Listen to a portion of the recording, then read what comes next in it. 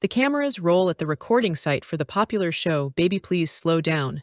Amidst the bustling crew, an elegantly dressed man sits in a wheelchair, tended by a makeup artist, while a tiny, blonde girl watches from the sidelines. This is Lin Xingxing, but don't let her childlike appearance fool you.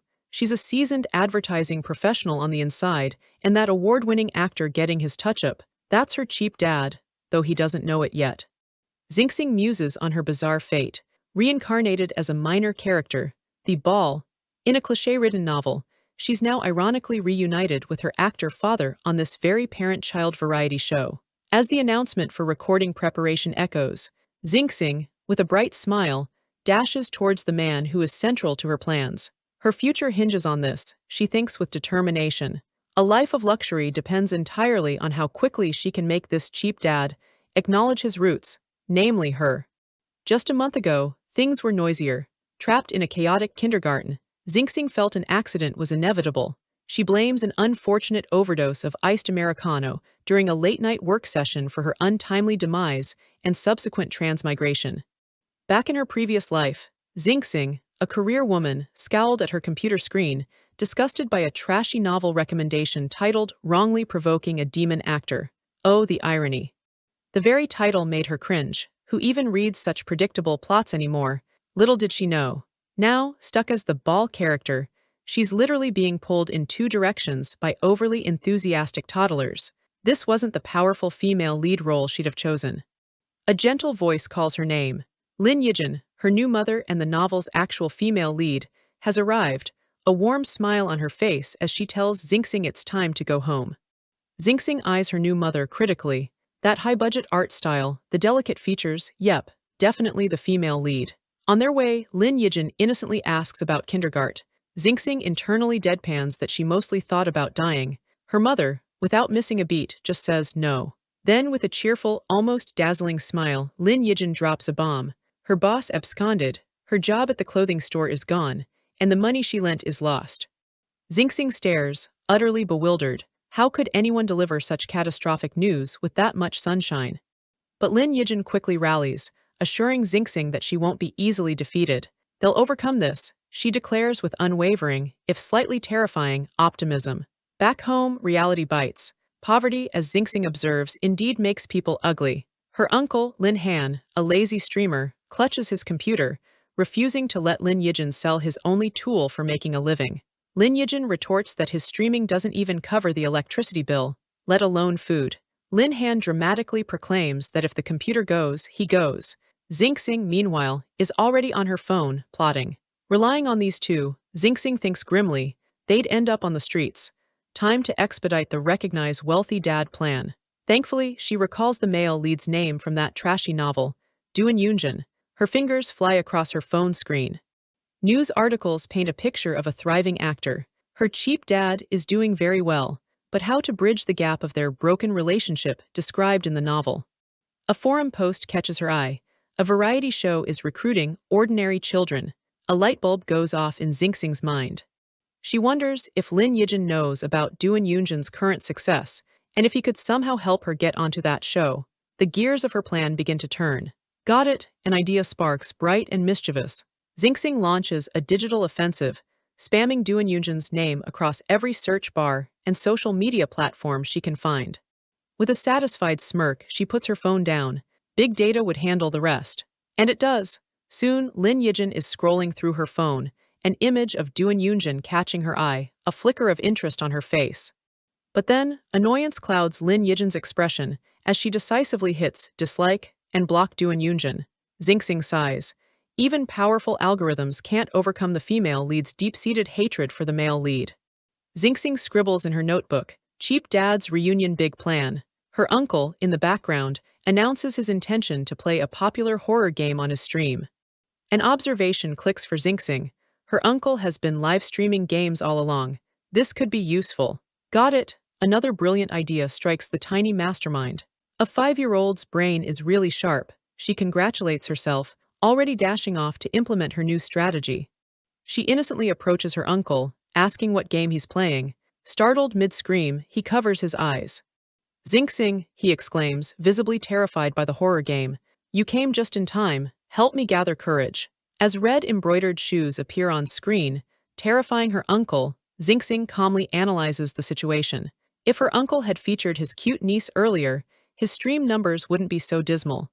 Getting streaming rewards couldn't be that asterisk hard, right? That night, illuminated by the glow of a laptop, Xingxing puts her past life editing skills to work. Those skills, honed under pressure from demanding clients, were now the driving force of her new fate. Done, she hits send, a message accompanying the video. Editor, found a cute kid on a live stream who looks exactly asterisk like best actor doin'. Everything hinges on this. The next day, Lin Han is bombarded with messages. Among them, an invitation from the director of Where Are the Babies Going? For Zio Wake, Xingxing, specifically mentioning best actor Duan Yunjin's participation. Lin Han stares at his phone, dumbfounded. Is this popular? He stammers, scrolling through an avalanche of notifications. The implications dawn on him. Best actor, the entertainment circle. This was it, his life's turning point. Overjoyed, he sweeps Xingxing into a hug, babbling about her being his lucky star. Xingxing, however, knows this is merely the beginning. Once her true identity is exposed, he won't escape the consequences. Lin Yijin is firm. No matter how dire their situation, she will not use her daughter to make money. Lin Han notes his sister's strong resistance to Zio Wake entering showbiz. Lin Han decides to act fast. He grabs Xingxing and makes a run for it, muttering about signing the contract before his sister sees the viral video. Xingxing isn't worried. Her mom has Duan Yunjin blocked everywhere. A sly smile plays on Xingxing's lips. The plan is perfectly set. Lin Yijin walks in to find her brother tied up. What are you doing? She demands, bewildered. Still bound, Lin Han desperately explains that Zio Wake's uncanny resemblance to best actor Duan is a golden opportunity the program group can't resist. Hurry and sign, he urges. Every minute of delay increases the uncertainty of their big break. Internally, Lin Han admits he too was deceived into signing the contract by Xingxing's clever machinations. Lin Yijin's eyes widen in shock as she reads the contract, a 5 million breach penalty. A quick flashback shows Xingxing innocently suggesting a hefty breach penalty to her uncle, who now feigns ignorance about its origin, blaming the program group's strictness. Xingxing, sucking on a lollipop, watches her uncle. If only she'd possessed his talent for twisting words in her past life, she wouldn't have suffered so much under unreasonable clients. Lin Yijin reluctantly agrees for Zio Wake to go, but on one condition: she won't show up, and Zio Wake must be kept away from Duan Yunjin. Lin Han starts to argue, reminding her of the Duan family's past funding. A flash of fury in Lin Yijin's eyes, and Lin Han clamps his mouth shut, quickly mumbling his guarantee to complete the task. But when the time comes, Lin Han bails. An important offline event for his career suddenly materializes, and he tearfully leaves Zio Wake in Lin Yijin's care as the program's car waits. Lin Yijin sighs at her brother's unreliability. Xingxing, however, pipes up that her uncle is asterisk reliable, all part of her grand design. Lin Yijin tries to steel herself. They might run into him, but there's nothing to be afraid of, she repeats internally. That's right, Xingxing thinks with satisfaction. Give up the struggle. The whole world of this novel will passively assist your reunion. At the studio, PD Zhang warmly greets Xingxing, introducing herself and telling the little girl she can come to her for anything. Xingxing politely thanks Sister Zio Zhang. PD Zhang is utterly charmed, hugging Xingxing and marveling at how sensible she is. Xingxing mentally notes that practice from dealing with clients like a grandson in her past life makes perfect. Lin Yijin arrives, heavily disguised in a hat, sunglasses, and mask. PD Zhang reassures her that Zio Wake has always been worry-free. PD Zhang notes Lin Yijin's quiet anxiety. Lin Yijin insists she can handle it. Xingxing internally questions why her mother feels the need to suppress her feelings. On high alert, Lin Yijin scans the area, her voice tight as she asks why Duan Yunjin hasn't shown up yet. PD Zhang chuckles, misinterpreting her concern as fandom. Lin Yijin flusters, denying it. The PD then clarifies that Duan Yunjin has filming commitments and will only arrive tomorrow for the official recording. A wave of relief washes over Lin Yijin. She asks PD Zhang to watch Zio Wake while she makes a quick trip to the bathroom. As Lin Yijin leaves, PD Zhang gushes to Xingxing about her mother birthing a child who looks so much like her idol. Xingxing scoffs internally at the naivete. Just then, an announcement. The movie Emperor Duan is here. Duan Yunjin makes his entrance, apologizing smoothly for his tardiness. His assistant seems surprised, mentioning they expected him tomorrow. Xingxing observes her cheap dad, noting that his charming exterior perfectly masks his scumbag nature. Duan Yunjin waves off the staff, stating he's going to remove his makeup first. Xingxing spots Lin Yijin attempting to flee and quickly darts after her, sensing the impending reunion. A thrill courses through Xingxing. They are definitely going to reunite now. And just like that, Lin Yijin collides right into Duan Yunjin. He catches her, asking if she's okay as she stammers an apology. Lin Yijin looks up, her eyes widening in disbelief. Duan, Yunjin, is it really you? Yes, Xingxing internally cheers. The wheels of fate are finally, dramatically, turning. Duan Yunjin gazes down at the stunned Lin Yijin and coolly asks, "Who are you?" Xingxing freezes, metaphorically turning to stone. The plot got stuck. How could he not recognize the female lead? He then offers a charming, dismissive smile. "Are you my fan?" Xingxing is aghast. How many fleeting romances had this man indulged in to forget the actual female lead of his life story? Duan Yunjin's assistant quickly whispers in his ear, identifying Lin Yijin as the mother of the little internet celebrity who resembles him. Really? Duan Yunjin responds with mild, feigned surprise. Lin Yijin, regaining her composure, formally requests his care during the program. Duan Yunjin internally scoffs. So she's just another vampire mother using her child's popularity. His assistant frantically signals him to mind his on-screen persona. Lin Yijin, meanwhile, mutters under her breath that she just needs to vent softly. Xingxing fumes internally. Why is the plot still tormenting the female lead after their reunion? This was supposed to be a sweet wife-chasing story. She reflects that while a novel can skip, 6 years later, with a pen stroke, Lin Yijin lived through those years, her wounds unhealed. Xingxing gently asks her mother if she's sad. Lin Yijin smiles tiredly, claiming she's just weary. "Mom," Xingxing asks with childlike gravity, "is it hard to be a person?" Lin Yijin looks at her daughter, a sad smile on her lips. "Being a person is hard," she admits. "There are many things I can't do anything about."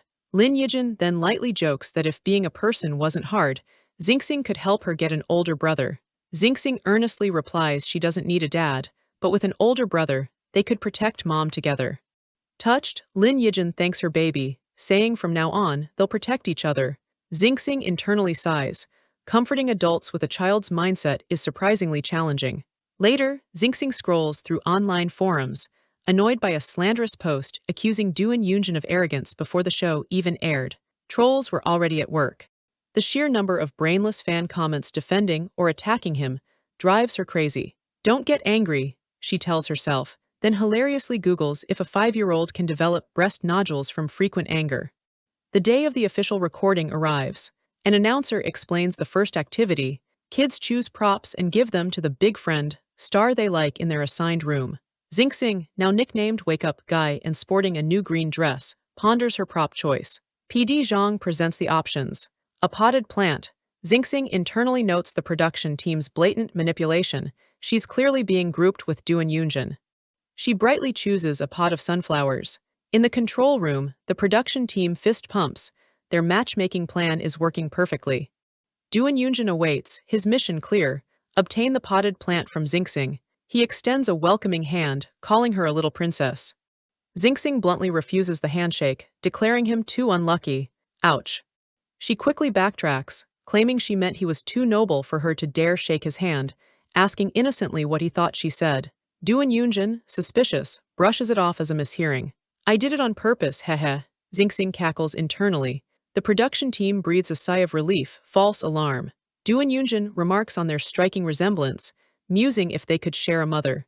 Xingxing internally drops a colossal hint about asterisk, him being the one who gave birth to asterisk her asterisk. He completely misses it, logically concluding his mother couldn't have birthed her. Xingxing is exasperated by his density. Duan Yunjin tries another tack, asking about her favorite flower since she chose the flower house. Xingxing shares her love for hibiscus, explaining its meaning of gentle persistence and its connection to her mother's name, Yijin.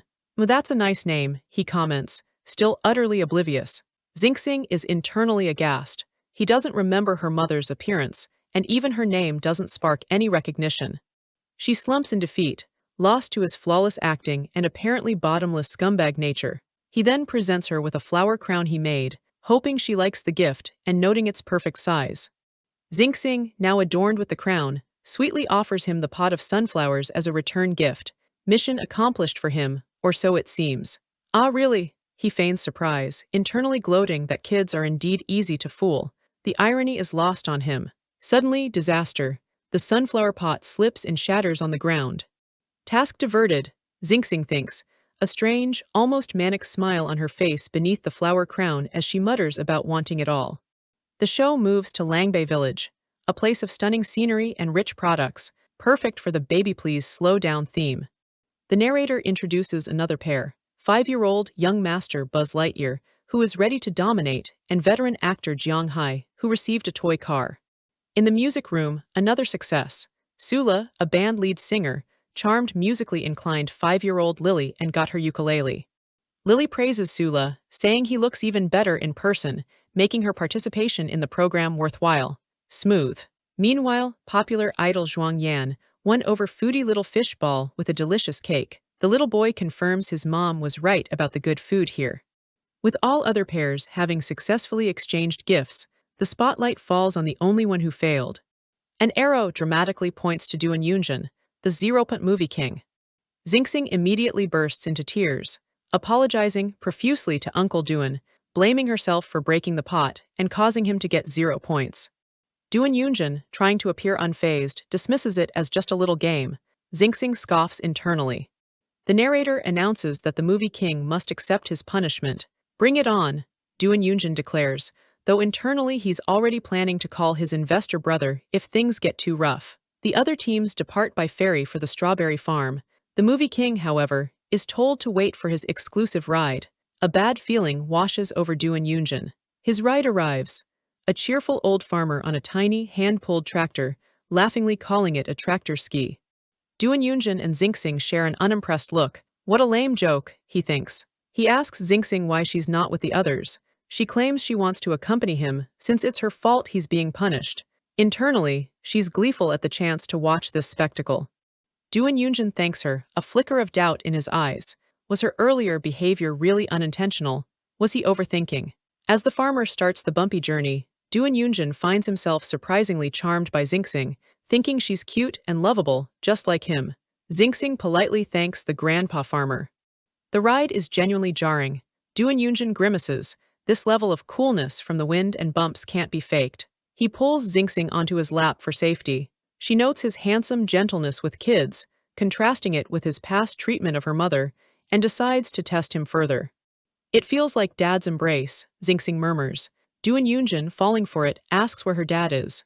She sadly recounts how her mom said her dad went to heaven, and that she's never even seen his photo.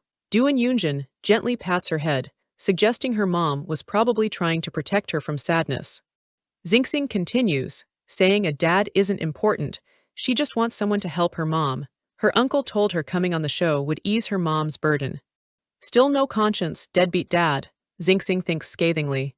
Duan Yunjin, however, starts to reconsider his harsh judgment of Lin Yijin, thinking he misunderstood her. Xingxing decides it's time to up the ante.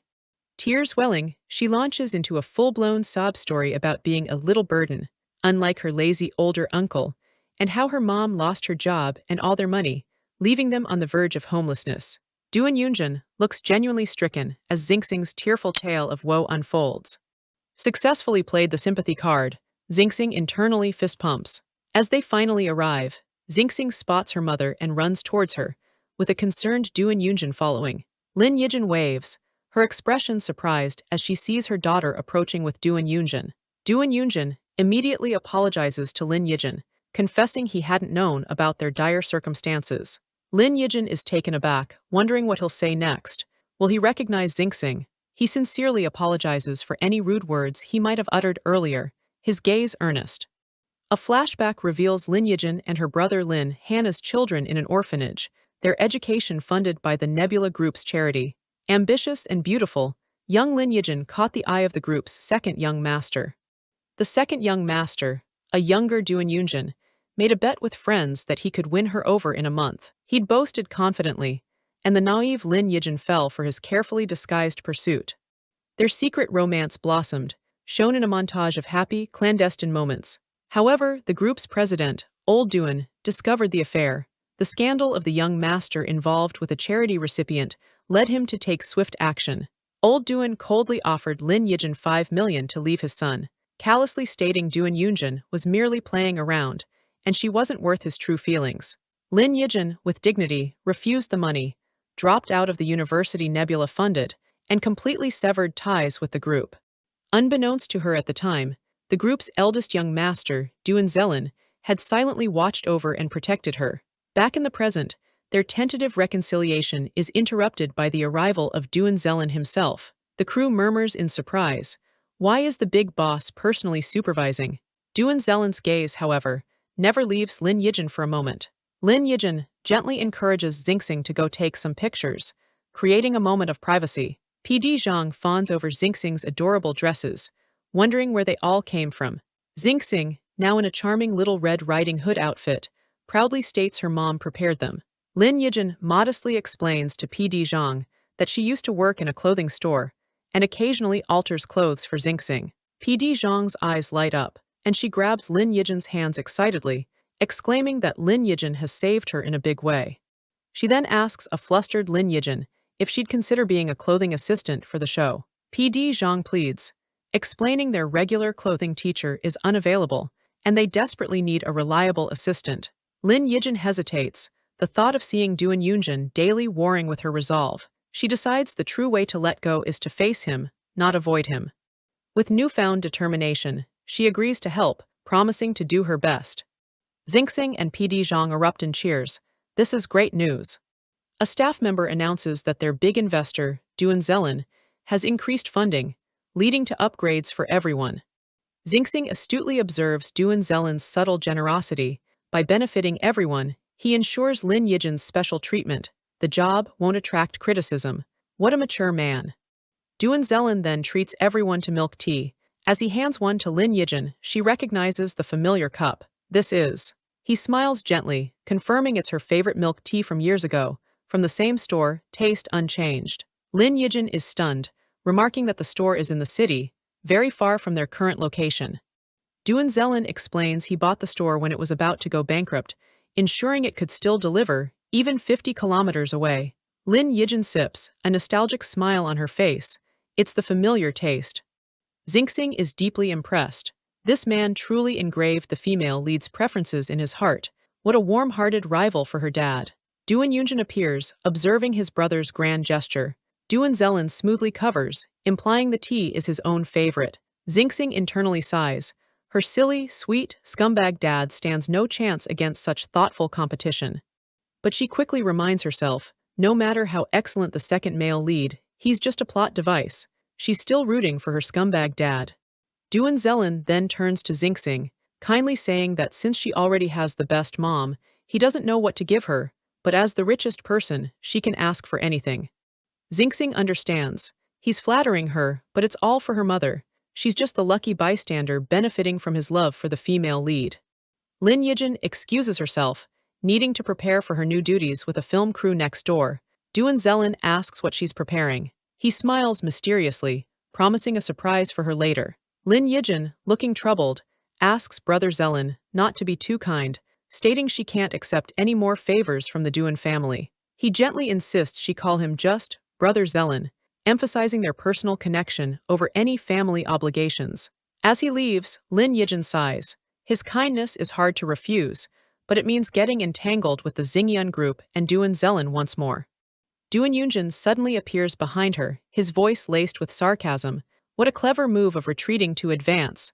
Lin Yijin turns, startled. He coldly reminds her of her past as a charity beneficiary, accusing those used to receiving benefits of knowing how to manipulate hearts. Hurt and confused, Lin Yijin asks what he's talking about. Duan Yunjin internally realizes his unease seeing her with his brother stems from a deeper fear. A chibai version of him panics. She might steal my brother. This insecurity dates back 6 years. A flashback shows a younger Duan Yunjin whining to Zelin about not wanting to work, hoping to freeload. Zelin had proposed a lifetime contract with the company. That contract of servitude infuriated him. Now, he projects his anger, vowing not to let anyone use pity or cunning to take his brother. He accuses Lin Yijin of feigning weakness to worry his brother, then reminds her of her responsibility to the little animal, Xingxing, she adopted with Zelin, via the show, warning her against other thoughts. Lin Yijin internally acknowledges that her past relationship with Duan Yunjin was indeed just another fleeting romance for him. Old Duan's cruel words from the past echo, "He is just playing around, it's not worth your genuine feelings." Smiling faintly at Duan Yunjin, Lin Yijin calmly states she won't fall into the same pit twice. People from different worlds can't be together. Duan Yunjin looks at her, a flicker of something unreadable in his eyes, before simply saying, "As long as you understand."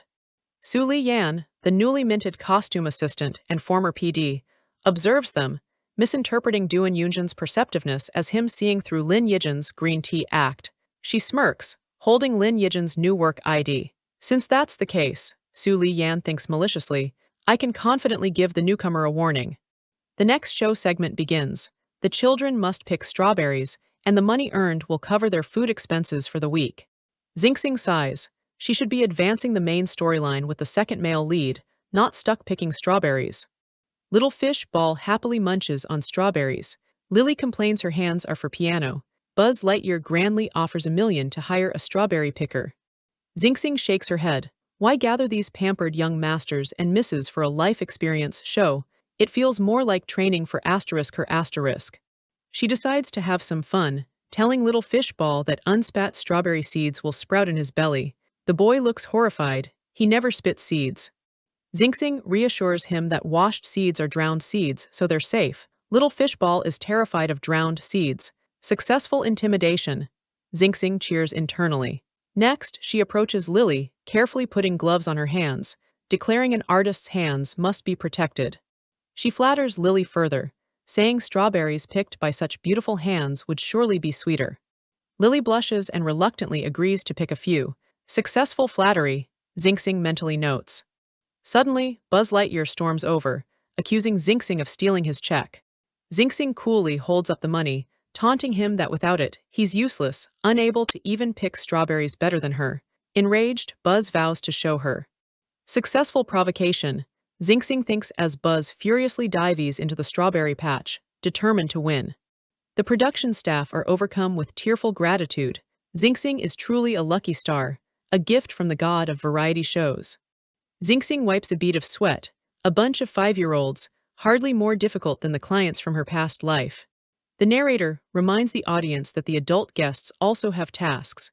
The director instructs the adults, someone must stage a strawberry theft to test the children's reactions. All eyes turn to the seasoned actors. Zhuang Yan claims poor acting skills. Jiang Hai fears crying children. Sula passes the opportunity to the younger, ratings-boosting members. The director clarifies they need someone with ratings pull, good acting, and quick thinking. The implication is clear. Duan Yunjin sighs. Refusing now would be disrespectful after such indirect praise. These old foxes. He fumes internally, knowing they're pushing the bad guy role onto him. The director, however, praises his sense of responsibility. Duan Yunjin approaches the children with drinks, a charming smile on his face, inviting them for a break. When they return, most strawberries are gone. Buzz exclaims he remembers 3 big baskets. Lily laments her carefully picked juicy ones are missing. Confusion and silence. Duan Yunjin feigns surprise, wondering aloud if someone stole them, since they only had 1 basket after so much work. He suspects Little Fish Ball, who staunchly denies it, citing his promise to Xingxing to only eat after picking. Buzz Lightyear pipes up with a story about a dog trying to steal the strawberries, claiming he was protecting them. Duan Yunjin raises an eyebrow. Dogs eat strawberries. The children chime in with their own dog stories. One only eats imported food. Another is too fat from not being a picky eater.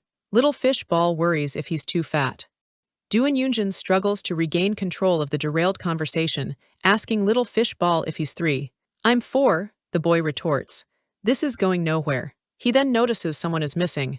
Where did Xingxing go? Meanwhile, in the dressing room, Lin Yijin is thrilled about her new clothing-related job. Su Li Yan, with a saccharine smile, assigns Lin Yijin the task of ironing clothes for a promotional shoot, pointing to a specific iron. Lin Yijin, eager and obliging, chirps, "Good teacher," ready to get to work. Su Li Yan smirks internally. The temperature control on that iron has long been broken. Good luck, newbie. Back outside, the director radios anxiously, asking if anyone has seen Xingxing.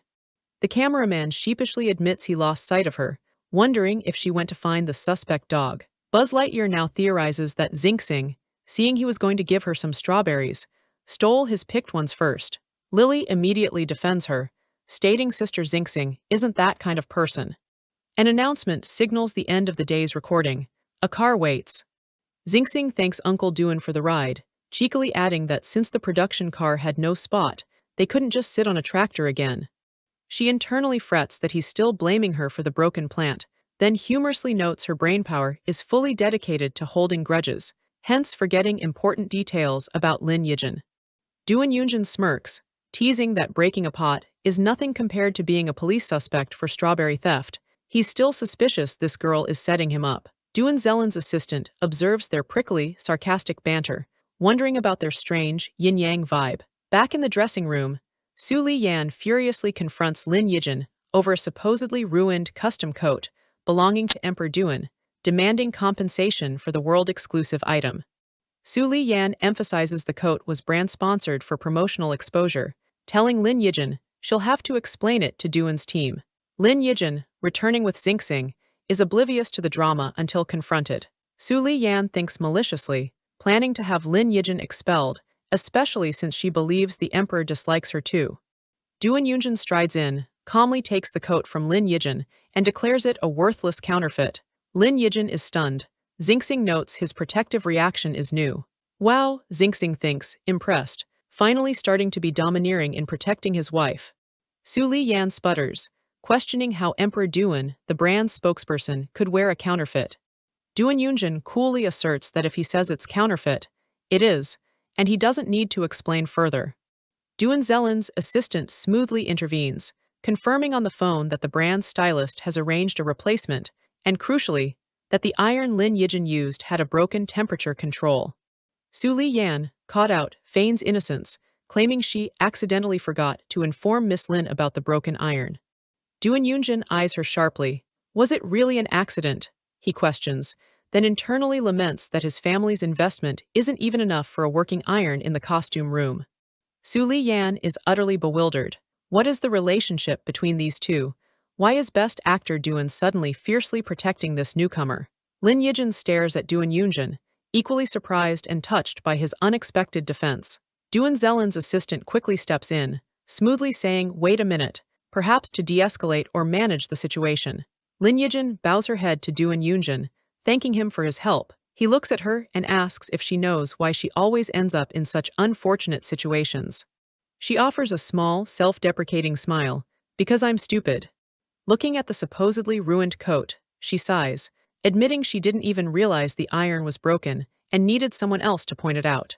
Duan Yunjin was beside himself, lamenting how utterly foolish it was to be so unguarded, especially after being framed by others and even cheated by the store manager. Lin Yijin inspected the suit jacket with a sigh of relief. It was a fake, and she couldn't have possibly afforded to compensate for a genuine one.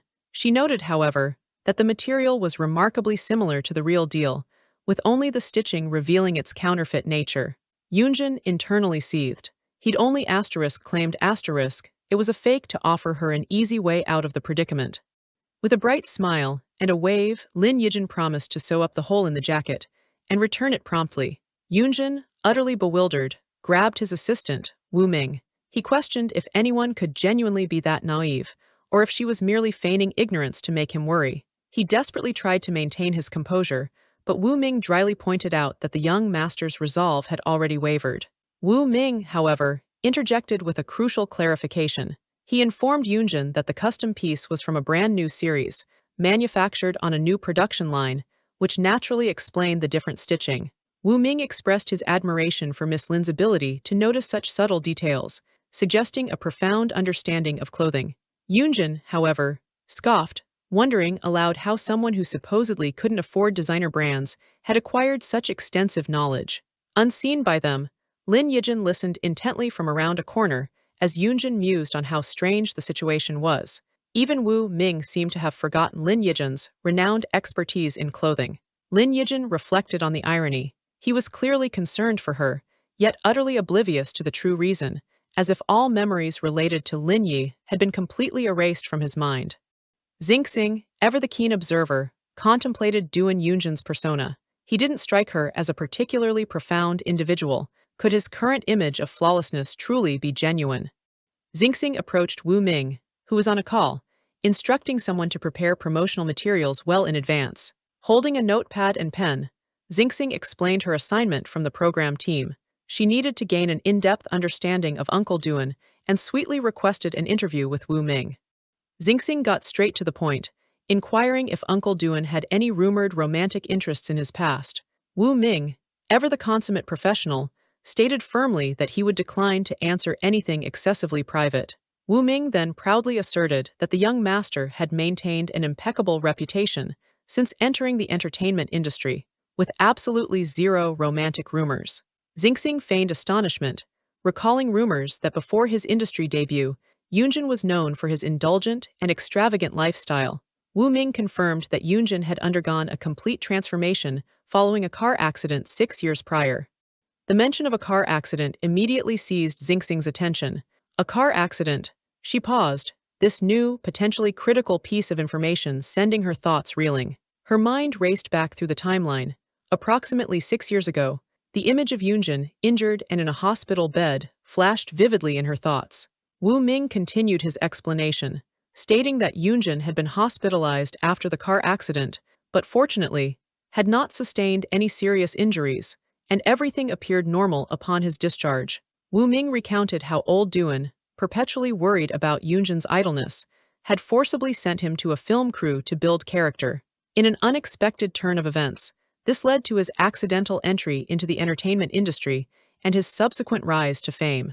Wu Ming emphasized Yunjin's undeniable talent, highlighting his Best Actor award for his debut work and the subsequent soaring trajectory of his career. Wu Ming beamed with vicarious pride, exclaiming that it was no wonder he was the young master, a true testament to his inherent capabilities and success. Xingxing felt her carefully constructed understanding of the world begin to crumble. Her useless dad couldn't possibly have lost his memory due to a car accident, or could he? The dawning realization hit her with the force of a physical blow. She inwardly raged at the sheer absurdity of it all. Amnesia. In this day and age, that particular plot device was so laughably outdated. And naturally, he had precisely forgotten the female lead. With everyone else oblivious to their clandestine romance, no one would perceive his current behavior as anything out of the ordinary. This accursed novel, it just had to throw in the amnesia trope to arbitrarily increase the difficulty of her mission. A mischievous, albeit slightly desperate, idea began to form in Xingxing's mind. It was said that people with amnesia sometimes regain their memories after another significant shock. Right. She eyed Duan Yunjin, who was engrossed in a book, as a small, symbolic brick materialized in her tiny hand. Just as she was steeling herself to enact her highly questionable plan, Xiao Zhang's voice cut sharply through the air, demanding to know what on earth Lin Xingxing thought she was doing. Xingxing froze, a guilty shiver running down her spine. Thinking on her feet, Xingxing quickly claimed she was merely practicing her shot-put technique, then cheekily challenged Xiao Zhang, asserting that he couldn't possibly be weaker than her. Xiao Zhang, predictably provoked by her taunt, bristled with indignation and stomped past her, demanding she repeat her audacious claim. Dejectedly, Xiao Zhang resolved internally that he absolutely, under no circumstances, could lose to Lin Xingxing. Xingxing watched him, a single bead of nervous sweat trickling down her face. Xingxing let out a silent sigh of immense relief. That had been far too close for comfort. The innocent parent-child variety show had nearly escalated into a matter for the legal authorities. She would definitely have to reconsider her methods for jogging his memory. The director enthusiastically announced the day's activity. The children would be selling the strawberries they had diligently picked the previous day. They would be divided into a cute kids group and a guest group, with victory going to the team that achieved higher sales. Xingxing looked utterly drained. She had spent the entire night racking her brain, desperately trying to devise strategies to help her useless dad reclaim his lost memories. The director laid down a crucial ground rule: to prevent any malicious competition or chaotic price wars, all selling prices had to be firmly established before the start of sales and could not be altered thereafter. As the director called for the price announcements, the adult guest group confidently revealed their sign, 130 yuan per jin. Duan Yunjin registered a flicker of surprise. Then Xiao Zhang, brimming with an almost comical level of confidence, proudly displayed his team's price, an absolutely jaw-dropping 1,000 yuan per jin. Xingxing, utterly horrified, lunged forward, desperately trying to stop him. She grabbed Xiao Zhang by the collar of his shirt, her voice tight with exasperation, as she demanded to know why he had announced such an outrageously exorbitant price, without even bothering to consult her. Xiao Zhang, unperturbed, confidently stated that his family regularly purchased strawberries at this very price, so he saw no logical reason to negotiate for what he considered a normal or lower one. The audacity of rich kids. The director officially declared the prices set in stone, with absolutely no possibility for changes, much to the smug delight of the adult guest team, who already scented an easy victory. The children, including a thoroughly unimpressed Xingxing, exchanged knowing glances. These adults were behaving with a distinct lack of maturity. Duan Yunjin began to strategize, assigning senior Jiang Hai the role of frontman. He planned to leverage Jiang Hai's immense popularity from a recent anti-war drama to attract customers, especially banking on his well-known appeal in the countryside. Jiang Hai confidently accepted, boasting of his reputation as a middle-aged woman killer. Yunjin then turned his attention to Sula, instructing him to study the background music from Jiang Hai's popular drama and play it later to further entice potential customers to their stall. He was filled with a steely determination, emphasizing to his team that they absolutely needed to sell their strawberries as quickly as possible to secure victory in the competition. Meng Lia commented to Sula on how surprisingly serious the best actor, Duan Yunjin, was taking the competition, even though their opponents were just children selling at an impossibly high price. Sulu agreed, noting Yunjin's unexpectedly fierce competitive spirit. True to his boast, Jiang Hai, known affectionately as Shunzai to his devoted fanbase, effortlessly drew a large and enthusiastic crowd of adoring middle-aged women. The excitement around the adult stall was palpable, with fans excitedly urging each other to call even more people over. Meanwhile, the children's stall stood in stark, desolate contrast, utterly ignored. Absolutely no one seemed to care. A couple of women walked past the children's stall, their disdain evident. One remarked audibly that selling strawberries at 1,000 yuan per jin was nothing short of highway robbery, while the other dismissively commented that the kids were just playing house. Duan Yunjin sauntered over to the dejected children, a mocking smirk playing on his lips as he predicted zero sales for their overpriced wares. He then offered a patronizing deal. If they humbled themselves and called him brother, he would magnanimously have his assistant purchase 1,000 yuan worth of their strawberries. Xiao Bao quickly told Uncle Duan that he was speaking too soon. Xingxing, however, bristled fiercely at the suggestion, retorting sharply that since Yunjin was her dad, Xiao Bao calling him brother would imply Xiao Bao was trying to position himself as her uncle, attempting to one-up her in a rather presumptuous manner. Xiao Bao, ever the adaptable strategist, then addressed Yunjin with an exaggerated display of respect, calling him super extra dad, and cheekily demanded that he purchase a staggering 10,000 yuan worth of their strawberries. Yunjin was momentarily stunned into silence by the sheer audacity.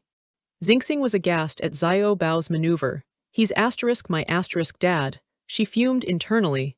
Even if he's a complete jerk sometimes, he's still my dad, not some bargaining chip for Xiao Bao to exploit. Duan Yunjin let out a dry, somewhat strained laugh as an onlooker commented on his impressive business acumen, remarking that it was fitting for a young master of a large conglomerate and put others' accounting skills to shame.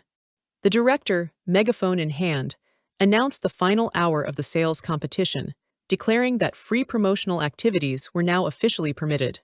Duan Yunjin remained coolly confident. With only an hour remaining, victory for his team seemed all but assured, though he mused internally that bullying a group of children didn't feel particularly rewarding. But Xingxing was far from ready to concede defeat. She declared with fiery determination that the outcome of the competition was still very much uncertain. Meng Lia seized the opportunity, taking to the megaphone to announce a bold new promotion. Buy 1 pound of their strawberries and receive a photo voucher with the popular Shunzai, or buy 2 pounds and get a coveted handshake voucher. Sula looked on, thoroughly impressed by Meng Lia's quick thinking and marketing savvy, remarking that it was no wonder she was such a successful idol. Xingxing felt a bead of nervous sweat form on her brow. The competition was suddenly and unexpectedly heating up. Xingxing turned to check on her teammates, only to find them calmly eating the strawberries, Lily nonchalantly stated that since their strawberries weren't selling anyway, they might as well enjoy them themselves. Xiao Bao chimed in, agreeing that they had worked very hard picking them. Xiao Zhang added with a shrug that if they lost, and they could simply give away whatever strawberries they couldn't finish eating. A dark, frustrated aura began to envelop Xingxing. Were they even serious about winning? Suddenly, a brilliant idea struck Xingxing like a bolt of lightning. She turned to her teammates, her eyes sparkling, and asked brightly which of them had thought to bring their homework. Xiao Zhang hesitantly offered his extracurricular exercise book. This is it, Xingxing declared with a triumphant flourish, holding up Xiao Zhang's exercise book as if it were a sacred artifact. She dramatically slammed down a newly created sign. The original price, 1,000 yuan per pound. The current, mind-boggling offer, slash the price by helping them do kindergarten homework, finish one page, and 100 yuan would be deducted from the price. There was no upper limit. Come, uncles and aunties, and challenge the 0 yuan purchase. The adult team stared in utter disbelief. A 0 yuan purchase. What kind of bizarre, unheard-of sales tactic was this? Were these children actually planning to give away their strawberries for free? Wu Ming, intrigued, and perhaps a little overconfident, stepped forward. He stated that even though he had graduated from university a full 8 years ago, handling mere kindergarten homework should still be an absolute piece of cake for him. Xingxing immediately stopped him, explaining a crucial, non-negotiable rule of their new promotion. The homework book had to be chosen completely blindly. There would be no cherry-picking of easy subjects. Wu Ming randomly picked a book. English, huh? He chuckled, a confident smirk on his face. Surely it would just be a few simple sentences like, "How are you?" How difficult could kindergarten English possibly be? Mere seconds later, Wu Ming was on the floor, utterly and spectacularly defeated. Despite managing to complete 6 pages of the English homework, and thereby slashing 600 yuan off the price, he couldn't comprehend how he had failed to pass whatever mental or academic block he had encountered. Perhaps kindergarten English is far more challenging than it appears. Xingxing, with an air of innocent sweetness, gently reminded a visibly soul-crushed Wu Ming that he had successfully managed to bring the price down to a mere 400 yuan per pound. And with the cameras rolling and documenting everything, he couldn't possibly go back on his word now, could he? The transfer was swiftly made. A deduction of 400 yuan appeared on the screen. Wu Ming was practically in tears, lamenting between sobs that this truly was kindergarten homework that had so thoroughly bested him, a grown university graduate. The children cheered enthusiastically as the first income from their unorthodox sales method rolled in. Xingxing internally smirked with satisfaction. Of course, even she a supposed Peking University graduate in her past life, couldn't guarantee passing some of that ridiculously elite, Olympiad-level kindergarten homework. The adult guest team exchanged worried glances. Meng Lia noted with dawning concern that just one of the children's sales at their reduced price was equivalent to 10 pounds of their own. The outcome of the competition was suddenly, and alarmingly, very much undecided.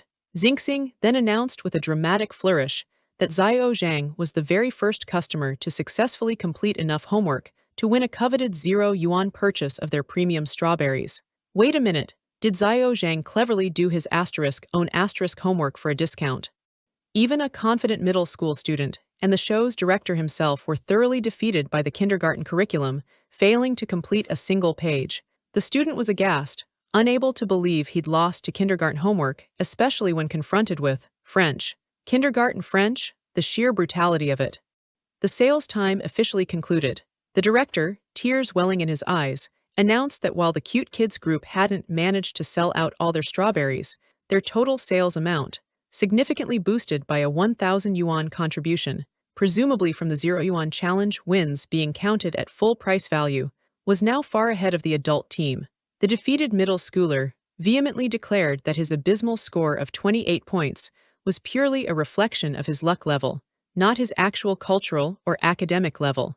And so, against all odds and much to the surprise of the adults, the cute kids group emerged as the clear victors. Joyful cheers erupted from the little winners. The adults applauded their young competitors. Jiang Hai conceded with a smile that the younger generation was truly formidable. Su Le admitted he was impressed that the children had actually managed to overtake them. Duan Yunjin allowed himself a faint, almost imperceptible smile, admitting to himself that he really couldn't underestimate this surprisingly resourceful girl, Xingxing. Even Xiao Zhang, in a rare moment of acknowledgement, conceded that it was no wonder, given it was Xingxing. Meng Lia, genuinely impressed, praised Xingxing for her amazing ingenuity, wondering aloud how she had managed to conceive of such a clever and effective sales method. Xingxing explained with a smile that she often observed her mom inviting others to take a cut, similar to group buying apps, in order to receive free items, so she had wanted to try a similar, interactive idea. She added, glancing pointedly at Duan Yunjin, who was taking a sip of water, that her mom had also taught her from a young age that in any competition, one should never become complacent or proud until the very last moment. Yunjin choked violently on his water, the unexpected spray drenching his pristine clothes, as he realized Xingxing's pointed comment was indeed aimed directly at him. Wu Ming immediately panicked, exclaiming about the wet clothes and urgently calling for the director to arrange for a replacement outfit from the costume team. Lin Yijin arrived at a nearby production trailer, holding the neatly mended jacket, and wondered aloud where Assistant Wu might be. From inside the trailer, Duan Yunjin, who was in the middle of unbuttoning his shirt, casually called out for her to come in, inadvertently revealing a tantalizing glimpse of his well-defined abs. Thinking it was Wu Ming entering, Yunjin, now completely shirtless, turned and asked if the replacement clothes had been delivered yet. Startled by Lin Yijin's unexpected presence, she instinctively tried to cover him, yanking at what appeared to be either a towel or his discarded shirt. This led to an even more awkward reveal. Yunjin, equally surprised, uttered her name, Lin Yijin. Blushing furiously from head to toe, Yijin internally chided him for his carelessness, thinking he shouldn't have been changing without even leaving someone to guard the door. Just at that inopportune moment, someone else called out from outside the trailer, asking if actor Duan had finished changing and announcing they were there to collect the dirty clothes. Yijin, flustered, wondered if another member of the costume team had been sent over. But something about the newcomer felt distinctly off. Yijin's eyes narrowed with suspicion. She confronted the person directly. "Wait a minute, your work ID is fake, isn't it?" She elaborated on her keen eye for color discrepancies, pointing out that the ID's colors were subtly wrong, and the official stamp looked like it had been poorly photoshopped and printed out. The newcomer, feigning innocence, asked to see the ID. The person attempted to feign confusion, laughing off her accusations and trying to brush past her, insisting they would just go in and retrieve the clothes first. Yijin resolutely blocked their path, her voice firm as she demanded to know who they really were and why they were attempting to sneak in, threatening to call for assistance if they didn't explain themselves. The stranger, their patience clearly wearing thin, retorted angrily, claiming that her work ID looked more fake than theirs. But Yijin wasn't bluffing. She calmly announced that she had indeed already called for someone. She then burst out of the RV, her voice ringing out clearly as she shouted at the top of her lungs, "There's an assassin!" A slightly overly dramatic, yet undoubtedly effective, method of raising an alarm. The assassin, who was clearly just a sneaky, and now rather panicked photographer, looked utterly exasperated. He questioned if she had time-traveled from ancient times, vehemently insisting he was just a stand-in photographer trying to make some money and demanding she stop blocking his way. Xingxing mentally reviewed the typical novel tropes for protagonists regaining their memory. The first, and most dramatic, scenario involved a life-threatening situation that jolted the memory back, usually accompanied by a dramatic declaration of remembering everything, often involving a silk grass equivalent. The second common method involved the protagonist touching a key item of special emotional significance, such as a nostalgic maple leaf, which would then trigger a flood of poignant romantic memories and declarations of longing. The third classic trope was the protagonist seeing past photographs, causing long-buried memories and forgotten names, like Mu Cheng, to resurface with sudden clarity. Xingxing pondered her options. She couldn't and wouldn't actually put her parents in any real danger. Furthermore, she knew absolutely nothing about their past key items or significant photos. It felt like an insurmountable obstacle. What was that commotion? Nearby, Wu Ming was animatedly recounting the assassin incident to a clearly enthralled staff member, who then repeated a wildly exaggerated version. Miss Lin had been injured by a villain, collapsed dramatically, and the young master had lost control and fought heroically with someone for love. Wu Ming enthusiastically confirmed that was pretty much the gist of it, much to the confusion of another staffer, who wondered why such a dramatic title was necessary for simply sending a message. Xingxing's eyes lit up with sudden excitement. Could it actually be happening? A real-life enactment of the first memory recovery trope, the female lead in very minor danger, and the male lead dramatically remembering everything after a minor confrontation. This was almost too good to be true. Her original plan had merely been to gently stimulate the male lead's memory, certainly not to actually endanger the female lead. This unexpected turn of events, however, was proving to be a surprisingly useful, if unintended, development. Lin Yijin reassured a concerned Duan Yunjin that her knee was really just a scratch, though the stand-in photographer had unfortunately gotten mixed up in the scuffle. He, however, insisted that she still needed to apply medicine, even for a minor scratch. She tried to brush off his concern, saying that the important, urgent matter was. Duan Yunjin cut her off mid-sentence, his voice firm and filled with genuine concern, as he declared emphatically that her well-being was the most important matter at hand. Wu Ming facepalmed in exasperation. Clickbait and sensationalism truly were harmful. The staff member who had so vividly sensationalized the event sheepishly admitted to a lingering habit of exaggeration from his previous self-media days, even questioning aloud if Yijin's scrape could even be classified as an actual injury. Wu Ming approached the pair, clearing his throat and asking if the young master was all right after the reported fight. Yunjin scoffed dismissively, claiming he barely had to lift a finger. He had just warned the guy a few times and effectively scared him away. Xingxing, however, knew from her vantage point that it wasn't quite that simple a warning. Duan Yunjin, however, was still completely focused on Lin Yijin. He gently took her hand, his gaze filled with concern as he asked again if she was hurt. She offered him a small, reassuring smile, confirming that she was fine. It really did seem to be just a little scratch. Meanwhile, the opportunistic photographer, having apparently recovered from his earlier shock, was already back in action, surreptitiously snapping pictures of the tender moment between Yunjin and Yijin, muttering to himself about getting the shots first, regardless of their ultimate saleability. Duan Yunjin's expression hardened into a dangerous glare as he addressed the persistent photographer. He declared icily that the man's face was now indelibly etched in his memory, and starting from that day, he would be banned from the entire entertainment industry. Not only that, but all his accounts would be swiftly banned due to receiving official lawyers' letters. The photographer attempted to play the victim card, accusing Yunjin of bullying others simply because he had money and power. Yunjin retorted sharply that being perceived as weak didn't automatically grant one the moral high ground, especially when they were actively profiting from invading his privacy. He stated that suing the photographer was entirely reasonable, not to mention that the man had also harmed his. He finished his sentence, his gaze shifting pointedly towards Lin Yijin.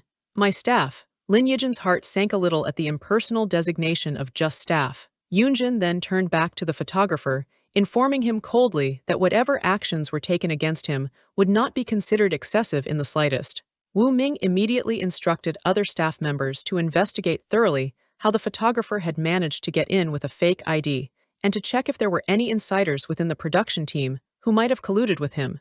Yijin, meanwhile, was lost in her own thoughts, completely bewildered by Yunjin's erratic and confusing attitude since they had met again.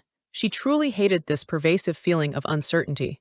Wu Ming approached Lin Yijin, praising her quick thinking and sharp eyes for being able to tell at a glance that the photographer's ID was a fake. She humbly explained that she had been so incredibly happy to finally have a work ID that she had looked at it hundreds of times, making it relatively easy for her to spot the subtle differences in a counterfeit. Xingxing mused thoughtfully that perhaps it was because her mother had possessed so little in the past that she now treasured every single thing she received. This, she concluded, was probably the very quality that made the resilient little white flower type of heroine so incredibly lovable and endearing to others. Duan Yunjin, ever concerned about Lin Yijin's well-being, or perhaps just being a tad overzealous, asked if she thought she might need a tetanus shot for the bruise. Yijin vehemently, and perhaps a little exasperatedly, refused, exclaiming that it absolutely wasn't necessary. Lin Yijin was on the phone, her expression one of disbelief, as she learned that Sister Su Yan from the costume department had been unceremoniously fired. The caller on the other end of the line explained that it turned out Su Yan had sold the production schedule to the intrusive photographer and had also been the one to provide him with the fake work ID. The caller added excitedly that since Su Yan had framed Yijin previously, it seemed the film emperor, Duan Yunjin, was finally getting revenge on her behalf this time. Yijin demurred quietly, stating that she didn't see it as Yunjin getting back at Su Yan for her sake. It was just normal, albeit swift, handling of a serious breach. Her colleague on the phone lamented that the rapid firing meant the costume team hadn't had time to hire a replacement, so Yijin would have to work exceptionally hard for the upcoming poster shoot due to the sudden staffing shortage. Yijin, however, readily accepted the added responsibility, saying it was fine and what she should do. She found herself wondering internally if Duan Yunjin would have handled the situation with the same decisive action if it had been any other staff member involved, or if his intervention was specifically because it concerned her. Xingxing keenly observed her mother's reactions. It was patently clear that Yijin still harbored deep feelings for the male lead, Duan Yunjin. Since approaching him directly about his memory loss was proving to be a difficult and perhaps fruitless endeavor, Xingxing decided it was time to try a different tactic. Why not look for a breakthrough by working through the female lead herself? As Yijin was busy sorting through clothes in the costume room, Xingxing approached her casually and innocently asked if car accidents really did cause memory loss as a common side effect. She just so happened to be holding a rather tellingly titled romance novel. In the Memory Loss Bureau, I became the ex-wife of the CEO. Subtlety, Xingxing, was clearly not your strong suit today. Yijin was momentarily horrified by the book, exclaiming about who on earth would leave such a corrupting influence for children in the costume room. Undeterred, Xingxing innocently pressed her question again, asking if people genuinely lost their memories after being in a car accident. Yijin dismissed the idea as utter nonsense, stating firmly that real life was not a novel filled with such bizarre and dramatic plot twists. Xingxing then cleverly, and seemingly innocently, remarked that she had heard Uncle Duan had been in a car accident before, but he didn't seem to have forgotten anything or anyone. Lin Yijin was visibly and profoundly shocked by this unexpected piece of news. Duan Yunjin had been in a car accident. Xingxing confirmed that Uncle Wu Ming had indeed told her about the accident, adding thoughtfully that Uncle Duan didn't seem like someone who had forgotten anyone important. Lin Yijin pondered this new information deeply. Could it truly be that he wasn't just pretending not to know her, but had genuinely, terrifyingly, forgot? Meanwhile, in another part of the city, the disgruntled and recently blacklisted photographer was desperately trying to find new work. He was on the phone, frantically boasting about his wide range of paparazzi skills, from airport photos to variety show and TV drama behind-the-scenes shots, even offering to go to remote locations, to a clearly uninterested and unresponsive party on the other end of the line. Furious at being effectively shut out of the industry, he slammed his hand down hard on a table, vowing venomously that if his job was ruined, he wouldn't let them, Duan Yunjin and his associates, have it easy either. A malicious, scheming smirk spread slowly across his face as he looked down at the compromising photos still stored on his phone, already plotting how to best utilize them for maximum revenge and damage. On the designated day of the official poster shoot, the director was busy guiding the talent. He instructed them to gaze thoughtfully at a beautifully rendered starry sky backdrop, conveying a sense of yearning for the vast, mysterious universe. Jiang Hai was rather unexpectedly dressed in a surprisingly high-end children's spacesuit, prompting a nearby onlooker to marvel aloud at its impressive quality and wonder where such an outfit had come from. It soon transpired that Xiao Zhang's, whose real name was Bas Guangning, rather particular mother had deemed the costumes prepared by the production team to be too low-end for her precious son. Consequently, she had specifically found a place that specialized in custom-ordered aviation suits. Other parents and staff members were understandably envious of such blatant extravagance. The director coached a slightly nervous Xiao Bao, affectionately nicknamed Little Fishball, on his posing and enthusiastically praised Meng Lia's, Xiao Zhuang, natural camera presence and top-notch idol instincts. He then called for the next group, Lily and Sula, to prepare for their turn. Lily appeared on set, looking slightly unsure and out of place in her designated camping-themed outfit, questioning if it was indeed supposed to be camping equipment. Lin Yijin gently adjusted Lily's hat, explaining that the theme for this particular poster shoot was on the road. She then gently teased the little girl, remarking that since Lily hadn't really wanted to go camping with her mom anyway, she could consider this a sort of preview experience. Lily looked up at Lin Yijin, her eyes wide with genuine surprise. How on earth did she know about her reluctance to go camping? Lin Yijin explained with a warm smile that last time they were at the market, Xingxing had been looking for Lily's homework and had accidentally seen a composition Lily had written about not wanting to go camping. Xingxing had then relayed this information to her. Lily lamented that her mother's busy touring schedule meant she never had time to take her camping. Lin Yijin, ever kind and considerate, immediately offered to take both Lily and Xingxing camping together next time. Lily looked visibly touched by the offer. Xingxing, observing the interaction, noted to herself that her mom's comforting and persuasive strategy seemed to work effectively on people of all ages. Suddenly, Sula, who had been listening to the exchange nearby, looked deeply and unexpectedly moved by Lin Yijin's kind offer to Lily. Yijin, noticing his emotional reaction, asked him what was wrong.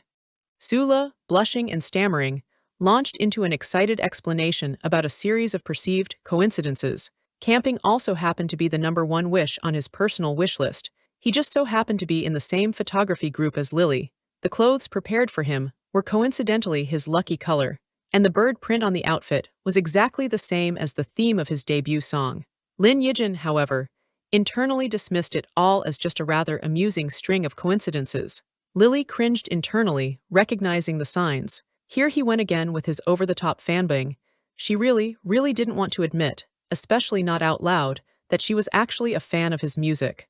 Sula, completely caught up in his discovery, declared that so many coincidences hitting together simply had to be fate. He then eagerly asked if Lin Yijin was perhaps a Capricorn, excitedly stating that it was his best matching zodiac sign.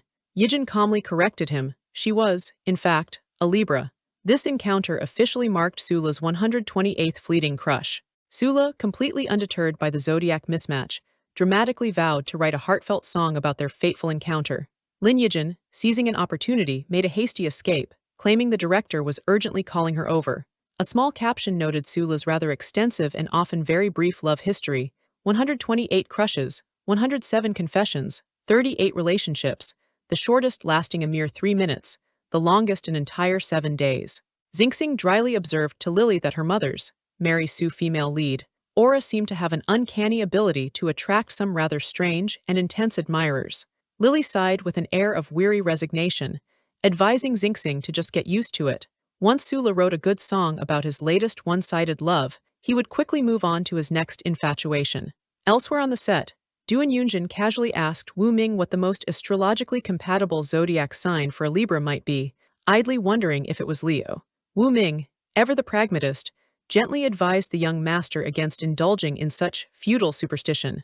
Lin Yijin, having successfully dodged the overly enthusiastic Sula, let out a quiet sigh of relief, admitting to herself that he was certainly quite persistent and made it hard to resist his advances. Just at that moment, Duan Yunjin's voice cut through the air, calling out her name, Lin Yijin. She turned around, a questioning look on her face. He stood directly in front of her, his expression unreadable. She hesitantly acknowledged him, Duan Yunjin.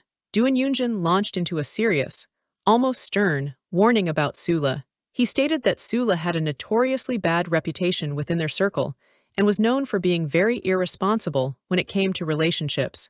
He urged her emphatically not to be fooled by Sula's sweet talk and charming facade. Lin Yijin was visibly taken aback by his sudden and intense concern. "Brother," she began, her voice trailing off as her thoughts shifted, a new question forming in her mind. Would he still care, even now, if she genuinely liked someone else? Duan Yunjin continued, his tone unwavering, stating that her personal relationships weren't just her own business anymore. She had to consider Xingxing's well-being. He then posed a pointed question. Would someone like Sula, with his flighty reputation, truly be a good or stable father figure for her daughter? A small, sad smile touched Lin Yijin's lips as the familiar ache of realization settled in. As she had expected, his primary concern was, and likely always would be, for Xingxing, with very little, if any, direct consideration for her own feelings in the matter. Changing the subject smoothly, she presented him with the mended jacket. She explained that for the previous hole, she had carefully embroidered a small cloud design to patch it, hoping that if one didn't look too closely, it wouldn't be overly noticeable. She admitted with a soft smile that mending the jacket had made her feel more at ease, though how he ultimately chose to handle the clothes was, of course, up to him. After all, she mused, he probably wouldn't want to be seen wearing patched clothing. To her genuine surprise, he simply stated, "Just wear this one." Lin Yijin was genuinely surprised by his decision, reminding him somewhat hesitantly that the brand had already sent over a brand new, pristine replacement jacket. Duan Yunjin, now confidently wearing the jacket she had mended, declared that clothes with asterisk her asterisk name subtly referencing the Yun cloud character in her name, Lin Yijin, that she had embroidered were far more meaningful to him. Therefore, he would wear this one. Tears welled unexpectedly in Lin Yijin's eyes. If he had truly lost his memory, it would finally explain his erratic and often confusing attitude towards her. It could even prove that he hadn't intentionally forgotten her or their past. A new resolve formed. How about? She tried probing his memory one more time. Speaking of names, she began carefully, and then recounted a seemingly innocuous story about his brother, Zilin, having a beloved dog named Zio Yun when he was young. She described how upset Zilin had been when Zio Yun was eventually sent away, crying for a long time. Duan Yunjin's reaction was immediate and indignant outrage. Zilin had told her such a private little secret, and more importantly, why on earth had his brother named the dog after him, Yunjin? Without a moment's hesitation, Yunjin was on the phone to his brother Zilin, demanding to know when he and Lin Yijin had become so close that he would share such intimate family secrets. He then reiterated, with considerable indignation, his outrage about the dog being named after him. Zilin, on the other end of the line, sounded utterly and genuinely confused by the sudden interrogation. Zilin, sensing that something was definitely amiss with his brother's agitated state, asked cautiously if Yunjin was perhaps hiding something from him. Yunjin, however, was still completely fixated on the perceived insult of the dog's name, loudly demanding a full explanation for being likened to a canine. Lin Yijin carefully observed his unchanged, genuinely outraged reaction. She reasoned that if he were merely pretending not to know ***, there would be absolutely no logical reason for him to also feign ignorance or forget details about Zilin's childhood pet. Could it be that he had truly, genuinely lost at least part of his memory? Xingxing, ever the clandestine puppet master, peeked out from behind a nearby curtain, a small, satisfied smile playing on her lips. As she had suspected, allowing the female lead to actively push the main storyline forward was indeed the correct and most effective decision. Zilin, on the other end of the phone, sounded thoroughly exasperated. He asked why Yunjin was bringing up the same ridiculous dog story for a second time, and if he expected yet another apology. Yunjin was utterly and completely confused. What did he mean, a second time? Just then, the director's voice called out, announcing the next group for the photo shoot. Duan Yingdi, Duan Yunjin, and Xingxing. Yunjin, flustered by the confusing phone call and the demands of work, decided to abruptly end the call, muttering to forget it and focus on the shoot first. As Duan Yunjin and Xingxing posed for their father-daughter shots, some onlookers, perhaps mistaking the context, or just general shippers at heart, gushed about the so-much couple vibe here, likely referring to the earlier tender interaction between Yunjin and Lin Yijin. Others exclaimed that the setup looked like a professional movie poster. Xingxing, however, internally observed that she and Yunjin truly looked like father and daughter, sharing a remarkably similar temperament. Suddenly, a ripple of murmurs went through the crowd. People began looking at their phones with expressions of shock and disbelief, shushing each other and exchanging worried glances. Wu Ming rushed over to Duan Yunjin, his face pale as he announced urgently that Yunjin was trending online. Yunjin, initially unfazed, replied with a touch of arrogance that he was a year-long trending user. So what was the big deal about that? Wu Ming, his voice laced with dread, quickly clarified the grim reality. It was negative * trending. A barrage of damaging hashtags was exploding across social media. Duan Yunjin violence tendency, Duan Yunjin secret relationship, Duan Yunjin bullying, and Duan Yunjin ban threat. A quick glance at his Weibo feed confirmed the worst. Duan Yunjin bullying and Duan Yunjin ban threat were rocketing up the hot topics list, fueled by a torrent of negative engagement. The source of the malicious campaign was immediately clear. The disgruntled photographer had posted a highly dramatized and entirely one-sided account of their earlier confrontation. He skillfully painted himself as a small, innocent stand-in who had accidentally stumbled upon the recording site and broken the secret relationship of Emperor Duan. He claimed he was then brutally hit and threatened with a career-ending ban by the powerful actor, framing his post as a courageous act of defying overwhelming power, despite knowing he was like an egg hitting a stone. Duan Yunjin scrolled grimly through the comments on the photographer's post. Many were already vocally supporting the blogger's exposure, warning him to protect himself and not be fooled by the inevitable public relations spin from the formidable Xingyan group. The comments section was a brutal cesspool of negativity. They ranged from people dredging up past grievances about his little radish persona to general expressions of hatred for the rich and accusations of him being an industry scammer. Some even felt personally deceived about his supposed sister-in-law. A clear, if misinformed, reference to Lin Yijin and his much-publicized weight loss journey. A Chibai version of Wu Ming fumed beside a Chibai Yunjin, both staring at their phones. Wu Ming raged about how skillfully the photographer had twisted everything out of context. He had deliberately taken photos of Yunjin grabbing the camera to slander him for assault, spread completely unfounded rumors about his relationship with Miss Lin, and, what was worse, had even edited the audio recording of their confrontation, leaving only words that could be easily misunderstood and taken in the most negative light. Lin Yijin stared at her own phone, her face a mask of utter bewilderment and shock. What? What relationship? She stammered, completely blindsided by the accusations. Xingxing, however, was secretly, and perhaps a little inappropriately, amused by the unfolding drama. Ah, here it comes, she thought with a mental chuckle, the necessary male and female lead scandal plot, an absolute staple of the entertainment circle. Lin Yijin, her brow furrowed with determination, thought to herself that the photographer was telling such an obvious and blatant lie, it should be relatively easy to clarify the situation. She immediately began typing a response to refute the false claims. Wu Ming quickly stopped her, his expression serious. He explained that netizens were already incredibly heated and emotional. Any attempt at clarification from her at this stage would only be perceived as her being paid to do damage control. He asserted that the other party's clear purpose was to provoke the netizens' emotions and firmly associate the young master with a deeply negative public image. Achibai Wu Ming was practically weeping with frustration, lamenting how their poor, innocent young master had, because of these completely unfounded accusations, become a symbol of the privileged class in the eyes of the public, making him an easy target for widespread hatred of the rich. Lin Yijin asked anxiously what they could possibly do. Was there truly no one who would speak up for him? Didn't Duan Yunjin have a legion of loyal fans? Wu Ming despaired, explaining that any fans currently attempting to defend him online were being viciously attacked and derided as footwashers for 208, a derogatory term for celebrity sycophants, referencing a high daily salary figure. Duan Yunjin calmly placed a reassuring hand on Wu Ming's shoulder, stating with quiet authority that some of the more nonsensical and baseless negative comments didn't even warrant the dignity of being repeated. Sula, ever the flamboyant performer, chimed in with his own take. He declared that if it were him, he would immediately write a fiery song to counterattack the allegations. He opined that although the Emperor Duan Yunjin certainly had more haters than most, such incidents could also serve to make his true fans even more loyal. He saw it rather cynically as simply a good opportunity for fan abuse, a chance to rally the core fanbase. Lin Yijin, listening to this rather unique and aggressive perspective on public relations and crisis management, thought to herself with a touch of bewildered humor that perhaps she really hadn't seen much of the world after all.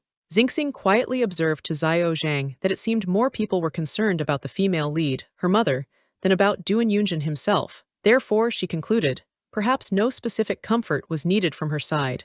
Xiao Zhang, ever fiercely protective of Lin Yijin, immediately asked if someone had said bad things about her mom and gallantly offered to pay to settle any issues. Duan Yunjin was internally fuming with indignation. Clearly, he was the one being viciously cyberbullied. Why wasn't anyone rushing to comfort him? Just then, Wu Ming leaned in and pointed out that, unfortunately, there were also people online who were now actively scolding and attacking Miss Lin.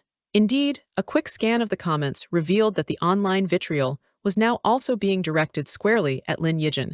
Commenters were questioning Duan Yunjin's taste for associating with a nobody, accusing her of being a high-level seductress with a pitiful appearance, and some were even aggressively demanding all of her personal information be exposed within the minute.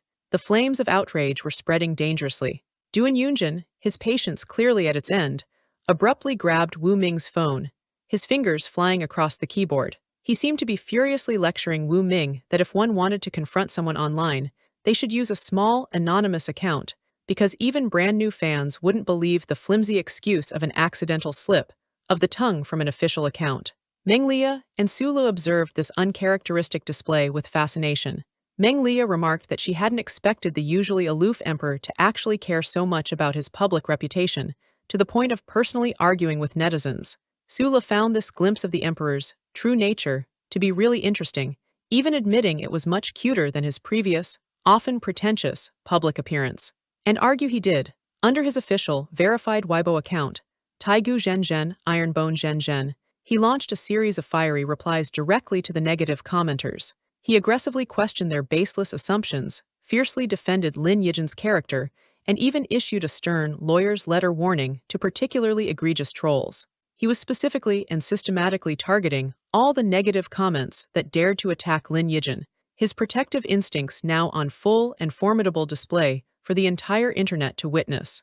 The production staff, witnessing his fierce and unwavering defense of their precious and capable designer, Lin Yijin, eagerly and enthusiastically offered their full cooperation in any way he might need to combat the slander. Duan Yunjin, now holding a sleepy Xingxing in his arms, reassured everyone not to worry. He stated confidently that he had already dominated the trending topics with his counteroffensive, and he was certain his brother, Zilin, must be arranging a broader, more strategic response. They just needed to wait for him to orchestrate it. The scene shifts to Zilin, who was indeed already taking decisive charge of the crisis. He was on the phone, instructing one of his subordinates to immediately look for the nanny car that had been present at the time of the incident, or any other nearby cars, to see if there were any dashcam recordings that might provide an unbiased account of the entire process. Zilin, looking every bit the cool and collected professional, further directed the production team to quickly issue an official clarification regarding the clear collusion of their own staff member, Su Yan, with the hired paparazzi. He also called for an industry-wide boycott of such unethical hired photography practices. He then gave further instructions to his corporate PR team. The company's official account should issue a formal statement as soon as humanly possible. This statement needed to clearly assert that Duan Yunjin was currently single. This was primarily to protect the staff involved, specifically Lin Yijin, from further disputes and harassment from the hired photographers. The statement should also affirm that the photographers had taken things drastically out of context, and that the company preserved the full right to sue. When a staff member cautiously asked if they should attempt to retract the negative trending topics surrounding Duan Yunjin, Zilin wisely advised against it. He explained that retracting them immediately would only give the instigators more reason to talk, further solidifying the narrative about the overwhelming power of capital, which they could then use to create even more issues. Instead, he declared, they would focus on getting their own positive entries and clarifications trending. His comprehensive strategy was crystal clear.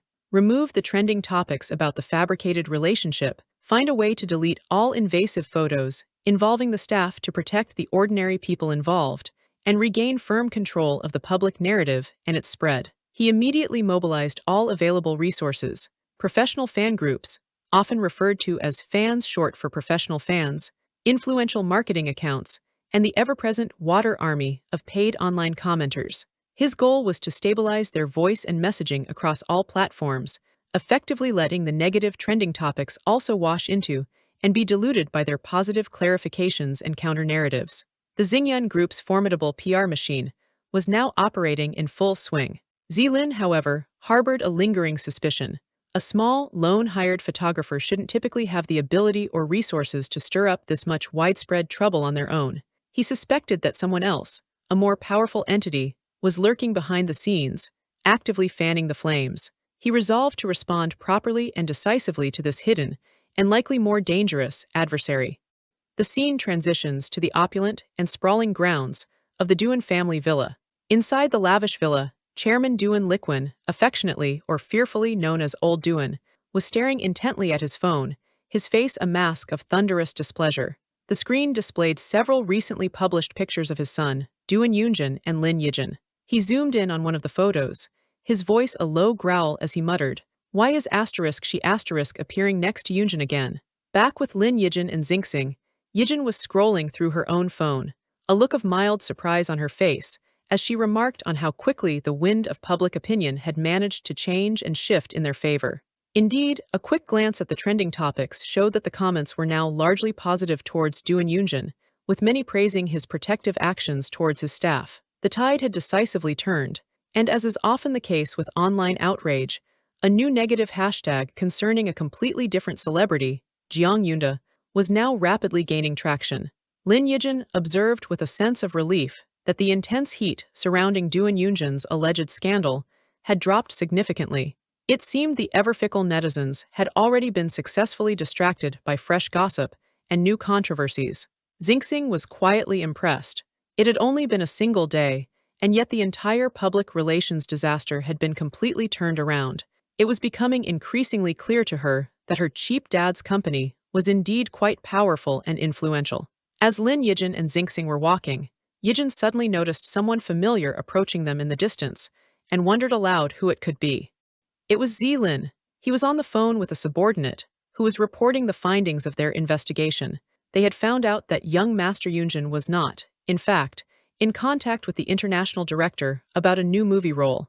It was Jiang Yunda who desperately wanted that role and had therefore taken the opportunity to strike preemptively against Yunjin. In retaliation, Zilin's team had offered double the price to buy up all the black material, suppress scandals that Jiang Yunda had previously managed to keep hidden. Now, Jiang Yunda was about to become a very publicly scrutinized, and likely legal, celebrity. A cold, satisfied smirk touched Zilin's lips as he listened to the report. Good, he said quietly into the phone. They would take this opportunity to utterly crush Jiang Yunda and ensure that he disappeared from the entertainment industry forever. His ruthlessness was palpable. Lin Yijin and Xingxing greeted Zilin warmly as he approached. Yijin asked him with a smile what had brought him over to see them. Zilin explained with a charming smile that he had come to see her specifically because he had been worried about her. After all, he continued, she had been innocently and unfairly caught up in a major public opinion storm, largely because of Yunjin's characteristic impulsiveness. Xingxing, ever observant of potential father figures, mentally awarded Zilin extra points for always seeming to prioritize the female lead's well-being and feelings. Lin Yijin smiled reassuringly, stating that she was perfectly fine. She pointed out that the one primarily being cyberbullied throughout the ordeal had mainly been Duan Yunjin himself. Zilin then presented her with a small, elegant card, the surprise he had mentioned preparing for her last time.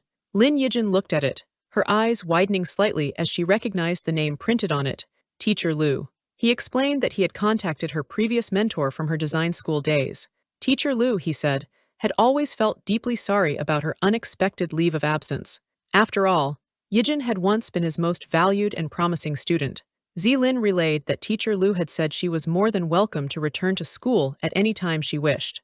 Lin Yijin was visibly touched by the gesture, but also a little skeptical. She suspected, with a knowing glint in her eye, that Teacher Lu's original words might not have been quite so effusive or unconditionally welcoming as Zilin was portraying them. Zilin chuckled, admitting with a smile that she understood her old teacher better than he did. The reality, he confessed, was that as soon as Teacher Lu heard that Zilin had found her, the esteemed professor couldn't wait to rush to the production team himself and practically drag her back to school. So eager was he to have his star pupil resume her studies. His actual words were more along the lines of make her come back to school immediately. However, Zilin quickly assured her, Teacher Lu had also promised him that he would ultimately leave the final decision entirely up to her. Lin Yijin, her expression thoughtful, promised that she would definitely consider the offer very seriously. Xingxing was absolutely thrilled at the prospect of her mother returning to school. That's great, Mom, she exclaimed. We can go to school together, take exams together, and make progress together. Lin Yijin playfully agreed, adding with a wink that by then, Mom would probably come to ask her for help with any homework she couldn't do. Zilin added another persuasive point. Teacher Lu was now the hottest and most sought-after costume consultant in the entire film and television industry. Their own company constantly tried to invite him for projects, but could rarely secure his services. If Yijin were to follow him and study under his tutelage again, she would undoubtedly go much further in her chosen career. Lin Yijin thanked him gratefully. Thank you, Brother Zelen. Xingxing, meanwhile, was having an internal crisis. It's so hard to choose. One is gallantly standing up for the female lead, and the other is diligently paving the way for her future. Achibai Xingxing was lost in a happy daydream, her eyes sparkling as she mused. Even if I take a step back and consider all options, can I really not have two dads? A girl could certainly dream. Zilin, ever the busy executive, handed over Teacher Lu's business card, and with a polite farewell, swiftly departed, leaving Lin Yijin to reflect on his unexpected kindness and the significant opportunity he had presented her. Suddenly, a commotion erupted nearby. Security personnel were loudly instructing people to make way and clear the scene, while urging the gathering crowd, don't push. Lin Yijin, her curiosity piqued, asked a nearby staff member what was happening up front. The staff member, their face alight with excitement, breathlessly announced, Mr. Duan is here. Lin Yijin naturally assumed it was Mr. Duan Zelun returning for some reason, remarking that he had just left. The staffer, however, quickly clarified with an air of importance. It's not the little boss of Xingyun Entertainment, it's the old Mr. Duan of Xingyun Group himself. Lin Yijin was stunned into momentary silence. What? She managed to utter. Internally, however, her mind was racing. Oh, another key character in the main storyline has just arrived on the scene. The director, practically tripping over himself in his haste, hurried to greet old Duan. He fawningly welcomed him, asking how Mr. Duan had found the time to grace them with his august presence, and if he was perhaps there to see the movie emperor, Duan Yunjin. Internally, however, the director was bracing himself, well aware of old Duan's reputation as a moody and unpredictable big Buddha of the Duan family. Old Duan, dispensing with any pleasantries, cut straight to the chase. He stated in a gravelly voice, "I'm here to see my son's rumored girlfriend." The director laughed a little too loudly and nervously, trying to play off old Duan's blunt statement as a joke. "Mr. Duan, you really know how to joke, haha," he stammered. "Are you here specifically to see Miss Lin, perhaps?" Elsewhere on the sprawling estate, a chibi version of Duan Yunjin, dressed in an apron and holding a tiny pitchfork, was fretting about an upcoming fish competition. "What should we do about the fish competition later?" he muttered to himself. "Am I going to be the 0-point best actor again?" Just then, a frantic staff member rushed up to him, gasping for breath. "Best actor Duan," he exclaimed. "Your father, old Duan, has come to the program group. He is currently meeting Miss Lin privately." Duan Yunjin paused, a thoughtful expression crossing his face. The staff members around him were already gossiping animatedly, surprised that old Duan was actually serious about meeting his son's rumored girlfriend.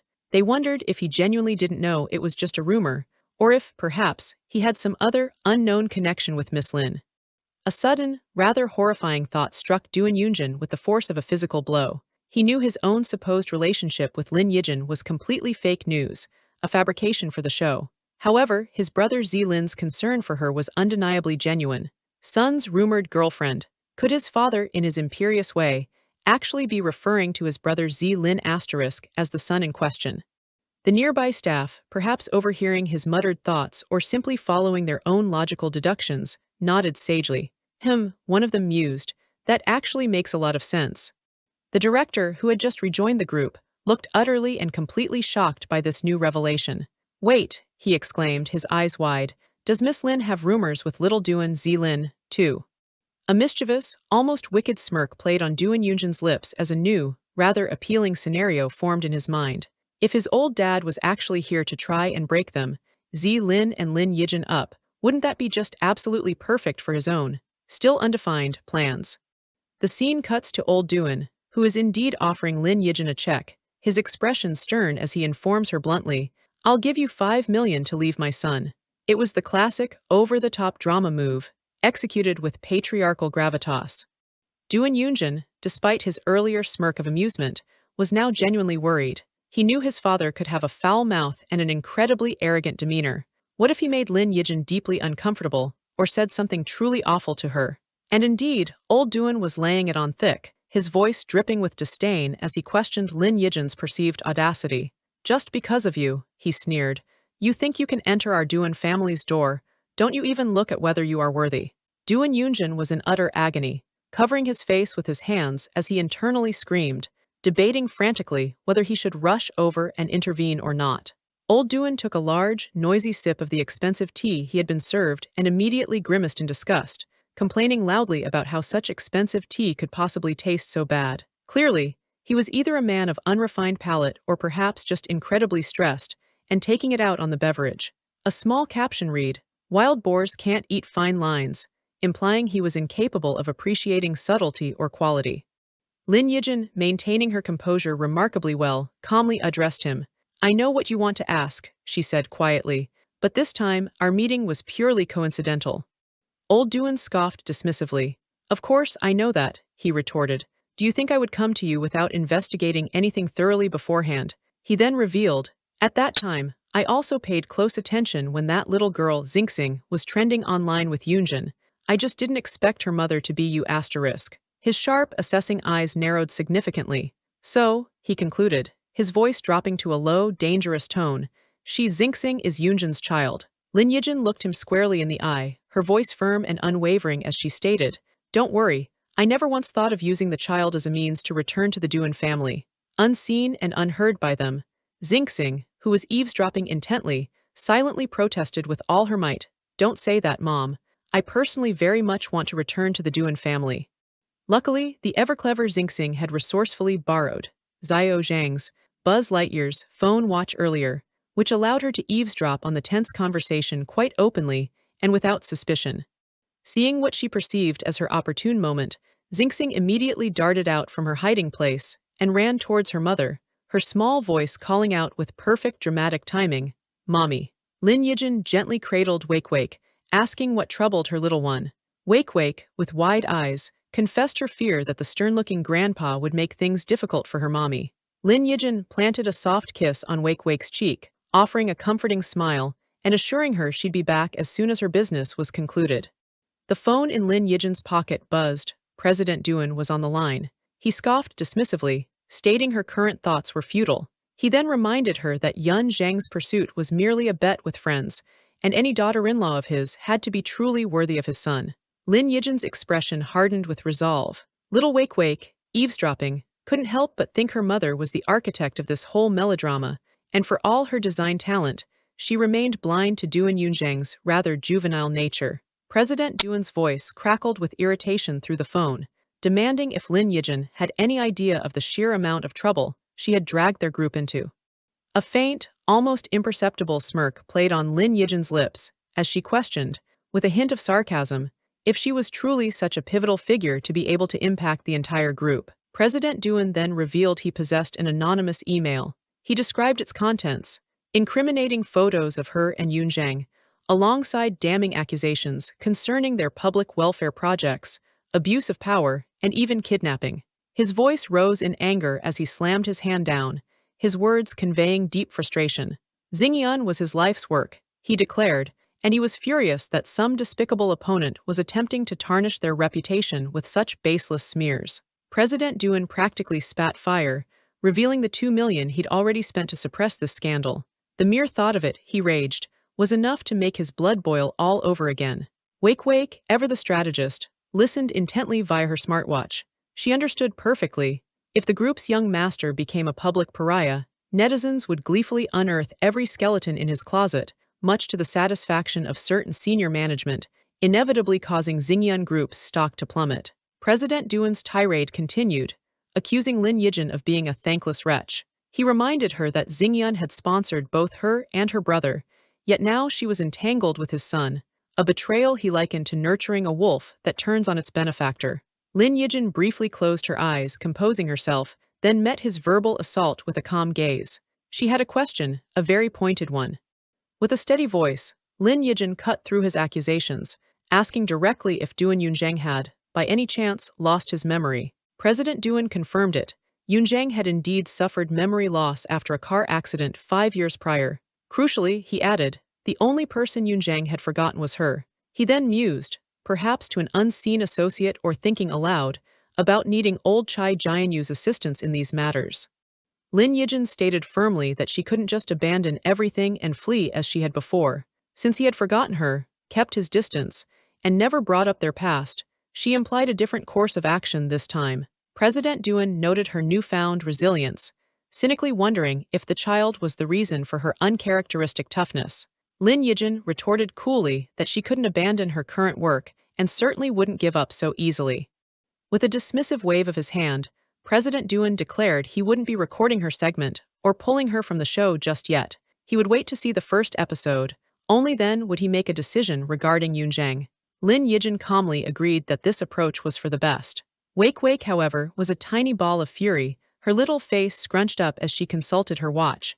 Boom boom boom noodles perfectly encapsulated her explosive rage. Her internal monologue was a torrent of frustration. After all her hard work getting the main couple back together, this meddling old man had to show up and try to tear them apart again.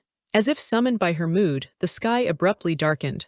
Thunder rumbled, lightning flashed, and a sudden downpour began, sending the outdoor film crew scrambling to save the props. Wake Wake looked up, a bead of sweat on her brow. The thunder on what was a sunny day wasn't just a metaphor for her mood, it was an actual, honest-to-goodness thunderstorm. A concerned staff member urged Wake Wake to come away from the tree, warning her it was dangerous during a thunderstorm.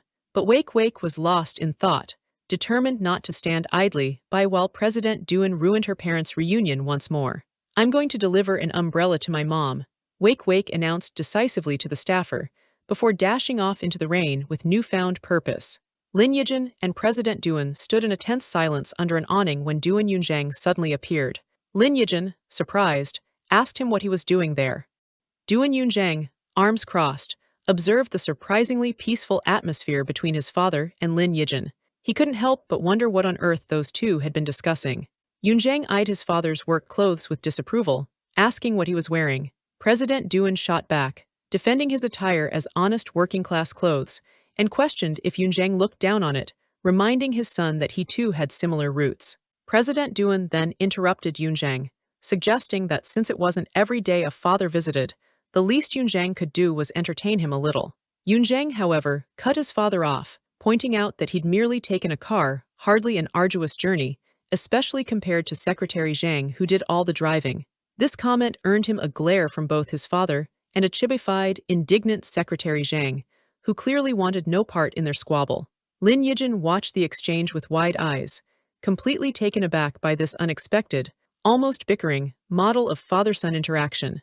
Yunzhang turned to Lin Yijin, asking if his father had given her a hard time. He explained that his dad wasn't great with words and preferred to solve things with money, advising her not to take him too seriously. President Dewan seethed internally, thinking his son was shamelessly siding with an outsider. Lin Yijin offered Yunzhang a polite smile, thanking him for his concern. She smoothly explained she was just reminiscing with President Dewan about some past projects funded by the Nebula Group, then subtly stepped away. She continued, noting that since he was awake and clearly waiting for her, she wouldn't intrude on their father-son time any longer.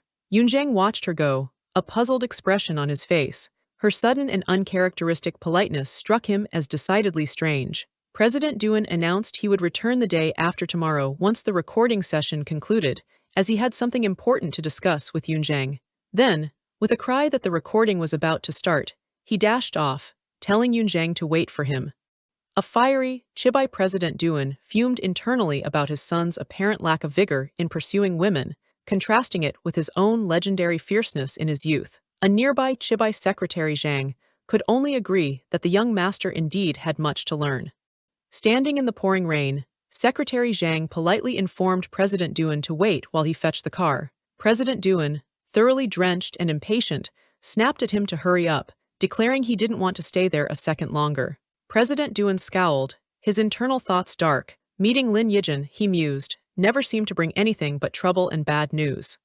Just then a small voice piped up. Wake Wake, holding an umbrella, approached President Dewan and innocently asked if he hadn't brought one. President Dewan's internal reaction was one of recognition and disdain. It was that illegitimate daughter, Wake Wake. He gruffly dismissed her offer, stating he didn't need an umbrella because his car was on its way. Wake Wake, undeterred by his gruffness, noted that everyone seemed to be declining umbrellas today. She insisted he take hers, explaining that getting caught in the rain would make him hate rainy days, whereas she, even if soaked, would still find joy in them. President Dewan retorted, questioning why he shouldn't hate rainy days when he genuinely did. Wake Wake, with the wisdom of a tiny sage, pointed a finger and explained her mother taught her that hate is a negative emotion. It wouldn't affect the rain, she elaborated, but it would certainly worsen his own mood, which, she astutely observed, seemed to be the case right now.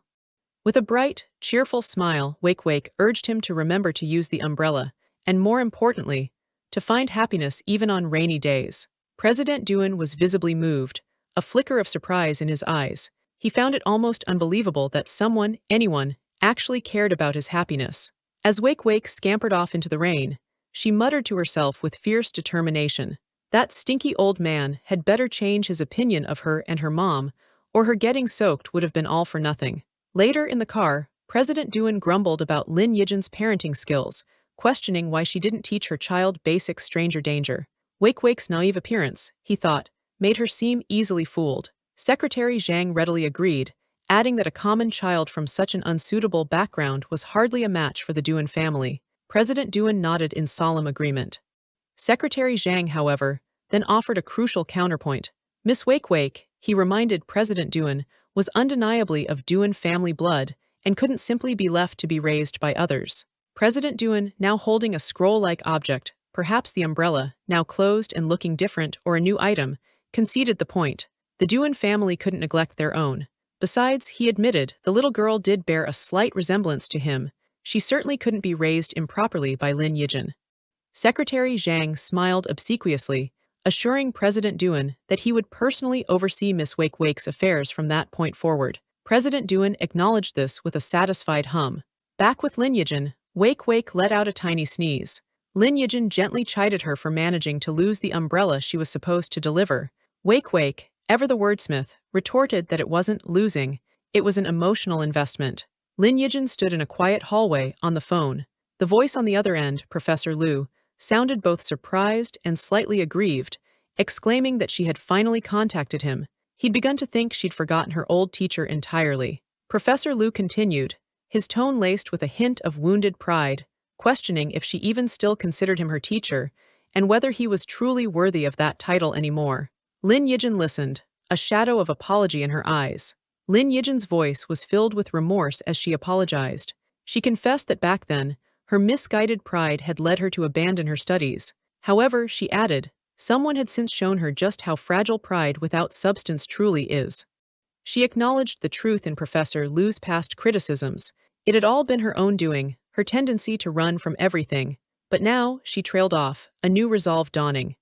With unwavering determination in her eyes, Lin Yijin declared firmly that she no longer wished to escape. She informed Professor Liu of her decision. She wanted to return and complete her studies. Peeking from behind a door, Wake offered a silent, knowing smile.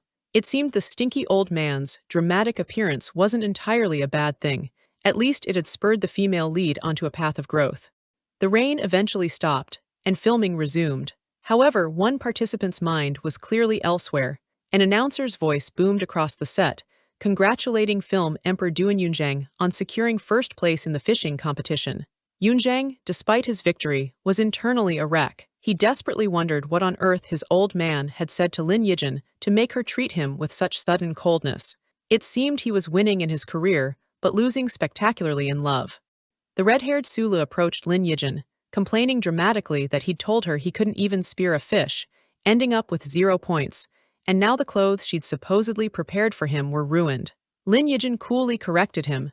The clothes weren't specially prepared but were standard issue, centrally purchased. Yunzhang clutched his prize-winning fish, but the victory suddenly felt hollow. The champion's title had lost all its savor in light of Lin Yijin's indifference. Wake, now sporting a pair of oversized goggles, pointed directly at Yunzhang and announced loudly for all to hear that Uncle Sula was apparently planning to feature her mom's song in his new album. She added with feigned excitement that she was really looking forward to it, effectively fanning the flames. A sly, mischievous glint appeared in Wake's eyes. Her internal calculus was clear. If she didn't create a little crisis for her scum dad on the show, what if that stinky old man actually succeeded in persuading him to quit? Yunzhang shot a murderous glare at Sula. Lin Yijin, meanwhile, offered Sulu a sweet, apologetic smile, saying she had other matters to attend to but would talk to him later. Sula waved a cheerful goodbye. Yunzhang watched Lin Yijin's retreating figure, thoroughly bewildered. It wasn't just his imagination. She was definitely avoiding him, and he couldn't for the life of him figure out why. A sudden, jarring image flashed through Yunzhang's mind. His brother, Zessen, coolly informing him that Lin Yijin was destined to become his sister-in-law. The memory left Yunzhang visibly shocked. Yunzhang clutched his head, internally screaming. Why was he suddenly getting so deeply into character, as if his life had become a poorly written drama? Sula observed Yunzhang's theatrical meltdown with amusement, pondering if Lin Yijin was perhaps avoiding Yunzhang preemptively. For the remainder of the initial filming period, Yunzhang found no opportunity to speak with Lin Yijin alone, and so the first session concluded on this frustrating note. Lin Yijin, packing their bags, told Wake they could finally head home. The director would inform them about the next recording schedule, and the first episode was set to air that weekend. Wake, however, couldn't help but wonder if her father would even be part of the show next time. Lin Yijin smiled, mentioning that the production team had arranged a car to take them home. She reached for the door, ready to leave. Opening the door, Lin Yijin froze. Standing before her was Duan Yunzhang, a sight that made her gasp. She had been so sure he'd already departed. Yunzhang leaned against the doorframe with a knowing smirk. He questioned, rhetorically, if she really thought he could have caught her if he hadn't employed a little subterfuge by pretending to leave. Wake, a silent observer, clapped her tiny hands in delight. Finally, he was using his intelligence for its most noble purpose, pursuing the female lead. Lin Yijin, regaining her composure, directly asked Yunzhang what he and his father had discussed, and more importantly, why he seemed to be avoiding her. Yunzhang denied it, claiming there had simply been no necessary work-related interactions, hence no opportunity to meet. Yunzhang then turned the tables, his gaze intense, asking if she was the one intentionally avoiding him, perhaps because of his brother, Zessen. Lin Yijin feigned confusion, questioning what Zessen could possibly have to do with anything. Yunzhang hesitated for a moment, a flicker of something unreadable in his eyes, before explaining with mock seriousness. It was because, he stated, she was apparently going to be his auntie, older brother's wife, and therefore he, as a dutiful future uncle, needed to maintain a respectful distance from his little nephew or niece's mother. Lin Yijin's face flushed a brilliant shade of red. She vehemently denied his outrageous claim, exclaiming that she and Zessen had absolutely no such relationship, nor did either of them harbor any romantic intentions towards the other. A flashback surfaced in Lin Yijin's mind, Zessen telling her that after adopting the little animal, a veiled reference to Yunzhang, things would be different, and he hoped she wouldn't entertain any other notions. She also recalled him stating he was kind to everyone, and she shouldn't overthink his actions. Yunzhang grimaced. His clever little ploy had spectacularly backfired, hitting him like a boomerang. Wake, ever the astute observer, noted with a sigh that her mother seemed completely oblivious to the fact that the second male lead, Zessen, clearly had feelings for her. Lin Yijin, eager to escape the awkwardness, declared that since it was all a misunderstanding, they should be on their way as their car was waiting. She reached for the door. Yunzhang swiftly caught her arm, his voice earnest. He asked for a moment, saying he wanted to be brief. He just needed to tell her, he confessed, that he cared about her a great deal, even if his own feelings were still a jumbled mess he hadn't fully sorted out. His grip tightened slightly as he passionately declared that even if his feelings were just a tiny, nascent sprout, he needed her to know. And when that sprout grew into something more certain, he vowed, he would fly straight to her side to tell her. Wake, witnessing this powerful and direct confession, could barely contain her excitement. What a straight shot to the heart. Later in the car, Lin Yijin gazed out the window, a thoughtful expression on her face. Yunzhang, she mused, hadn't changed one bit. Beside her, Wake sagely concluded that she finally understood why the female lead preferred the male lead over the more circumspect second male lead. The narrative voice explained, the second male lead, Zessen, was a veritable shark in the business world, accustomed to meticulous planning and strategic maneuvering. In matters of the heart, he was equally cautious, preferring a subtle, carefully considered approach to win over the female lead. Lin Yijin was then shown struggling with heavy boxes. Zessen was depicted on the phone, inquiring about the specific charity project through which Lin Yijin had received sponsorship from their group. He then coolly instructed his subordinate to increase the funding amount, using the convenient pretext of an additional award for outstanding students. However, the narrative continued. All of Zessen's carefully laid plans and self-assured machinations were about to be upended. The opportunity he was so meticulously crafting was snatched away in an instant by the male lead's characteristically direct approach, just as Lin Yijin stumbled with her load.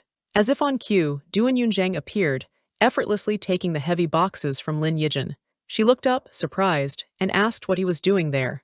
The young man at the counter, presumably the store owner, looked up from his handheld game, a thoroughly bewildered expression on his face as he demanded to know who Yunzhang was. Yunzhang immediately launched into a reprimand, questioning how the owner could allow a young lady to carry such heavy items. Lin Yijin tried to interject, explaining it was her job, but the owner belligerently retorted that he was her boss. So what was the problem with assigning her tasks? Not anymore, Yunzhang declared coolly. I'm her boss now. He then casually asked the stunned owner how much he wanted for the store, telling him to name his price. The owner's jaw dropped. The owner, his eyes practically turning into money signs, didn't hesitate. He joyfully agreed to the buyout and made a swift exit, leaving Lin Yijin utterly astounded by the sudden turn of events. Capitalism wins again. Lin Yijin, however, was furious. She confronted Yunzhang, her voice tight with anger, telling him that if he wanted to flaunt his wealth, he could do it elsewhere. Why did he insist on interfering in her life, For a stubborn and independent person like the female lead, such actions were deeply unwelcome. Only a clear, unwavering, and resolute choice could truly win her heart. Yunzhang gently took her hands, his gaze intense. He asked how anyone could remain calm when seeing the woman they liked being subjected to such demeaning work. Her hands, her time, he insisted, were far too precious to be wasted in a place like this. Lin Yijin's cheeks flushed as she stammered, taken aback by his words. The woman he likes, she repeated, flustered. She then questioned why he always had to be so incredibly blunt and direct with his feelings. Yunzhang leaned closer, his voice a low murmur. It was simple, he explained. She was both foolishly dense and frustratingly slow to catch on, and she kept rejecting his advances. Therefore, he had no choice but to confess his feelings whenever and wherever the opportunity arose. He pressed further, asking what possibly could make her hesitate. It was obvious, he asserted, that she harbored feelings for him too. Lin Yijin protested, her voice small, citing the vast difference in their social statuses and the myriad of complications that would need to be considered for any long-term relationship. Yunzhang gently urged her to stop overthinking. All she needed to do, he pleaded, was listen to his heart. He passionately questioned how he could ever prove the sincerity of his feelings if she remained unwilling to even try, refused to accept his gestures of kindness, and denied him any chance whatsoever. Lin Yijin looked into his earnest eyes, her resolve visibly wavering. After a moment of internal conflict, she softly suggested, perhaps, she could grant him a trial period. Yunzhang's face lit up with pure, unadulterated joy. He declared it the first official day of their confirmed relationship and leaned in to plant a tender kiss on her forehead. Lin Yijin, shy but flustered, quickly reminded him that it was, technically, just a trial period. Yunzhang then pondered aloud what to do about the newly acquired store. He playfully suggested he could be the boss, and she, the lady boss. Lin Yijin warned him not to try and use this situation to make their trial period official too quickly. Meanwhile, Zessen, miles away and engrossed in his meticulous plans, remained blissfully unaware that the woman he liked had already found a connection with his own brother. Later, as they drove, Lin Yijin reflected. Regardless of whether it was the main male lead or the second, either path could potentially lead her into a wealthy family. However, she mused, respecting her own heart's desires was paramount. Beside her, Wake confidently thought that her dad could only ever be Yunzhang. The scene then shifted to the broadcast day of the reality show. Lin Yijin, Wake, and a surprisingly enthusiastic Zessen gathered to watch. Zessen announced excitedly that it was 8 o'clock, showtime. Lin Yijin, meanwhile, anxiously hoped the editing wouldn't be too malicious. Wake silently thanked her lucky stars that her mom was aware of her scum dad's amnesia. Otherwise, watching this particular segment would have been a blatant, secondary infliction of emotional pain. On the television screen, Duan Yunzhang was shown preening, using a ping-pong paddle as a makeshift mirror to check his jawline. Zessen, watching critically, commented that they should film Yunzhang's right profile next time, as his left jawline wasn't quite sharp enough. Elsewhere, President Duan, also tuned in, grimaced.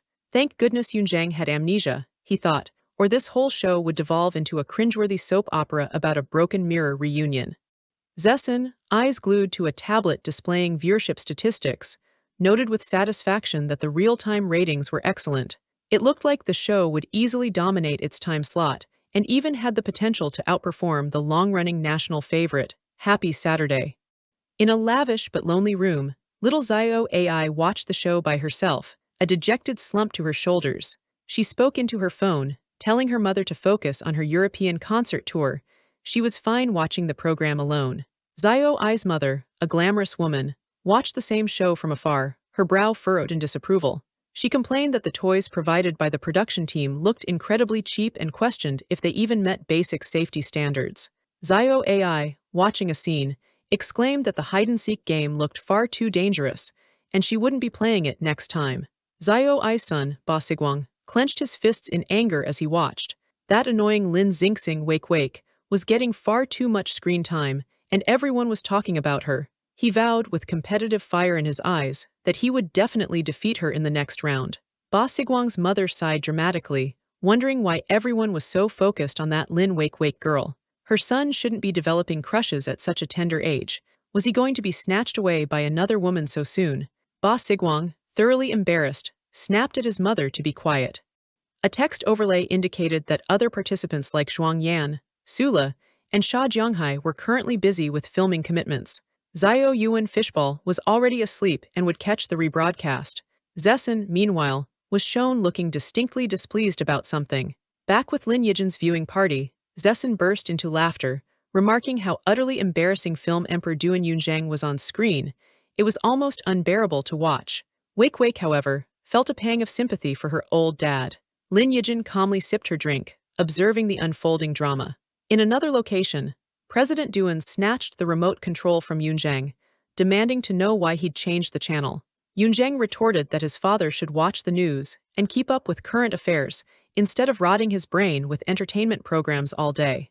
Zessen, observing this exchange via his tablet, coolly informed Yunzhang that changing the channel was futile. Images of Yunzhang's comical expression while riding a tractor, along with a flood of related memes, had already gone viral across the internet. President Duan, however, was touched by Wake's on-screen thoughtfulness in enduring the ordeal alongside Yunzhang. He then barked an order at Zessen to immediately initiate public relations damage control and get all the embarrassing posts about Yunzhang scrubbed from the entire internet. Zessen, however, merely smirked. He had a strong premonition. He stated that this show was destined to become a massive hit. Wake stared at her phone, her eyes wide with disbelief. Trending topics blazed across the screen. Baby please go slow, zing zing national darling, 0 points film Emperor Duan Yunzhang, zing zing leaky little quilt and baby please go slow viewership breaks to percent. Have I gone viral? She whispered. The hashtag zing zing national darling was at the top of the trending list, boasting over 150,000 discussion posts. Comments poured in, with netizens gushing over her cuteness, and many expressing a desire for a daughter just like Wake. Another popular hashtag, zing zing leaky little quilt, implying she was a burden, had garnered 120,000 discussions. Netizens fiercely debated whether Wake was intentionally sabotaging her dad or if she genuinely disliked the film Emperor. Others passionately defended her, reminding everyone that she was just a 5-year-old child. A thrill coursed through Wake. She actually had fans. People were defending her, fighting online battles on her behalf. It was an exhilarating feeling. A mischievous, devilish grin spread across Wake's face. Too bad for all of you, she thought with secret glee. I was doing it all on purpose, ha ha ha. Wake struck a confident pose, a new ambition sparking within her. If relying on her lineage didn't pan out, she mused, she could always forge her own path to stardom in this lifetime. Her new goal, earn 208 million and become a top-tier celebrity. Over dinner, Zessen casually remarked to Yunzhang that Wake's popularity had surprisingly eclipsed his own. Yunzhang's fame, he noted, was bolstered by existing fans and company promotion, whereas Wake had skyrocketed to fame purely on organic, natural online traffic. Yunzhang, a thoughtful expression on his face, suggested that given Wake's undeniable potential, perhaps Xingyun Entertainment should sign her, especially since they currently had no child stars on their roster. Internally, he saw this as a perfect, logical way to create more opportunities to meet with Lin Yijin. Zessen expressed his doubts about successfully signing her, speculating that Wake's participation in the show was likely a fluke. Furthermore, he added, Xiao Li Lin Yijin had also made it clear she didn't want her daughter involved in the entertainment industry. Yunzhang forcefully stabbed a piece of food with his fork, a flash of irritation in his eyes. He couldn't help but recall how Zessen hadn't been nearly so considerate or understanding when he'd tricked him into signing his contract. What a blatant hypocrite. In the days following the show's broadcast, its popularity remained incredibly high. However, a message bubble from Lin Yijin appeared, firmly stating, Sorry, we are not signing any contracts. Lin Yijin stood protectively with Wake, her phone pressed to her ear. She politely but firmly informed the caller that she had no current plans for her daughter to do any advertising. She also questioned how they had obtained her contact information, before unequivocally stating that her daughter would not be entering the entertainment industry. Lin Yijin ended the call with a decisive click and turned to Wake with a warm, reassuring smile, asking her little one what was wrong. Wake looked up at her mother, her big eyes shining with determination. She declared earnestly that she didn't mind entering the entertainment world at all. In fact, she wanted to help share her mom's burdens. Lin Yijin's heart swelled with love and gratitude. She pulled Wake into a tight hug, deeply touched by her daughter's thoughtfulness. However, she gently explained that the entertainment industry was far too chaotic and messy for her to allow Wake to enter. She promised to work even harder to ensure Wake could enjoy a completely carefree childhood. Lin Yijin's internal thoughts added another layer to her decision. She had, after all, promised President Duan that she would maintain her distance from Yunzhang, and even more crucially, that she would prevent Wake Wake from being drawn into the entertainment world. Wake Wake, feeling a wave of frustration and on the verge of tears, silently wished her mother would let her be the one to work hard and secure a future free of burdens for them both. Lin Yijin continued her internal deliberations, her expression troubled. The entertainment industry offered no privacy.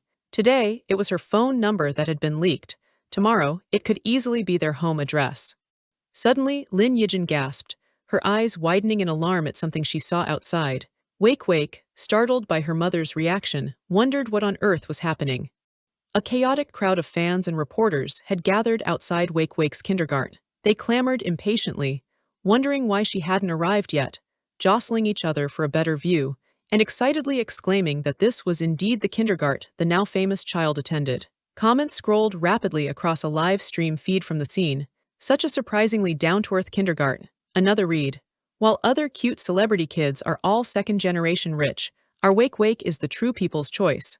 A third fan passionately urged brand sponsors to notice Wake Wake and help improve her family's living conditions. Amidst the crowd, a man and a woman were engaged in a heated argument. He accused her of not being a genuine fan, but merely a clout-chasing photographer trying to exploit a 5-year-old for profit. She retorted sharply, questioning his authority to stop her and sarcastically asking if he owned the kindergarten. Lin Yijin watched the escalating chaos with growing anxiety. It was far too dangerous, she realized. If Wake Wake tried to enter now, there was a very real risk of a stampede. She sighed. It seemed that becoming famous wasn't entirely a blessing. Lin Yijin quickly decided she needed to call for backup, someone adept at handling precisely these kinds of volatile situations. Wake Wake, observing her mother dialing her phone, let her vivid imagination run wild, wondering if her mom had secretly cultivated new contacts in the entertainment industry, and if a dashing male lead number 4 was about to make his grand entrance into her harem. Suddenly, a ripple of excitement went through the crowd. Shouts erupted. Wake Wake is here! Wake Wake has appeared! One fan, however, squinted in confusion, remarking that Wake Wake seemed to have inexplicably grown taller. The Wake Wake who emerged was, in fact, Zessen, hilariously disguised in a child's dress and pigtails, complete with crocodile tears streaming down his face. "Oh, my dear big sister fans," he wailed theatrically. "Once I achieve riches and fame, please don't forget my noble sacrifice today." The unsuspecting crowd surged towards him. Lin Yijin, watching Zessen successfully divert the mob, pumped her fist in triumph. "Done," she exclaimed. "I always knew Zio Han Zessen's nickname was a master of acting as bait in games.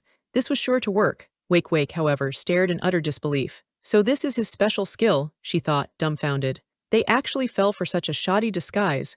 What kind of ridiculously dumbed-down novel plot is this?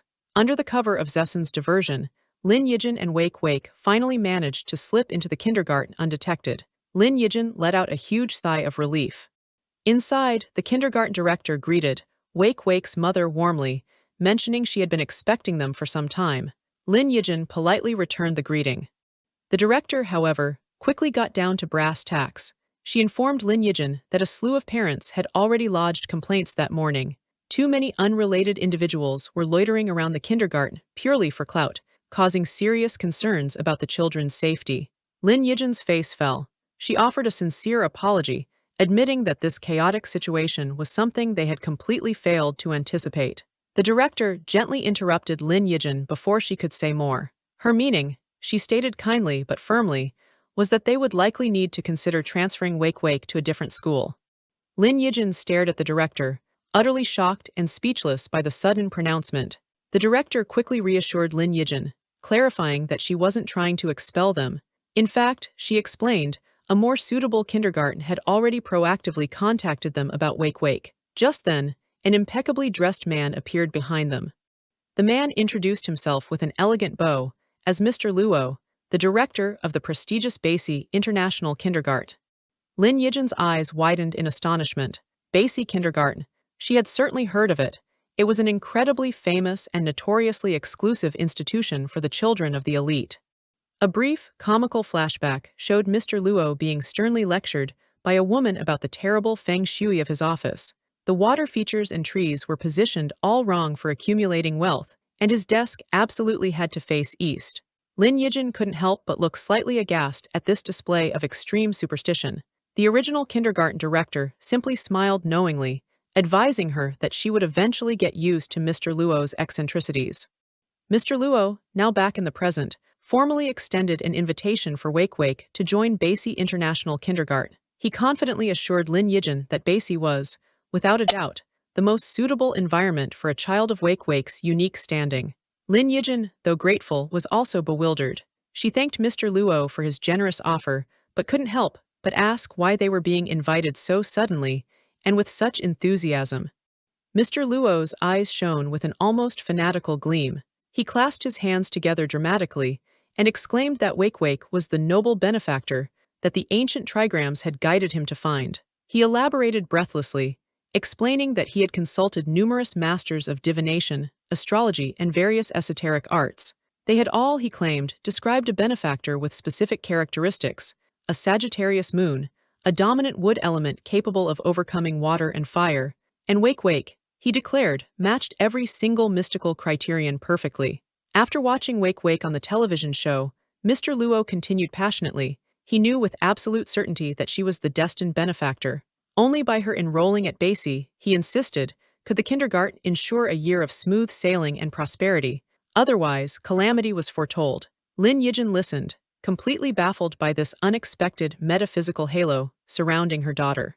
Lin Yijin, still trying to process this bizarre turn of events, hesitantly brought up the rumored annual tuition fee of 300,000 yuan, a sum they simply couldn't afford. Mr. Luo, however, waved his hand dismissively and declared with a grand gesture, all tuition fees would be completely waived. Lin Yijin was utterly stunned. And that wasn't all. Mr. Luo announced that Basie would also provide Wake Wake with an annual scholarship of 100,000 yuan. Furthermore, he assured Lin Yijin, upon Wake Wake's enrollment, the school would significantly bolster its security measures to ensure that no unauthorized individuals or troublemakers could approach her. Lin Yijin remained in a state of bewildered disbelief. Lin Yijin, grasping for a practical concern, mentioned that the Basie campus seemed quite a distance from their home. Wake Wake, listening in, internally groaned, "Are we seriously discussing logistics now? Don't you dare refuse such a heaven-sent opportunity, Mom." Mr. Luo acknowledged the distance could be an issue, noting that most Basie families were affluent and typically employed chauffeurs. Suddenly, a brilliant idea seemed to strike Mr. Luo. He turned, a thoughtful glint in his eye, and immediately made a phone call. He was ordering a school bus, he announced, a brand new, dedicated vehicle custom-built exclusively for Wake Wake. And if, by some chance, they couldn't arrange a driver in time, he declared with flourish, he would personally drive it himself. Lin Yijin was genuinely touched by Mr. Luo's extraordinary dedication and thoughtfulness. Wake Wake, however, couldn't shake a nagging feeling of suspicion. His attentiveness bordered on the uncanny. Mr. Luo simply beamed, stating it was merely what he ought to do.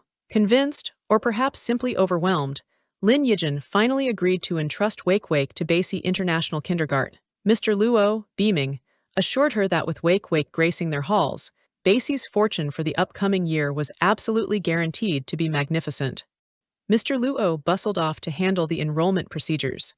Lin Yijin let out a long, shaky breath, a wave of relief washing over her. Finally, she thought, she wouldn't have to worry about finding a new kindergarten for Wake Wake. Later, Mr. Luo was on the phone, his voice crisp and efficient as he confirmed that all the arrangements for Wake Wake's admission had been properly taken care of. He then spoke to the person on the other end of the line, expressing his gratitude. If they hadn't specifically instructed him to give special attention to Miss Wake Wake, he confessed, he might never have discovered this great benefactor. He assured them he would personally oversee this important matter.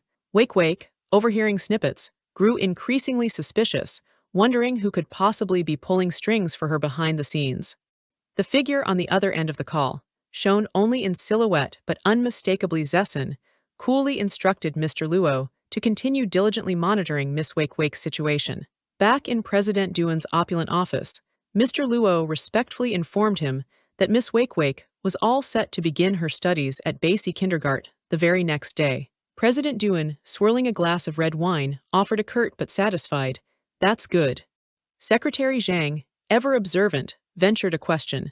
He asked President Duan how he had known so quickly that Miss Wake Wake would be mobbed by fans that day, subtly probing if the president had perhaps dispatched other personnel to watch over them. President Duan merely took a sip of his wine and replied enigmatically that he had his own network. The network was then hilariously revealed. President Dewan was an active member of Wake Wake Loving Moms fan group chat 3.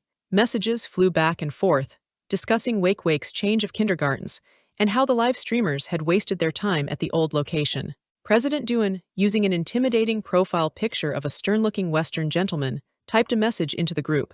I hope everyone refrains from trying to discover her new kindergarten. Let's all give Wake Wake a normal and happy childhood. A fan account with Wake Wake's picture immediately replied, This sister speaks the truth. Everyone, let's consciously resist and not spread any current news about Wake Wake. President Dewan scowled at his phone. What sister? He fumed internally. I'm her bona fide grandfather.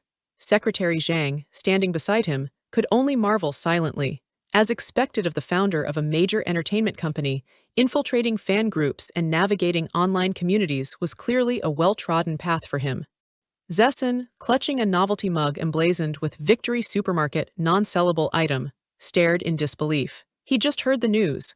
Wake Wake was transferring to an international kindergarten. He sputtered, demanding to know why this was happening so suddenly. Lin Yijin noticed Zessen's legs were trembling uncontrollably. She asked him what was wrong. Zessen, looking utterly exhausted, explained that he'd had to run a full 5 kilometers to successfully lead the frenzied crowd away from them, a feat that had depleted his entire lifetime's reserve of physical exercise. Poor Zessen, the heroic decoy.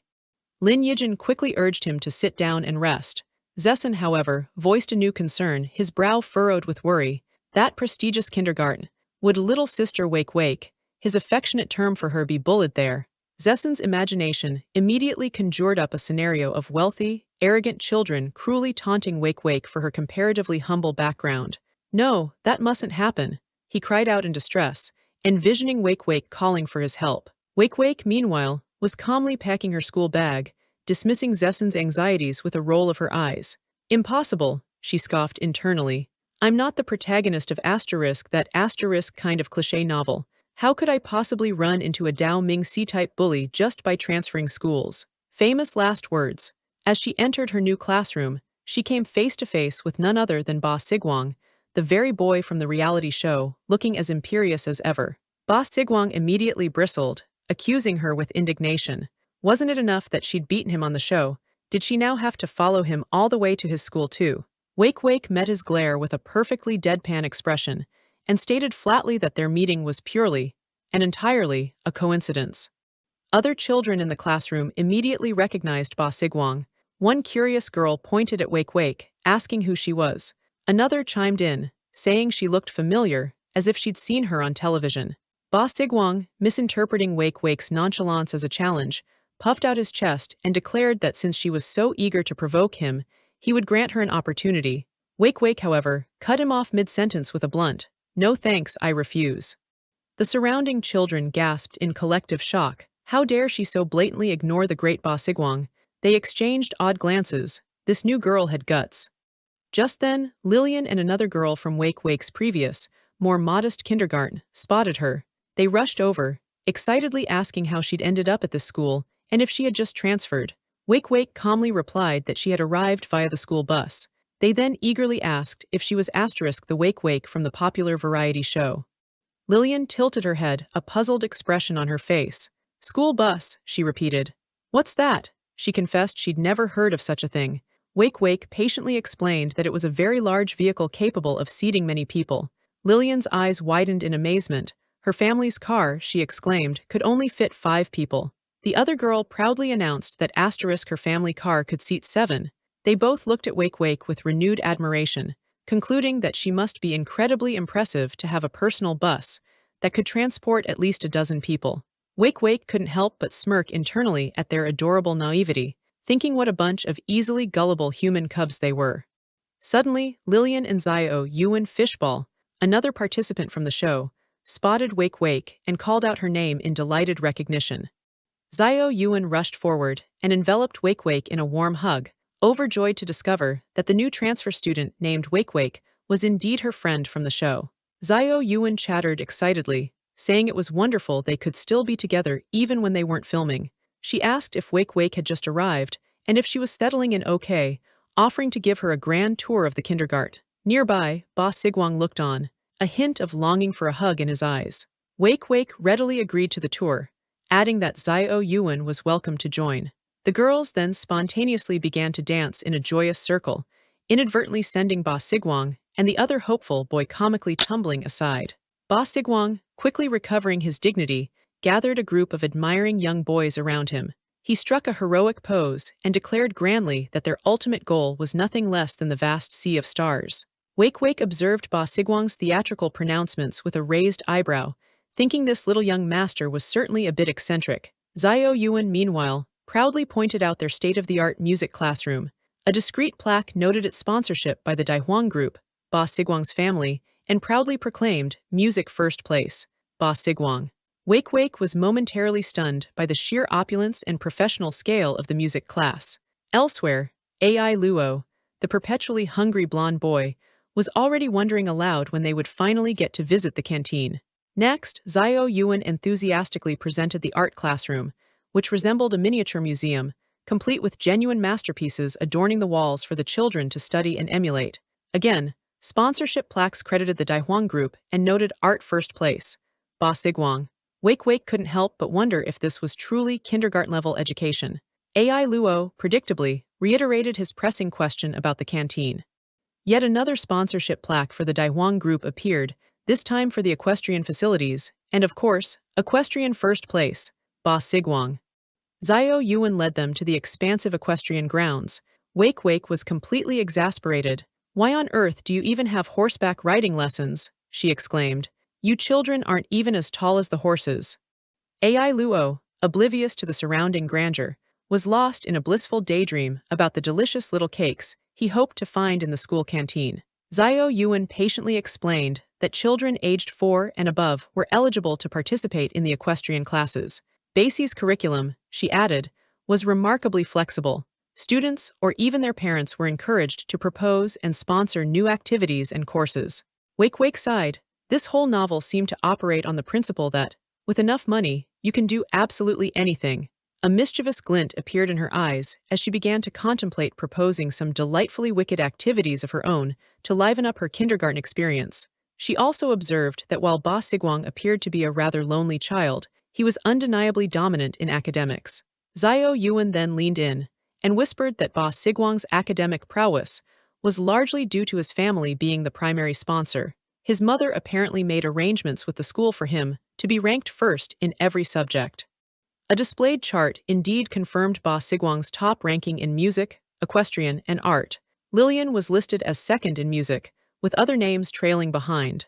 Later, Wake Wake saw Ba Sigwang struggling under a mountain of homework. She couldn't help but ask why he had so much. She then recalled that during the reality show's filming, Ba Sigwang had diligently brought all his assignments and completed every single one correctly. Perhaps, she mused, his mother hadn't needed to pull strings for him to be first in everything. Maybe he was genuinely hardworking after all. Nearby, a young boy with the surname Wang burst into tears as a large, symbolic rock, inscribed with the words Wang clan bankruptcy, dramatically crumbled before him, signifying his family's supposed impending doom. A nearby girl clucked sympathetically, asking Wang if his mother hadn't repeatedly warned him never to offend Ba Sigwang. Wang continued to wail, convinced his family was utterly finished. Another child dryly commented that Wang's big mouth had certainly cost him dearly this time. Ba Sigwang, witnessing Wang's distress, looked utterly bewildered. He explained, confused, that he had merely told Wang it was getting cold and he should remember to wear more clothes. Why on earth was he crying so hysterically? Wake Wake watched Ba Sigwang's clueless reaction with a sigh. The poor, dense fellow was clearly being isolated by the other children and was completely oblivious to it. His social senses were, to put it mildly, exceptionally dull. The school day ended, and children began to stream out of the impressive Basie International Kindergarten building. Wake Wake boarded her exclusive, reindeer-themed school bus. She mused that she had initially expected a commoner child entering such a wealthy, elite kindergarten to face subtle ostracism. Ironically, it seemed the one actually being shunned was the wealthiest and most influential child of all, Ba Sigwang. She then mentally chided herself for worrying about him like some meddling old grandmother. Wake Wake noticed the bus hadn't moved. She turned to Director Luo, who was in the driver's seat, and asked why they weren't leaving. He calmly replied that they had to wait. The auspicious time for departure had not yet arrived. Wake Wake internally combusted with frustration. Was this man a fortune-telling master moonlighting as a kindergarten director? She silently screamed. What dire calamity would befall them if they dared to drive off before the auspicious time? An accident, perhaps. A cunning, mischievous smile slowly spread across Wake Wake's face. She turned to Director Luo, her voice dripping with false sweetness, and asked if, by any chance, she could borrow the school bus for a little while the next day. The following day, Wake Wake stood proudly at the entrance of her reindeer bus, beaming as she welcomed her classmates aboard. "Wow, a reindeer!" they exclaimed, finding the decorated bus incredibly cute and exciting. The children explored the bus with wide-eyed wonder. One boy noted with surprise that the seats weren't made of real leather. A girl marveled at how spacious it was. Another wistfully commented that it would be wonderful if they could have their lessons right there on the bus. Ba Sigwang, however, remained unimpressed. He crossed his arms and sniffed disdainfully, remarking that it was still somewhat lacking compared to his family's luxurious RV. Suddenly, the bus doors hissed shut, and the children's excited chatter turned to panic. They tried the doors, but they wouldn't budge. It seemed they were truly trapped. Wake Wake, now sporting a pair of impish devil horns, let out a theatrical cackle. My, she declared with mock villainy, it seems you are all my hostages now." The other children stared at her, their faces pale with terror. Perched Mendok Sudupke, Inus on a distressed Director Luo's shoulder, still wearing her devil horns and brandishing a toy devil mask, Wake Wake proclaimed with relish, "Your fates now rest entirely in my hands." Evil mastermind Wake Wake was truly in her element. The scene abruptly shifted to the serene Shangxin Pavilion. Two young attendants gazed respectfully towards a woman, Saintess Pyoksu of the Beiyu cult, who was seated at her ornate vanity table, preparing herself. Saintess Pyoksu admired her reflection in the polished mirror, a small, pleased smile playing on her lips. Her beauty was, in her own esteemed opinion, quite remarkable. One of the attendants sighed with adoration, gushing over how breathtakingly beautiful the Saintess was, even before reaching full adulthood. She wondered aloud how many valiant heroes would inevitably clash and fight desperately for her favor in the years to come. Saintess Pyoksu continued to gaze at her reflection, a delicate pout forming on her lips. Why, oh why, she lamented with mock despair, was she cursed to be born with such devastating, nation-toppling beauty? She struck a dramatic pose, her eyes half closed, and declared with a tragic sigh that she was, alas, a true femme fatale, a beauty destined to bring misfortune. The two attendants exchanged exasperated glances. One of them whispered urgently, demanding to know who had been foolish enough to place that magic mirror in the Saintess's chambers again. Her recurring narcissism sickness, it seemed, had relapsed once more. The other attendant chimed in, her voice laced with disbelief. Was the Saintess still preening in front of the mirror? She'd been at it for a full hour. Didn't she have cultivation practices to attend to or meals to eat? An older, more experienced attendant patiently explained to a group of newer recruits that their esteemed Saintess was truly wonderful in countless ways, save for one rather unique personality quirk. The older attendant leaned in conspiratorially and whispered that the Saintess's illness had, unfortunately, flared up yet again. A stern-looking woman named Ronggu approached Saintess Pyoksu. She reminded the Saintess, not for the first time, that her looks were, frankly, as common as radishes throughout the martial world. Even if someone were to carve her likeness, it would hardly cause a ripple. Why, Ronggu questioned, did the Saintess feel the need to constantly hypnotize herself with such delusions of grandeur? Saintess Pyoksu pouted, protesting that she was, in fact, naturally beautiful. Why wouldn't they allow her to see her true reflection clearly? Instead, they insisted on providing her with those dreadful, pitted bronze mirrors that deliberately made her appear unattractive. Ronggu's expression was unyielding. She firmly grasped the Saintess's chin and commanded her to look up and face her directly. With brutal honesty, Ronggu delivered her assessment. The Saintess, she stated unequivocally, was really only above average in appearance. The narrative explained that telling a young woman who genuinely believed herself to be a peerless, once-in-a-generation beauty that she was merely above average was a far more devastating blow than informing an ordinary-looking girl that she was plain or even ugly. The latter, the narrator continued, might possess some degree of self-awareness, while the former, often arrogant and accustomed to praise, would be deeply unwilling to confront such a harsh reality. Saintess Pyoksu was shown metaphorically struck down and crumbling under the weight of the words, above average.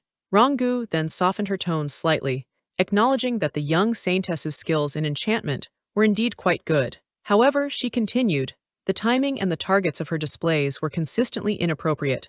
As the dignified saintess of the revered Beiyu cult, how could she possibly show such weakness and frivolousness at every turn? If anyone, Ronggu warned, ever dared to belittle or disrespect her in such a manner in the future. Ronggu's eyes blazed with a fierce protective light. You must poison them, she declared vehemently. Chop them, curse them, and ensure their entire family line is severed. She concluded with a sharp pinch to the saintess's cheek, making her yelp in pain and shock. Saintess Pyoxu, tears welling in her eyes, whimpered that Ronggu's lesson was indeed correct. She acknowledged her error.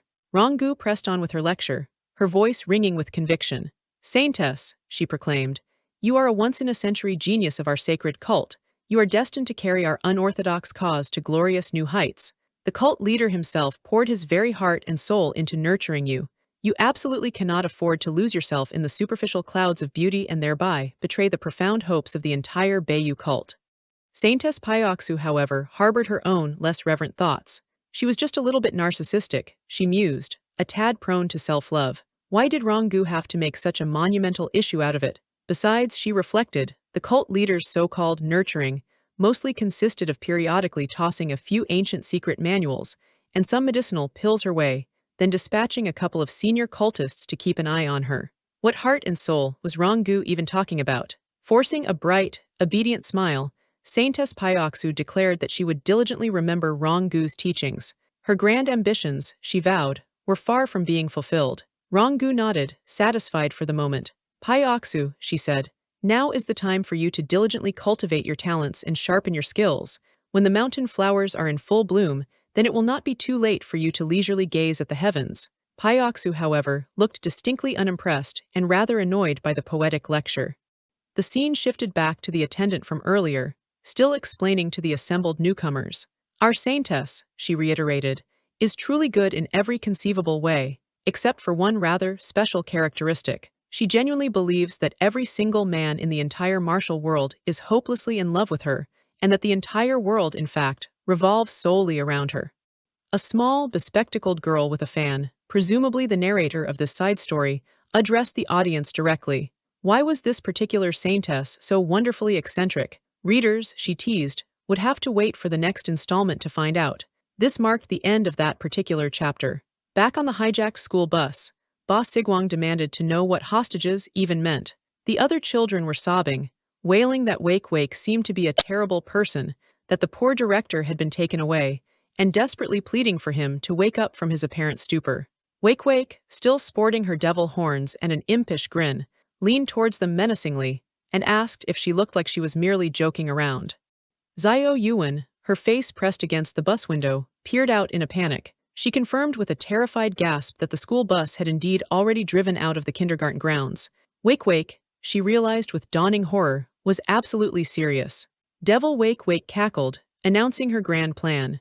Today, she declared, she would drag them all off to Santa Claus's workshop, where they would be forced to toil as his little helpers, wrapping presents until Christmas Day.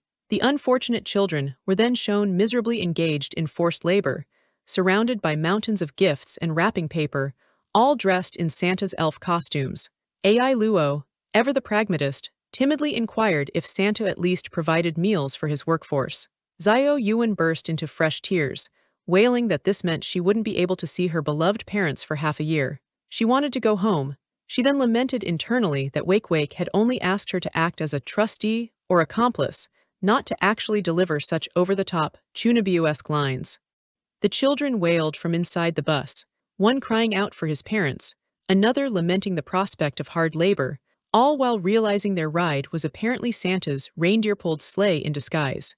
Xingxing, ever the instigator, gave a smug thumbs up, impressed that even little kids understood the concept of sympathetic pain, while a young boy indignantly accused her of being a villain. Ba Sigwang, his face a mask of betrayal, couldn't believe Xingxing would stoop to helping Santa with his nefarious deeds, especially after he'd considered her his ultimate rival. Xingxing, feigning tears, expressed mock gratitude that the children still believed in Santa, then confidently offered Ba Sigwang one final chance to challenge her, as future opportunities would be non-existent. With a glint in her eye, Xingxing presented what she claimed were stolen exam papers, daring Ba Sigwang to pick a subject, win, and he could walk free. Ba Sigwang, ever serious, questioned if the offer of freedom applied only to him. Xingxing laid out the revised terms: win all subjects, and he could take his classmates too, but lose even one, and he'd be stuck with them. Ba Sigwang, without hesitation, declared he'd take on all subjects. Faced with a mountain of test papers, Ba Sigwang declared he wouldn't stand by and watch his classmates be taken, as the other children tearfully cheered him on, amazed at his sacrifice. Xingxing cackled at Ba Sigwang's foolish selflessness, finding his heroic stance incredibly over the top, while her companion cringed beside her. An hour crawled by. The teacher, adjusting his spectacles with a dramatic flair, prepared to deliver the verdict. With a triumphant announcement from the teacher declaring Ba Sigwang the victor across all 10 subjects, the children erupted in cheers. Xingxing, however, muttered in disbelief, wondering if she had somehow gone easy on him and demanding a rematch. Amidst the joyous chaos, one of the boys looked around, utterly bewildered, questioning if they were at a racecourse and how they'd suddenly returned to kindergarten. The teacher, flanked by Xingxing and her quiet friend, calmly addressed the bewildered children, reassuring them that the entire ordeal was merely an escape room experience class. The children were still processing the escape room revelation when the teacher, gesturing towards a smirking Xingxing, announced that, thanks to her bright idea, a new escape room course was in the works. The teacher, looking slightly overwhelmed, elaborated on how this new course would leverage the kindergarten's facilities for fun, educational puzzle solving.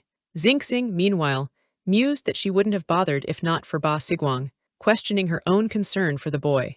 Relief washed over the children as they realized the kidnapping was fake, though one boy thoughtfully noted that Ba Sigwang's desire to save them had been very real. The children showered Ba Sigwang with gratitude and apologies for misjudging him, impressed by his perfect score. Ba Sigwang, with a glance at Xingxing, coolly stated he relied on himself, while Xingxing internally sighed at his denseness. The previously terrified blonde boy rushed to Xingxing, praising her convincing performance as a villain. Xingxing, ever ambitious, pondered if she'd inherited her father's talent and considered a foray into the film industry. And just like that, Xingxing narrated, the escape room challenge became the hottest new activity at Basie Kindergarten. During one such escape room session, a boy triumphantly announced he'd found a clue. Playing Flight of the Bumblebee on the piano would unlock the door. Ba Sigwang, now fully integrated, pointed out that the key was likely hidden behind the only fake painting, encouraging everyone's efforts. Xingxing noted with a smile how well he was fitting in. The light-hearted atmosphere took a turn when a girl mistakenly announced Ba Sigwang's dream was to clean toilets, much to the amusement of others, and Ba Sigwang's explosive, indignant correction that he meant protect the planet. Sometime later, as Xingxing was engrossed in a book, news arrived.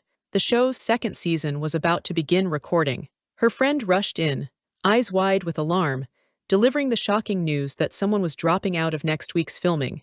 Xingxing's mind immediately flashed to her grandfather's earlier threat, wondering if her cheap dad had caved under pressure and quit the show. But her friend dropped an even bigger bombshell. The one quitting was none other than Ba Sigwang. Xingxing was stunned.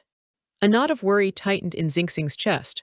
Ba Sigwang had been absent from school all day, leaving her to wonder about the reasons behind his sudden withdrawal. Hopping off the school bus, Xingxing politely thanked the headmaster, who was apparently also their driver. Meanwhile, Ba Sigwang stood outside an unfamiliar building, looking surprisingly dapper, and mused with a hint of surprise that people actually lived in such places. Xingxing's jaw practically hit the floor when she spotted Ba Sigwang, standing outside her home. Inside, Xingxing tried to piece together the situation, asking Ba Sigwang if his mother had forced him to quit the show, leading him to run away from home. Ba Sigwang defiantly declared he couldn't quit before defeating Xingxing on the show. Xingxing's mother, ever the gentle soul, wondered why his mother would suddenly demand his withdrawal. He explained his mother feared the show's popularity would make him a target for criminals, a thought that sent a shiver of horror down Xingxing's mother's spine, realizing the implications for the Dai Jing group's heir. Ba Sigwang nonchalantly added that the show's hype was mostly centered on Xingxing anyway. Amused, Xingxing's father asked why he'd chosen their house of all places. Ba Sigwang dramatically announced his plan: to suffer in their tiny home, smaller than his nanny's room, to guilt-trip his mother into letting him stay on the show, a declaration that made Xingxing and her father exchange bewildered glances. Xingxing, with a roll of her eyes, cut through his theatrics, stating bluntly that he was there simply because he had no other friends. Ba Sigwang looked startled by her directness. Nonsense, Ba Sigwang retorted, insisting Xingxing was merely his rival, not his friend. Xingxing, unfazed, simply smiled and said she considered him one. Flustered but softening, Ba Sigwang mumbled that, to avoid troubling them, he'd reluctantly accept her as a friend. Xingxing's mother, delighted, offered him Xiao Han's room, prompting an unheard protest from her son about his own sleeping arrangements. The sofa, Xingxing's mother declared, leaving Xiao Han to lament his perpetual position at the bottom of the household hierarchy, even with a guest present. Ba Sigwang then casually presented a check for 1 million yuan as his boarding fee, much to everyone's surprise. Xiao Han, ever the opportunist, immediately bowed, offering his services to young master Ba Sigwang. Xingxing could only sigh at how casually Ba Sigwang treated such a large sum of money. Xingxing reflected internally that Ba Sigwang's temporary stay was already turning their chaotic household into an even bigger circus. Xiao Han grandly offered to cook a feast for their guest, but Xingxing, knowing her brother's culinary limitations all too well, was already on the phone ordering takeout. "We don't support freeloaders here," Xingxing announced, dragging Ba Sigwang towards the kitchen. He protested, waving his payment as proof he wasn't idle. When Xingxing asked him to help prepare vegetables, Ba Sigwang, holding a head of lettuce, looked confused, asking if it wasn't already picked. He then proudly presented a lettuce still in its pot, as if that was what picking vegetables meant, leaving Xingxing utterly speechless at how his wealth seemed to have warped his understanding of basic chores. Xiao Han proudly announced dinner, revealing a stark contrast, his own questionable-looking dishes versus the clearly more appetizing takeout ordered by Xingxing. Dejected, Xiao Han tried to save face, claiming it was just an off day, and that at least, his instant noodles were always perfectly cooked. During the meal, Xingxing's mother chided Xiao Han for his unhealthy instant noodle habit, while he frantically tried to explain the noodles under his bed were for card collecting, not consumption. Ba Sigwang ate quietly, a thoughtful expression on his face, remarking internally how different this lively, chaotic dinner was from his own home. A flashback showed Ba Sigwang's sterile home environment, his mother meticulously questioning the maid about the origin and freshness of the fish, while his attempt to share news from kindergarten was ignored. His mother, completely absorbed in his dietary needs, had then shifted to discussing his nutrition plan, oblivious to his desire to connect. Back in the present, Xingxing nudged Ba Sigwang to eat the fried chicken before her uncle devoured it all, while Xiao Han sheepishly thought he was just unsure if the young master even liked chicken. Ba Sigwang admitted he didn't really know what foods he liked, as his mother always prioritized nutritional balance over his preferences. Xingxing realized his mother's care was more about her own control than his happiness. Xingxing's mother wisely commented that while health is vital, so is joy, and eating food one loves is a form of happiness. Ba Sigwang, taking a bite of chicken, lit up, declaring it delicious. Encouraged by Xingxing's mother to voice his desires, Ba Sigwang excitedly requested a trip to the amusement park. Xingxing mused that her gentle mother was just the person to heal his emotional deficits. Xingxing's mother worriedly suggested informing Ba Sigwang's family, but Xingxing, knowing his mother's overprotective nature, was certain he was already being tailed. Meanwhile, Ba Sigwang and Xingxing playfully bickered over who was taller. Just as Xingxing predicted his family would arrive soon, the doorbell chimed. "They're here," her mother announced. But standing at the door wasn't who they expected. It was Duan Yunzhang, the famous actor, leaving Xingxing's mother utterly flabbergasted as he urged her to let him in before paparazzi spotted him. Xingxing, however, was secretly thrilled, her internal monologue cheering for the male lead's grand re-entrance into her life. Meanwhile, back at the opulent Ba mansion, Ba Sigwang's mother was apoplectic, lamenting to her maid that her precious son was suffering in a tiny house and eating takeout. She raged that Lin Xingxing must have lured her son away, and demanded the maid retrieve him immediately.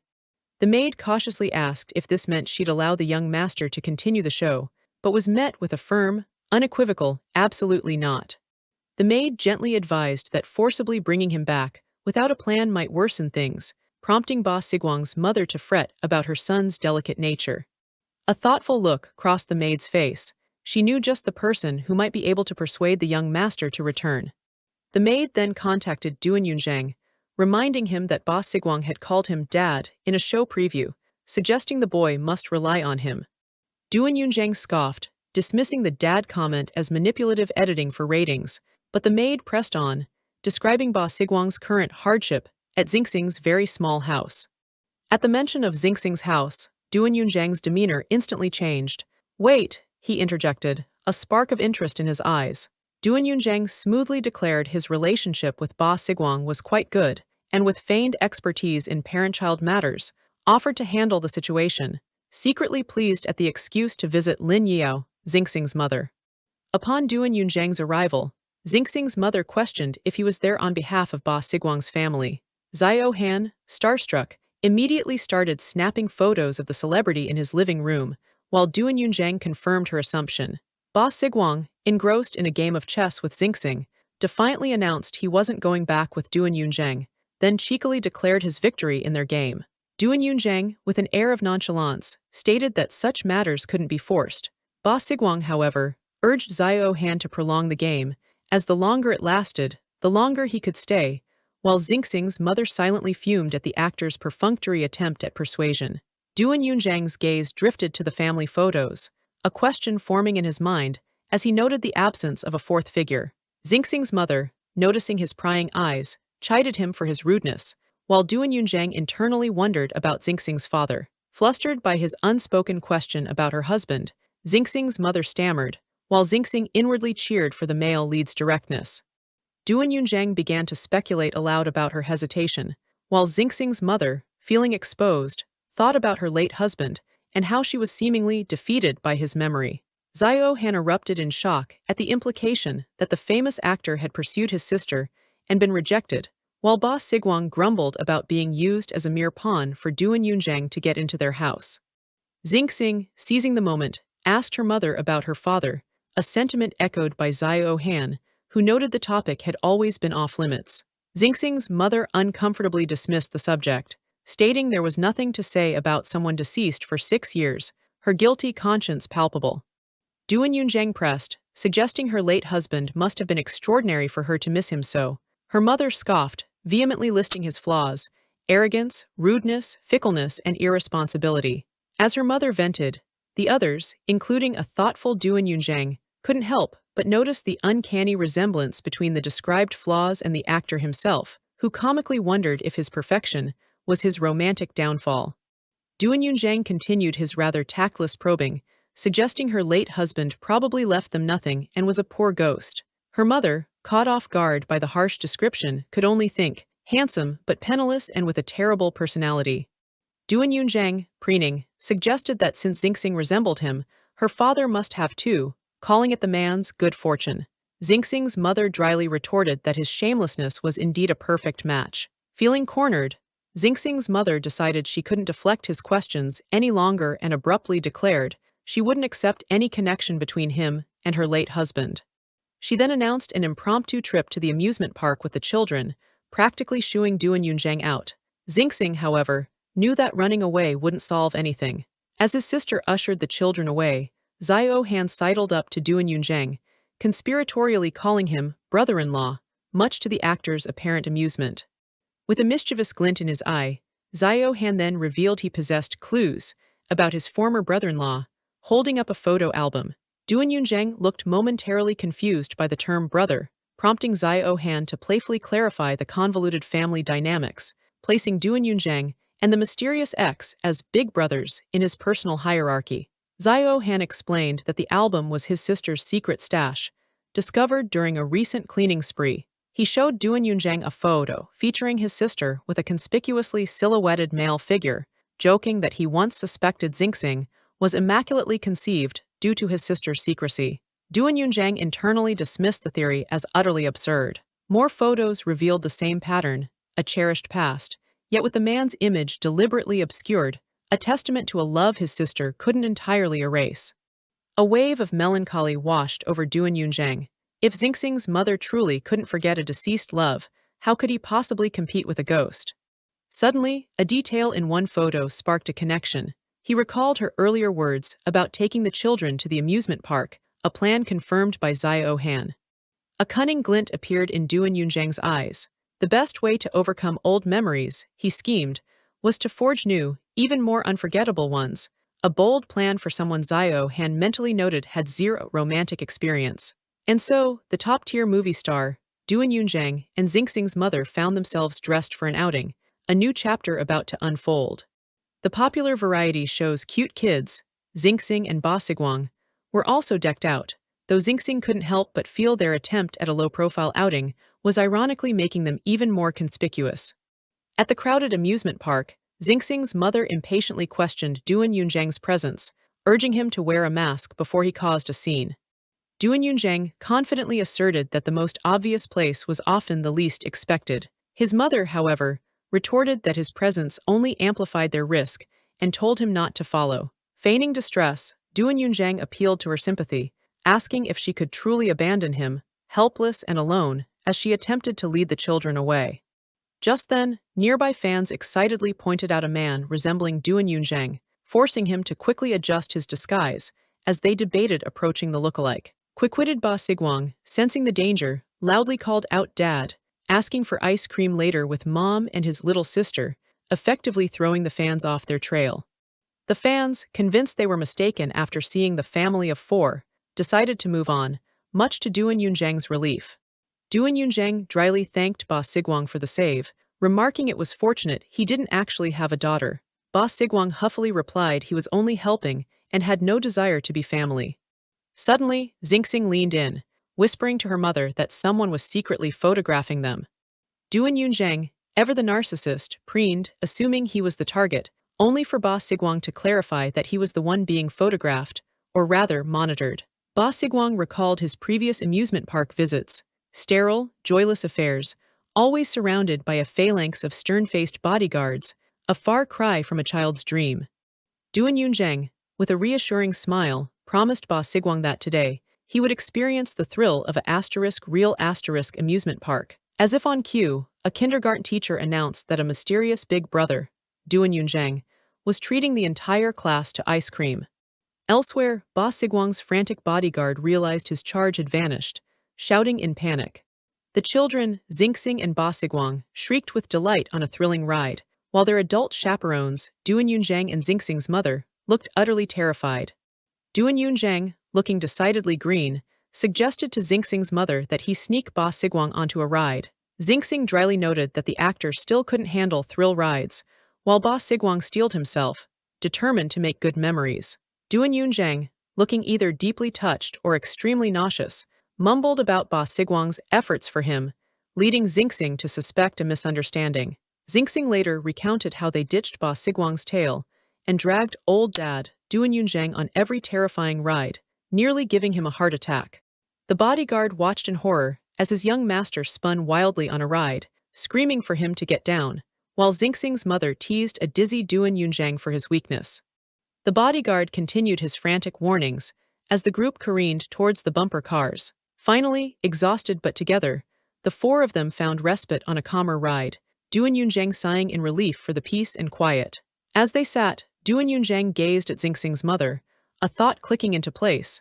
The obscured photo from the album must have been taken right here. He clutched his head, a fragmented memory, a sense of déjà vu washing over him. Where is this memory from? He wondered. Xingxing's mother, noticing his distress, asked if he was all right, if his head was hurting. Duan Yunzhang turned to her, his eyes intense, and asked the question that hung heavy in the air. Have we met before?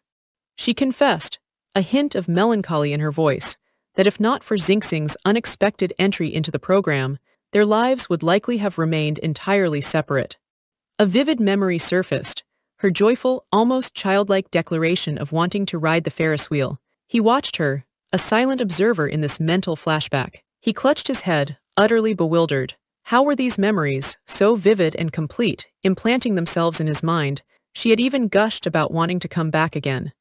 Another scene played out, him, petrified at the movies, internally questioning her choice of a horror film for a date. She, with a hint of amusement, offered a less than sincere apology for underestimating his courage. He blustered, denying his fear and insisting he just disliked gory films. She, playing along, readily agreed that yes, it was all the film's fault. Classic save. She then suggested they take a commemorative photo, marking their first movie outing. He dismissed it as childish, confident there would be many more movie dates to come. Oh, the irony. Back in the present, he confronted her, a specific detail surfacing. Was their first movie together not that horror flick, Drowning? Her eyes widened in shock. How could he know? His question hung in the air, prompting her own silent query. Could his memories be returning? Little Xingxing, feigning sleep, was internally screaming. She desperately wanted to peek, but knew the atmosphere was too delicate to disturb. Lin Yichen observed him closely. Could his memory truly be coming back? No, his expression didn't quite suggest a full recovery. He quickly backtracked, claiming he must have misremembered, and that he'd actually seen that movie with someone named Xiao Han. He then offered to call Xiao Han to confirm, a little too eagerly. She panicked, trying to grab his phone. What was there to confirm after 6 years? Xiao Han probably wouldn't even remember. His suspicion flared. When had she and Xiao Han become close enough for her to know his memory? He sensed she was definitely hiding something significant. He pressed further. They'd never met. 6 years ago, she received funding from his company, and his brother knew her well, yet she claimed no acquaintance with him. She mumbled an excuse about perhaps crossing paths without realizing, leaving no impression. Internally, Xingxing was on tenterhooks, wondering about the sudden silence and the progression of this interrogation. He brushed it off, a self-deprecating smile on his face, suggesting he might be going mad. He admitted that since she mentioned his resemblance to her ex-husband in looks and personality, he'd subconsciously started inserting himself into her memories. Lin Yichen breathed a silent sigh of relief. He'd rationalized it himself. Xingxing, however, was internally facepalming. He was so close. Just a few more questions and the truth would be out. Lin Yichen, seizing the moment, suggested he take bus Guangning home later, while she and Xingxing would head back first. Her mind raced with worry. What if his memory truly returned, and he discovered Xingxing was his daughter? Holding his son, Duan Yunfeng called Ma Yue. The voice on the other end, Ma Yue, sounded surprised, remarking it had been ages since the great film star contacted him after entering showbiz. Ma Yue, a gambling buddy of Lin Yichen and Duan Yunfeng from 6 years prior, listened as Duan Yunfeng asked him to look at a photo he'd send, to see if he recognized the woman. Ma Yue questioned the odd request. If they knew each other, why ask him? Duan Yunfeng confessed a persistent feeling that he'd forgotten something important from 6 years ago. Meanwhile, Duan Yunfeng's brother informed him that paparazzi were trying to spin a scandal using photos of the four of them. They had preemptively released their own chance encounter photos to guide the narrative towards a team-building event.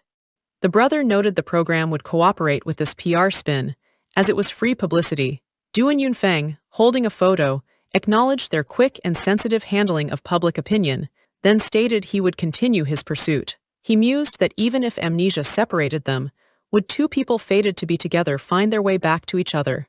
The narrative text revealed that Duan Xiao, likely the brother, knew about their secret romance and Duan Yunfeng's amnesia. A young woman, seemingly his assistant, remarked to Duan Xiao that using the same tactics as 6 years ago would only lead to him watching them reconcile. Duan Xiao, holding the photo, coolly asked if she had a better idea. She confidently asserted that she understood Lin Yichen and Duan Yunfeng best. And as for Xingxing, she added with a knowing glint, she was no ordinary 5-year-old. The day for the next recording arrived. The text mentions that the father, likely Bus Guangning's, personally went to persuade Bus Guangning's mother. 2 imposing figures stood before a grand mansion. Duan Yunfeng was looking at a picture of Bus Guangning on a tablet, a rare smile on his face. An assistant remarked he'd never seen the boss laugh so happily, while the show director fretted about the child's safety, though the amusement park seemed secure. Bus Guangning's mother, tearfully, relented, saying she could make an exception for her baby's happiness. The boy, with a pout, declared he wouldn't thank Duan Yunfeng, who gave a smug thumbs up. However, the mother insisted on arranging a security team for covert protection, feeling uneasy. Her own assistant dramatically vowed to protect the young master with his life, prompting Bus Guangning to wonder why his name sounded like Boss Chen. Duan Yunfeng, covering his face, dryly commented on the outdated notion of secret guards. Bus Guangning, equally unimpressed, was told by his father to just get used to it. And so, Bus Guangning successfully got his chance to rejoin the recording, and Lin Yichen returned to the show. The scene transitions to a white van on the road. Lin Yichen reassured herself. Even if Duan Yunfeng pressed her, there was nothing to fear. She had her script ready. In her mind, a past argument replayed. He questioned if they'd truly never met, and she retorted that if he insisted on thinking so, she couldn't help it. He, frustrated, asked why she couldn't be honest. She defensively replied she was doing what was best for him and asked what more he wanted. She internally smirked. This kind of cold, dismissive retort was a great tool for avoiding communication. She felt much stronger now. Xingxing, beside her, wondered what new scheme her mother was concocting. Lin Yichen and Xingxing arrived, thanking the driver. Duan Yunfeng was waiting for them, arms crossed, stating he'd been waiting for Lin Yichen for a long time. She feigned confusion, repeating his earlier dismissive line that if he thought so, there was nothing she could do. He looked taken aback, asking what she was talking about. Internally, she berated herself for getting flustered and messing up the script. Outwardly, she innocently asked why he was waiting for her. He revealed he had met a friend from 6 years ago, and now knew everything. She tried to appear calm, asking what exactly he knew. Xingxing, in the background, was ecstatic, thinking this was finally the moment of truth. He laid it out. 6 years ago, he'd lost his memory and forgotten their past together, hadn't he? Xingxing internally cheered, God, I've finally waited for this moment. Lin Yichen calmly proposed an alternative. Perhaps it wasn't amnesia, but that he simply never moved on. He chuckled, remarking that she'd become smarter in the few days he hadn't seen her. He hadn't managed to trick her. Lin Yichen knew it. He was faking. If he'd truly regained his memories, his focus would be on Xingxing, not casually questioning her. Xingxing, however, was confused by his deception. He admitted he was only sure he'd lost his memory, but not what specific memories were gone. The scene shifts to his conversation with Ma Yue, who showed him a photo of Lin Yichen. Ma Yue confirmed it was her, though he couldn't recall her full name, only that she was a recipient of their Starlight Group's public funding, and that Duan Yunfeng had bet he could win her over within a month. Duan Yunfeng asked what happened next. A picture of Lin Yichen at the Ferris wheel, with a silhouetted male figure beside her, flashed in his mind. Could that person really have been him? Ma Yue burst out laughing, revealing that, of course, Duan Yunfeng hadn't succeeded in wooing her. Duan Yunfeng looked bewildered. Ma Yue continued, saying he always knew such an arrogant poor student would be hard to win over. Duan Yunfeng had lost the bet and a car to him. Duan Yunfeng internally questioned why even Ma Yue remembered Lin Yichen, but he, her supposed pursuer, had no recollection, and why she pretended not to know him. Something felt off. He immediately called Wu Ming, asking if he could still find his hospitalization records from the car accident 6 years ago. Back to the confrontation with Lin Yichen. He stated that after his car accident 6 years ago, he did suffer from amnesia. He wasn't sure about the extent of their past interactions, but he refused to believe his memories of her were mere fabrications. He pressed closer, his voice intense. So, whatever she was hiding, he vowed to uncover it. Xingxing looked on, a mix of fear and anticipation. Xingxing, though, was hopeful. Even if it was just this, he was one step closer to recovering his memory. She could wait. Suddenly, a new voice cut in, accusing Duan Yunfeng of having the audacity to flirt with another woman so openly. Everyone turned, surprised. Who was this? The newcomer, with a megaphone, scoffed that he didn't even remember Miss Liu and declared she would reintroduce herself. She announced herself, Liu Kixi, the Pearl of Nuoxi Group, an MBA student at an Ivy League school, a gold medal angel investor, executive director of Nuoxi Fine Jewelry, and the fiancé of the Starlight Group's second young master. Duan Yunfeng hastily denied the engagement, telling Lin Yichen not to listen. Liu Kixi, beaming, continued her self-introduction, adding she was a Rookie of the Year in her first foray into the entertainment industry and the flying guest for this segment. Xingxing internally groaned. A flying guest didn't mean someone who literally flew in. Xingxing's observation diary entry for June 25th, Sunny. Today, a woman not mentioned in the original story appeared. I know nothing about this new character. I need to figure her out quickly. Below, she's seen directing someone, saying the second scene is at this spot, and it's starting soon. A banner warmly welcomed Liu Kixi, listing all her credentials. Staff members gushed over her gifts, a Nuoxia diamond bracelet, a new handbag not yet released domestically. One exclaimed her boyfriend had never given her such luxuries. Duan Yunfeng, however, was incensed by the fiancé part, demanding to know when they were ever engaged, and if childhood matters could be taken seriously. Liu Kixi, lounging with a drink, coolly asked if he remembered her now. He retorted, how could he not recognize her? He wondered when she became so flamboyant, questioning if studying abroad had completely changed her personality. A flashback showed a more demure Liu Kixi. She declared dramatically that the Liu Kixi of the past was dead. The one standing before him now was the new and improved, sparkling Liu Kixi. He asked if she was suddenly going crazy. She boasted about her innate talent for drama, unlike him who needed no effort, while he was someone who topped the charts through sheer hard work. He retorted that the entertainment industry would be doomed if someone as overly dramatic as her made it to the top. Xingxing, observing, made a note. Doesn't seem like Dad's past love. First love white moonlight type female rival eliminated. Suddenly, Sula, the musician, appeared with a guitar, serenading Liu Kixi, asking how she knew he dreamed of pawning his D200 guitar for her, his heart beating for her, and begging her to accept his confession song.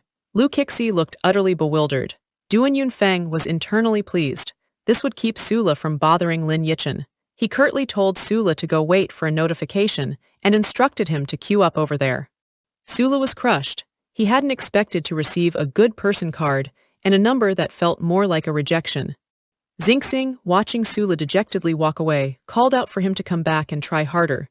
Internally, she noted, not a spare tire, clean and decisive, green tea white lotus type female rival eliminated. Liu Kixi, via megaphone, instructed everyone that if they wanted to thank her for the gifts, they should do so after her segment aired, in the form of explosive revelations for higher credibility. The staff eagerly agreed, one promising anonymous praise. Duan Yunfeng grumbled about what a utilitarian person she was. Xingxing noted, forthright and generous, not coy or scheming. Hypocritical scheming type female rival eliminated. Lin Yichen mused, slightly envious, about how liberating it must be to live so freely. Wu Ming approached Lin Yichen, presenting VIP black cards for the global amusement park for Xingxing's birthday, with extra cards for her little friends. Lin Yichen offered to pass them on, explaining the children were currently playing in a helicopter. Indeed, the children were in a helicopter, excitedly yelling for it to fly higher. Ah, the casual rich. Wu Ming then presented Lin Yichen with a gift from their young lady, Liu Kixi. Duan Yunfeng, sensing something, quickly tried to intercept. Lin Yichen opened it, surprised. Were these actual designs sketches from a famous fashion designer? Liu Kixi confirmed it, stating she only dealt in originals. She praised Lin Yichen's design talent, adding that Nuoxi Group was interested in developing high-end ready-to-wear and inviting her to join. Lin Yichen demurred, feeling she wasn't qualified. Liu Kixi encouraged her to be confident, claiming she had an eye for talent and never made mistakes. Lin Yichen was touched to be appreciated by someone she admired. Xingxing, observing this interaction, felt a jolt. This didn't seem like rivalry. It was almost like a new emotional storyline was opening up between her mom and Liu Kixi. Duan Yunfeng suddenly interjected, asking where his gift was. Liu Kixi presented him with a luxurious blue box. He asked what this thing was. She explained it was a deluxe collector's edition Blu-ray of Drowning, director's cut, specially sourced from abroad for him. He questioned why she'd give him this. She smirked, saying it seemed he truly had amnesia. 6 years ago, when they went to see this movie, he had said he wanted to challenge the unedited version. He was stunned. What? She was saying asterisk she was the one he watched Drowning with. She confirmed it, adding they even took a photo together and posted it on their social media. His mind reeled. How could this be? Were his memories with Lin Yichen just his own wishful thinking? He looked at his phone, at a social media post showing him and Liu Kixi at the movies. Liu Kixi asked if it was really such a big deal that he was so shocked by just watching a movie with her. Lin Yichen, looking troubled, asked Liu Kixi if she could see their photo. Liu Kixi wondered why everyone was so interested in this. Lin Yichen clarified, asking if it was the second day. Lin Yichen was devastated, so after watching the horror movie with her, he'd gone and watched the same terrifying film with another girl. Xingxing, meanwhile, panicked internally. Wait, this was a positive character appearing. How did the plot suddenly turn negative? The show host welcomed everyone back to Langbei Village. She announced there was no time for pleasantries. The production team had received an urgent special mission. The director, beside her, covered his mouth, feigning a yawn, and then, oh no, the mission card was missing. Bus Guangning scolded the adults for not taking care of such an important item. The other boy, panicked, suggested everyone help find it. Xingxing, however, saw through the charade, thinking such clumsy acting was easily seen through. Suddenly, Liu Kixi appeared on a rooftop, holding up the card, announcing, "The commission card is here. The children below pointed, recognizing the big sister. The children, including Bus Guangning, were impressed by her cool entrance. Behind the scenes, however, the crew was struggling to operate the pulley system that hoisted her, one groaning he couldn't hold on much longer. The director instructed the editor to cut this part cleanly, leaving no trace of the wire work. Another crew member grumbled about Liu Kixi bringing her own funding, yet making such a grand entrance for a simple appearance. Liu Kixi introduced herself to the crowd as the gold medal special agent from the movie, Assassination, codenamed Lu Zai. Xingxing realized she was here to promote her movie.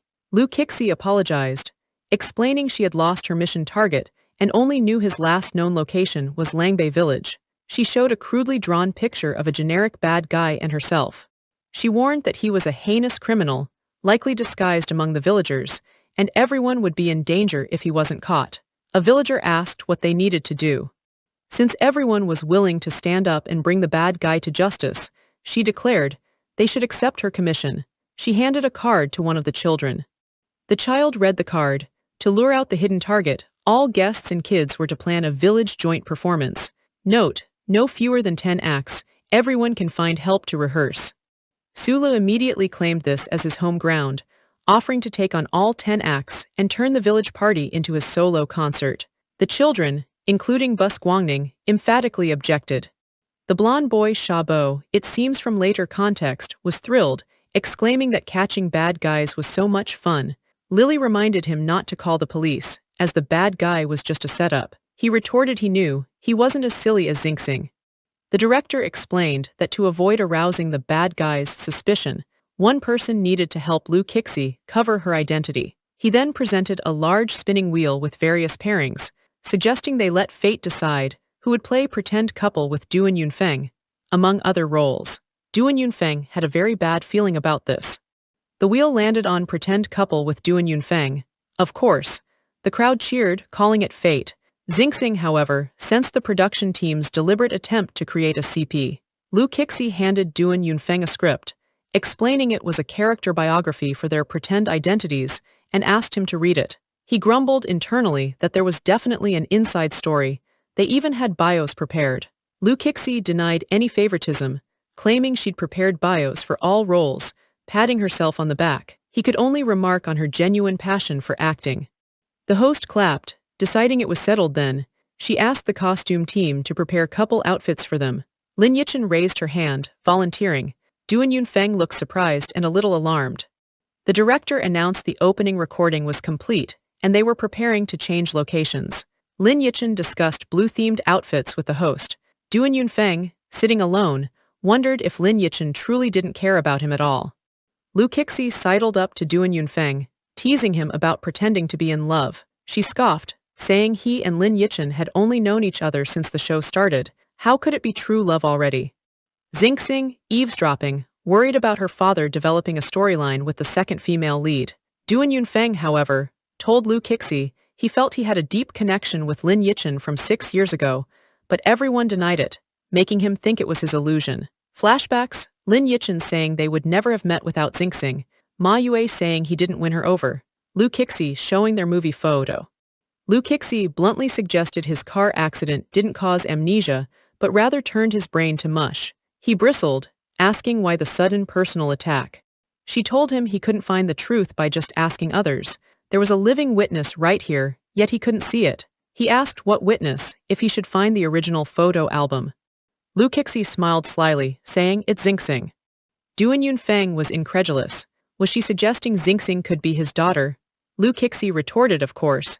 It wasn't some novel plot. How could a child born 6 years ago coincidentally look so much like him? He admitted she was right. He hadn't considered it because he couldn't imagine himself doing something as scummy as abandoning his daughter. Xingxing, still hiding, silently affirmed, "You are." Liu Kixi declared triumphantly that all they needed was a paternity test to settle it once and for all. Duan Yunfeng, suddenly energized, thanked Comrade Lu Zai, promising never to forget her help when his family reunited. She waved it off, saying just letting her bask in his celebrity glow was repayment enough. Xingxing was overcome with emotion. She thought the second female lead was an obstacle, but she turned out to be a helper. Heaven was truly kind to her. Lin Yichen returned, holding a purple outfit, and noticed Duan Yunfeng and Lu Kixi seemed to be getting along very well. Duan Yunfeng immediately handed a sample, presumably Xingxing's hair, to Wu Ming, requesting an urgent paternity test. The faster the better. Wu Ming, bewildered, asked where this hair came from. Duan Yunfeng proudly stated he'd sneakily plucked it. A flashback showed him rescuing Xingxing from a bug on her head, yanking some hair in the process. Xingxing had complained about his roughness. He'd internally celebrated getting the sample. Wu Ming, still processing, asked whose paternity was being tested with whom. Duan Yunfeng, beaming, said if all went well, he might be becoming a father. Wu Ming was utterly shocked. He grabbed Duan Yunfeng, aghast at the potential PR disaster. Was this a one-night stand aftermath? Was the other party using the child for blackmail? If they didn't acknowledge, would it be exposed? Duan Yunfeng tried to calm him down. Wu Ming, suddenly rational, decided he needed to report to young Master Duan Yunfeng's older brother, so PR could prepare. Duan Yunfeng frantically tried to stop him, begging him not to tell his brother. They struggled over the phone. Duan Yunfeng argued he would have gone himself if he weren't busy filming. He trusted Wu Ming with this secret, and was this how Wu Ming repaid his trust? Duan Yunfeng, suddenly grabbing Wu Ming, earnestly said that while he couldn't explain everything, he trusted his instincts.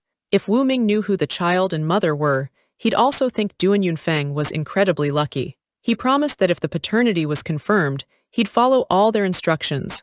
Wu Ming, seeing his unprecedented seriousness, was taken aback. Wu Ming agreed, saying that before he got the report, Duan Yunfeng shouldn't do anything. He couldn't afford any surprises. Duan Yunfeng, transforming into a cute, fur-eared version, obediently promised to wait. A passerby, the host, wondered what those two were doing in the warehouse. 20 minutes after Wu Ming left, Duan Yunfeng was already fidgeting, wondering why he wasn't back yet. The production team gathered for their first discussion about planning the joint performance, with the director outlining the grouping rules. There were several sets of cards with different themes: animals, flowers, transportation, vegetables, etc. Each group card had a limit of 5. One card was a king card, allowing the holder to choose anyone for their group. Xingxing cleverly deduced that the number of people per group was uncertain, ranging from 1 to 5. The director praised her intelligence. Duan Yunfeng proudly thought, "As expected of my daughter, her intelligence must come from me." Xingxing, however, sensed an idiot nearby and silently urged her scum dad to retract his gaze. The card drawing for grouping began. Shabo, the blonde boy, was thrilled to be grouped with his father, exclaiming he could watch TV with Daddy Sha. His father joked their act would need guidance from a professional comedian like him. Zhuangyan, pink-haired girl, Lily, and Sula formed a group, with Zhuangyan boasting about their high artistic level, a girl group member, a cello prodigy, and a band's lead singer. Sula declared the best act would undoubtedly be theirs. Bus Guangning announced he wanted to be this group's leader, and Xingxing had to follow his orders. Xingxing coolly agreed, as long as he was happy. Duan Yunfeng looked at his card, a piece of cake, and wondered if he'd become a lone commander. The director congratulated Lu Kixi on drawing the king card, and asked who she would choose for her group. Duan Yunfeng braced himself, thinking she'd definitely pick him to stir up CP hype, but resigned himself to it for her sake. To his utter shock, Lu Kixi declared she wanted to be in a group with Xingxing and Bus Guangning. The director pointed out that this meant their film emperor, Duan Yunfeng, was left alone, a leftover film emperor, unwanted, unsellable. Duan Yunfeng sank into a pit of despair, feeling this show was his personal suffering anthem. The director announced everyone should plan their acts according to their groups, and the best act would be decided by audience applause. Shabo immediately offered to perform eating a rice ball in 3 seconds. His father, impressed, said he'd cooperate by making a rice ball in 8 seconds. Bus Guangning declared he would perform a story of an astronaut landing on the moon, then joining forces with a transformer to fight alien monsters and protect humanity. Lu Kixi and Xingxing just said, "Okay, okay." This kid had imagination. And Xingxing, Bus Guangning designated, would play a rock on the moon. She readily agreed. Lu Kixi then proposed her act. An astronaut accidentally enters the Moon Palace during a great battle and gains Chang's magical assistance. She wondered if this direction was okay. Internally, she fumed that despite being the main character, she felt no sense of accomplishment. Was this Lin Yichen's strategy? Xingxing just agreed enthusiastically. Duan Yunfeng, desperate, called his brother, asking if their company had any singers or dancers to assist him. His brother dryly replied they were a film and television company. The director warned Duan Yunfeng that blatant cheating was not allowed as cameras were rolling. He'd have to rely on applause or hire people to cheer for him. His brother advised him to think less crookedly and maintain his elegant young master persona, asking if Wu Ming wasn't there watching him. Duan Yunfeng quickly made an excuse that Wu Ming was busy and he had to go, hanging up. Duan Yunfeng wiped his brow, relieved he'd dodged that bullet. Lily sadly mentioned her mother was on a world tour with her orchestra and probably couldn't come. Xingxing consoled Lily, saying she inherited her mother's talent and, as a cello genius, could still amaze everyone. Xingxing then perceptively asked if Lily actually didn't want to perform the cello. Lily, surprised, asked how she knew. Xingxing smiled, saying as her good friend, how could she not see it? Lily confessed she only practiced the cello to make her mother spend more time with her. Her mother was always touring, but would find time to guide her practice. Only by practicing cello could she have more conversations with her. But, Lily admitted, looking at a ukulele, I prefer rock and roll. Duan Yunfeng and others walked past in the background. Xingxing brightly suggested Lily perform rock and roll this time. Lily worried her mother hated rock music, and what if she saw the show? Xingxing passionately argued it was Lily's mother who was wrong for not giving her enough companionship. Why should Lily be the only one making an effort, even suppressing her true passion to accommodate her mother's preferences? Lily was taken aback. Xingxing continued, saying if it were her mother, she'd just want her to be happy. Lily's mother might also support her pursuing her favorite music. Why not use this chance to communicate with her? Lily hesitantly said she'd consider it. Zhuang Yan and Sula overheard and enthusiastically offered to form a rock band to crash the party. Lily looked surprised. Zhuang Yan assured her she knew many instruments. Lily tearfully thanked them all. Duan Yunfeng, observing, mused that being a parent was indeed a profound subject. He resolved that once he and Xingxing acknowledged each other, he would make up for all the years she had missed. He then turned to Xingxing and asked about her hobbies. Xingxing flatly stated she had no hobbies. Wu Ming returned, handing Duan Yunfeng a report, telling him to confirm it himself. Duan Yunfeng couldn't believe it, insisting there must be a mistake. Wu Ming, however, expressed relief, glad he hadn't uncovered some illegitimate child scandal. Wu Ming, seeing Duan Yunfeng's disappointment, lightly teased him for getting his hopes up and rushing to be a father. Duan Yunfeng, turning abruptly to Lu Kixi who had just appeared, sternly warned Wu Ming to forget this ever happened. If a third person found out, he'd deal with him. Lu Kixi, waving a hand, chirped, "Oh, the test results are out, so it was a false alarm." Wu Ming silently despaired at being the third person. Duan Yunfeng, now advancing on Wu Ming, warned that if a fourth person knew, he'd really deal with him. Xingxing, peeking from behind a bush, was aghast. What was wrong with this test report? There had to be a problem. She was the fourth person. Lu Kixi commented that his assistant was quite sensible for making a quick exit. Duan Yunfeng grumbled that he was much better than her. He then asked Lu Kixi if she was here to laugh at him. She feigned concern, saying she was here to care for him. It was truly pitiful that Xingxing wasn't his daughter. The world really did have unrelated people who looked alike. Duan Yunfeng lamented that he had already started mentally rehearsing how to be a good father, as if he were about to form a happy family of 3. Lu Kixi consoled him. A biological family of 3 might be off the table, but a blended family was still an option. Just because Xingxing wasn't his biological daughter didn't mean he couldn't treat her like one. Was he going to give up pursuing Lin Yichen? He mumbled that Lin Yichen kept rejecting him. Lu Kixi leaned in, assuring him that Lin Yichen just hadn't figured out her own heart yet. She actually cared about him. He asked if it was true. Lu Kixi suggested they stand a bit closer. Lin Yichen's gaze had drifted over. As long as they continued to hype their CP, Lin Yichen would surely reveal her true feelings. Xingxing, however, knew Lu Kixi didn't understand her mother. This tactic would backfire and make Lin Yichen even more disappointed in him. He then questioned Lu Kixi. If she was so helpful, why did she leave him alone when forming teams? Lu Kixi explained, wasn't it more suitable for Xingxing and Bus Guangning, 2 kids, to be in a group together without an adult? He conceded that she was quite thoughtful. He thanked her for always helping him with ideas, admitting it was reassuring to have someone to consult. She brushed it off, saying it was mutually beneficial. The CP hype was mainly for his popularity. She then presented another book, a new prequel she'd written for their show's CP, urging him to look. He groaned internally, not wanting to see it, but outwardly said she was truly bursting with creative desire and he'd read it. He read aloud. Gold medal agent Lu Zai tracks a criminal to Langbei village. To hide her identity, she feigns marriage with domineering CEO Duan Zio. They first marry, then fall in love. Lu Zai accidentally discovers her white moonlight is Duan Zio's deceased first love. Duan Zio, heartbroken, has a car accident and loses his memory. Lu Zai begins the chase to win him back. To protect Lu Zai, Duan is possessed and dies. Lu Zai is devastated. Her cultivation explodes, and she's about to annihilate the world for revenge when she realizes she's transmigrated to this world's sect master. To save Duan Zio, Lu Zai reverses time, returning to 3 months prior, vowing to protect her lover in this life. He tore the book in half, exclaiming how many novels she had plagiarized. She just giggled, saying it wasn't meant as praise. She cheerfully offered him another copy. He begged her to be environmentally friendly and stop producing trash. Xingxing, observing, found it all too abnormal. Every time they were close to a breakthrough, they'd be off by a hair's breadth. The second female lead was clearly helping, but things weren't progressing. Even the definitive paternity test was problematic. It felt as if an invisible force was obstructing her. The show host spotted Xingxing and pointed her out to Bus Guangning. Bus Guangning ran to Xingxing, asking why she suddenly ran off. Weren't they supposed to discuss their act?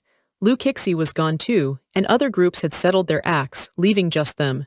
Xingxing, clutching her head, complained of a headache, muttering about Jiangqiu. Bus Guangning asked who Jiangqiu was, asserting his name was Zhang Ruoning. Xingxing dismissed Jiangqiu as just a character from Zhen Huan biography, not to worry about.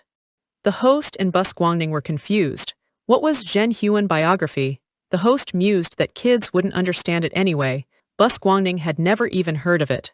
Xingxing decisively asked the host, Zio Zhongjai, to lend her a phone. Searching on the phone, Xingxing realized this novel world was not entirely consistent with her original world. Some things didn't align. But why then did Lu Kixi say those lines about the old Lu Kixi being dead and being replaced by the new, sparkling Lu Kixi? Though hard to believe, there was only one logical explanation. Could Lu Kixi be from the same world as her? Xingxing, now dressed in a different outfit with orange bows, met with her younger brother, Lin Yichen's biological son, who seems to be named Zio Jiu or similar based on context. Here he's little uncle to Bus. She asked if he brought what she wanted. He confirmed he had it all and asked if she wanted to inspect the goods. She put on sunglasses, gave a thumbs up, and coolly said no need. She trusted him and wouldn't treat him poorly after this. Her brother burst into tears, wailing that the contents of the box were half his fortune. If she hadn't said her stage play lacked props, he wouldn't have brought them. She calmly promised that the post-production team would add his prop sponsorships and drive traffic to his main account. He instantly perked up, calling her his great sage sister who helps even a chicken or dog ascend to heaven, a saying for when one person gets successful, their whole entourage benefits. She deadpanned that the idiom wasn't used that way. Bus Guangning, dressed as a prince, complained about the show's stinginess with props, forcing them to use existing ones. He snapped his fingers with a toy gauntlet, declaring he'd snap them. Lily, as a princess, held a wand. The brother looked on, slightly worried. The brother wistfully looked at a limited edition Transformer mechanical glove, sighing that he couldn't give it away. Bus Guangning snatched it, declaring he'd use this prop. The brother yelped for him to be careful. It was a limited edition and irreplaceable if broken. Lu Kixi, now in a sporty white and red outfit, wondered why there were no props related to Chang. The brother, exasperated, asked if they thought he was a treasure chest, expecting to get everything from him for free. Lin Yichen reassured her brother that normal costume expenses would be approved.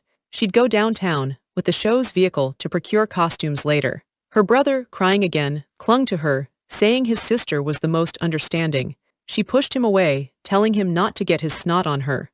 Lu Kixi approached Lin Yichen and her brother, asking if Xingxing had called for him and why she wasn't there. Lin Yichen explained Xingxing had just taken some things and left. Bus Guangning mentioned Xingxing had been acting strangely since the day before, saying incomprehensible things. Lin Yichen wondered if Xingxing was troubled, realizing she hadn't paid much attention to her mood lately. The blonde boy offered to share his snacks with Xingxing, sure it would cheer her up. Lu Kixi mused that the failed paternity test must have hit Xingxing hard. Lin Yichen looked worried. Bus Guangning just said Xingxing was very sad. In a luxurious apartment, Lu Kixi was on the phone.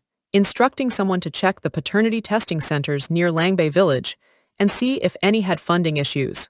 Then, she continued, they were to ruthlessly offer them a large sum of money, just needing them to do one small favor. It was simple.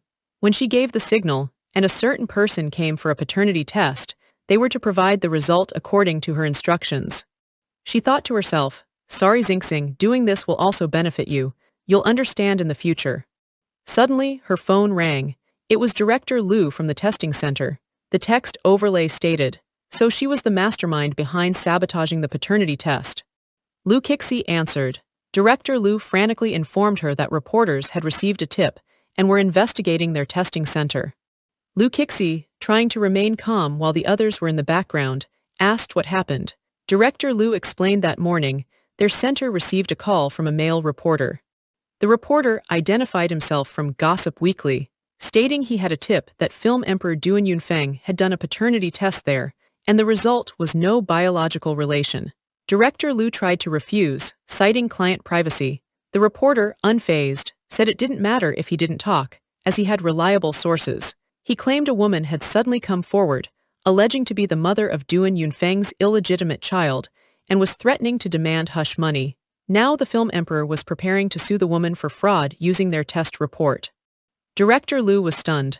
The reporter continued, saying Director Liu might be subpoenaed to testify, but then someone else had leaked that their report was fake. The consequences of perjury, the reporter darkly hinted, would be severe, or perhaps, he suggested, he should just publish this explosive story first. He wondered how many hot searches it would generate. Director Liu begged him not to publish, admitting he was acting under instructions. The reporter coolly asked whose instructions. Director Liu confessed it was Nuoxi Group. Last month, they suddenly invested a large sum in one of their projects and asked him to do a small favor. Lu Kixi listened, her expression hardening. Director Liu pleaded that he was just following orders if he faced legal liability for a false report. Lu Kixi reassured him the reporter wouldn't extort him. There was no woman with an illegitimate child, but she was determined to find out where this reporter got his information and what his motive was. Director Liu then offered to forward the reporter's number, noting it seemed to be a real mobile number. Lu Kixi dialed the number. When it connected, she asked who it was and what their purpose was in calling the testing center.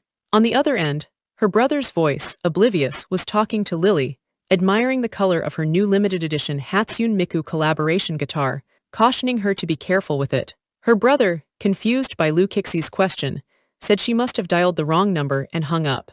Lu Kixi was shocked. How could it be him? A flashback, her brother on the floor, being used as a plaything by the children. Lily asking him to lift her higher, Bus Guangning wanting to transform and fight aliens, and him complaining they were heavier than 5 bags of rice. Lu Kixi's imagination. Her brother, looking menacing, asking who gave them the courage to be presumptuous in front of him. Unruly children, he thought, should be treated as combustible waste and burned. Lu Kixi wondered if the call was really from him. This guy who looked like a total pushover, was he actually a white-cut black, appearing innocent but being cunning? Director Liu, who had apparently come over, stood by. She reasoned it probably wasn't him. His age didn't match. The reporter sounded around 35. Her brother, however, suggested they could find out by testing him. Lu Kixi asked what he meant. He smiled, holding up a phone, indicating a plan to give him a taste of his own medicine. Her brother was shown picking up cheap toys, regretting not bringing them earlier. His phone rang an unknown number. He answered. On the other end, Lu Kixi, using a voice changer, identified herself as the Municipal Anti-Fraud Center.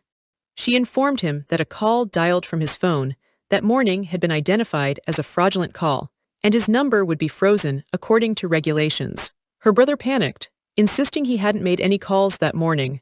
Lu Kixi, as the operator, asked if his phone had perhaps left his possession around 10 a.m. that morning. He suddenly remembered. That morning my little niece borrowed my phone. She took the voice changer at the time, saying she tested it and it really changed the voice effect. Lu Kixi, listening, thought, voice changer. He continued, explaining that the child needed to rehearse a play and needed a voice changer for her role, so she might have accidentally dialed a number. He was suddenly cut off, wondering why they hung up. Director Liu exclaimed it was Xingxing. Xingxing made the call using a voice changer. Lu Kixi, processing this, asked if he meant Xingxing, the little girl who was so popular on the show. Lu Kixi mused. She'd only considered if Xingxing had leaked information to the reporter, not that she was the reporter. Director Lu found it impossible. Even if the voice was disguised, the calm demeanor and social experience displayed couldn't belong to a 5-year-old. Lu Kixi declared with conviction, "She's not an ordinary 5-year-old girl. She is." Xingxing, wearing her orange boat outfit, suddenly appeared behind Lu Kixi, asking, "Miss Luzai, what do you think I am?" Xingxing smiled sweetly, asking if Lu Kixi had been talking about her. Lu Kixi, now sitting opposite Xingxing at a table, directly asked her to explain how she found out her scheme. Xingxing, with a knowing smile, credited Zhen Huan biography. Xingxing coolly informs the dark-haired girl that her knowledge of a certain drama, non-existent in this world's timeline, exposed her as a fellow transmigrator. She adds with a touch of smugness that the girl was careless. That drama hadn't even aired when this novel was being written. With a knowing look, Xingxing continues, stating that ever since the girl's arrival, things had taken a bizarre turn. She hadn't immediately called her out, needing to confirm two crucial details, the first being the girl's ultimate goal. The dark-haired girl, Lu Zixi, scoffs, questioning if Xingxing truly believes she's unraveled the mystery simply because of a voice changer. Xingxing confirms it, explaining that Lu Zixi's own past use of a voice changer for a live stream sparked the idea, leading her to borrow the device. A flashback shows a younger, blonde-haired Lu Zixi asking to borrow Man's, likely referring to Xingxing's father, Duan Yunfeng, by a nickname phone to test a voice changer for an upcoming stage performance, sweetly requesting more screen time for her account in exchange. Xingxing reveals her next move. She searched online for the director's office number and called, posing as a reporter from a gossip weekly with a hot tip. Lu Zixi, with a slight smirk, acknowledges Xingxing's cleverness. She then prompts her for the second point she wanted to confirm. Xingxing poses her second question. How much did Lu Zixi know about her? And was she aware that Xingxing herself was also a transmigrator? Lu Zixi then deduces that Xingxing deliberately used Lin Han's phone to make the call, aiming to point the clues towards herself. Xingxing grins, confirming Lu Zixi's deduction. She rhetorically asks what Lu Zixi's reaction would be if all evidence pointed to an ordinary 5-year-old girl, an impossible scenario for anyone else. Lu Zixi inwardly acknowledges that Xingxing is no ordinary child. She knows. Lu Zixi, visibly annoyed but also impressed, admits that Xingxing's meticulous planning left no room for error, completely exposing her. Xingxing, seizing the advantage, demands that Lu Zixi now reveal her true identity. Lu Zixi, regaining her composure, poses a question instead. Did Xingxing remember who the original author of this novel was? Xingxing racks her brain, vaguely recalling a name sounding like Similu. A Chibai Lu Zixi playfully points out her name is Cao Mei Similu, challenging Xingxing to read it backward. Xingxing slowly sounds it out. Lu Mi, Zai Cao. Realization dawns on her face as she connects it to Lu Zixi.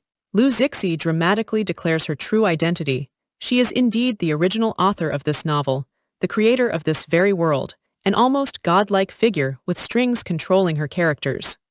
Xingxing is utterly flabbergasted. The original author, even the creator herself, had transmigrated into this world. This was a plot twist she hadn't seen coming. Aghast, Xingxing demands to know why. If Lu Zixi is the author, she would personally try to break up her own main couple characters that were supposedly her precious creations. Lu Zixi casually explains that cliché, angsty romance stories are outdated. Readers no longer buy into them. She was merely adjusting to current market tastes. Xingxing retorts, why not just write a new novel then, instead of meddling with a story that concluded 10 years ago? Lu Zixi sharply tells Xingxing to wake up, stating that Xingxing is the last person who has any right to question her. She declares that Xingxing is, in fact, the main culprit behind this whole mess. Xingxing is left speechless. Lu Zixi reveals that after Xingxing transmigrated into the novel, a new, automatically updated transmigration story appeared on her author page, one she couldn't delete or modify. She recalls her shock, wondering where this story even came from. The comment section of this new story was a dumpster fire of criticism. Readers lambasted the plot, questioning why the female lead would choose the scummy male lead again, why the author hadn't improved after 10 years, and demanding the male lead be written out. Lu Zixi explains that the low satisfaction rate for the new story angered the system god, and she was the one dispatched to fix everything, floating in a digital void, as the system command appeared. Lu Zixi clarifies to a now blindfolded-looking Xingxing. If it weren't for Xingxing's transmigration causing the new story to be published, this 10-year-old novel wouldn't be judged by current standards, and she wouldn't have been dragged into this world. Xingxing, with teary determination, states that if this is all her fault, she won't apologize. However, she vows not to let Lu Zixi change the original story and will do everything to stop her. Lu Zixi bursts into laughter at Xingxing's declaration. Xingxing, unnerved, asks what's so funny. Lu Zixi mockingly questions how Xingxing plans to stop her. Does she think knowing the plot from reading the novel is enough? Lu Zixi boasts that she created this entire world. She knows every plot development and critical juncture. Lu Zixi stands before a complex chart, musing that at the current pace, Duan Yunfeng will soon fully recover his memories based on the fragments surfacing in his mind. She decides she must intervene to prevent this. On the phone, Lu Zixi confidently states that as the creator, her characters have money and power. She can achieve any goal. She instructs someone to contact a top tech team to alter a 6-year-old's social media record. The scene shifts to Duan Yunfeng looking surprised at his phone, apparently at a fabricated memory of him with Lu Zixi from the past. Lu Zixi mentally gloats that she can predict their actions and is waiting for them to walk into her trap. Lu Zixi, dressed elegantly, smiles, thinking that as long as they do a paternity test, everything will be settled according to her plan. From her luxurious room, Lu Zixi orders someone to find the nearest paternity testing facility to Lihubei village, and then investigate any funding shortages they might have. Lu Zixi confidently explains her strategy. Most importantly, she understands each character, their weaknesses, and their obsessions. Lin Yidong's greatest obsession is Duan Yunfeng's philandering. Pairing him with Lu Zixi will only push Lin Yidong further away. Lin Yidong observes Lu Zixi and Duan Yunfeng interacting, noting how well they seem to get along. Lu Zixi internally smirks, thinking Duan Yunfeng is simple-minded and easily fooled. Just tell him it'll help win Lin Yidong back, and he'll lose all critical thinking. Duan Yunfeng, with a naive expression, thanks Lu Zixi for helping him come up with ideas, finding it reassuring to have someone to strategize with. Lu Zixi internally rolls her eyes. Xingxing, furious, accuses Lu Zixi of shamelessly exploiting their trust. Lu Zixi coolly replies that she's done far more than just this, and Xingxing will continue to witness her omnipotence in this world. Lu Zixi dismissively tells Xingxing she's just a 5-year-old who needs a voice changer to make calls. No matter how smart Xingxing is, she can't do anything. Xingxing retorts that by identifying Lu Zixi, she's proven Lu Zixi isn't invincible. Lu Zixi condescendingly replies she didn't want to tell Xingxing, but if she doesn't clarify, Xingxing will remain stubbornly misguided. Her hand reaches out. Suddenly, the world around them appears to shatter. Lu Zixi is pulled upwards. Xingxing shouts, asking what's happening. A system voice explains that if reader satisfaction continues to drop, leading to too many abandoned readers, the world will be completely destroyed. Lu Zixi, now composed again, asks if Xingxing sees. Even the slightest deviation from reader expectations can cause this world to collapse. A novel that readers are dissatisfied with has no reason to exist. Xingxing is horrified. Lu Zixi questions Xingxing's persistence. As the author, she doesn't mind changing the main couple, so why should an outsider like Xingxing care? Besides, Xingxing just wants to be a rich young lady. She can still join the Duan family if the female lead and the second male lead get together. Xingxing kneels in despair, haunted by the image of her parents happily together. She wonders if she should really give up, if she should just watch her parents be torn apart. Lu Zixi watches Xingxing's retreating figure, wondering if she has successfully intimidated her.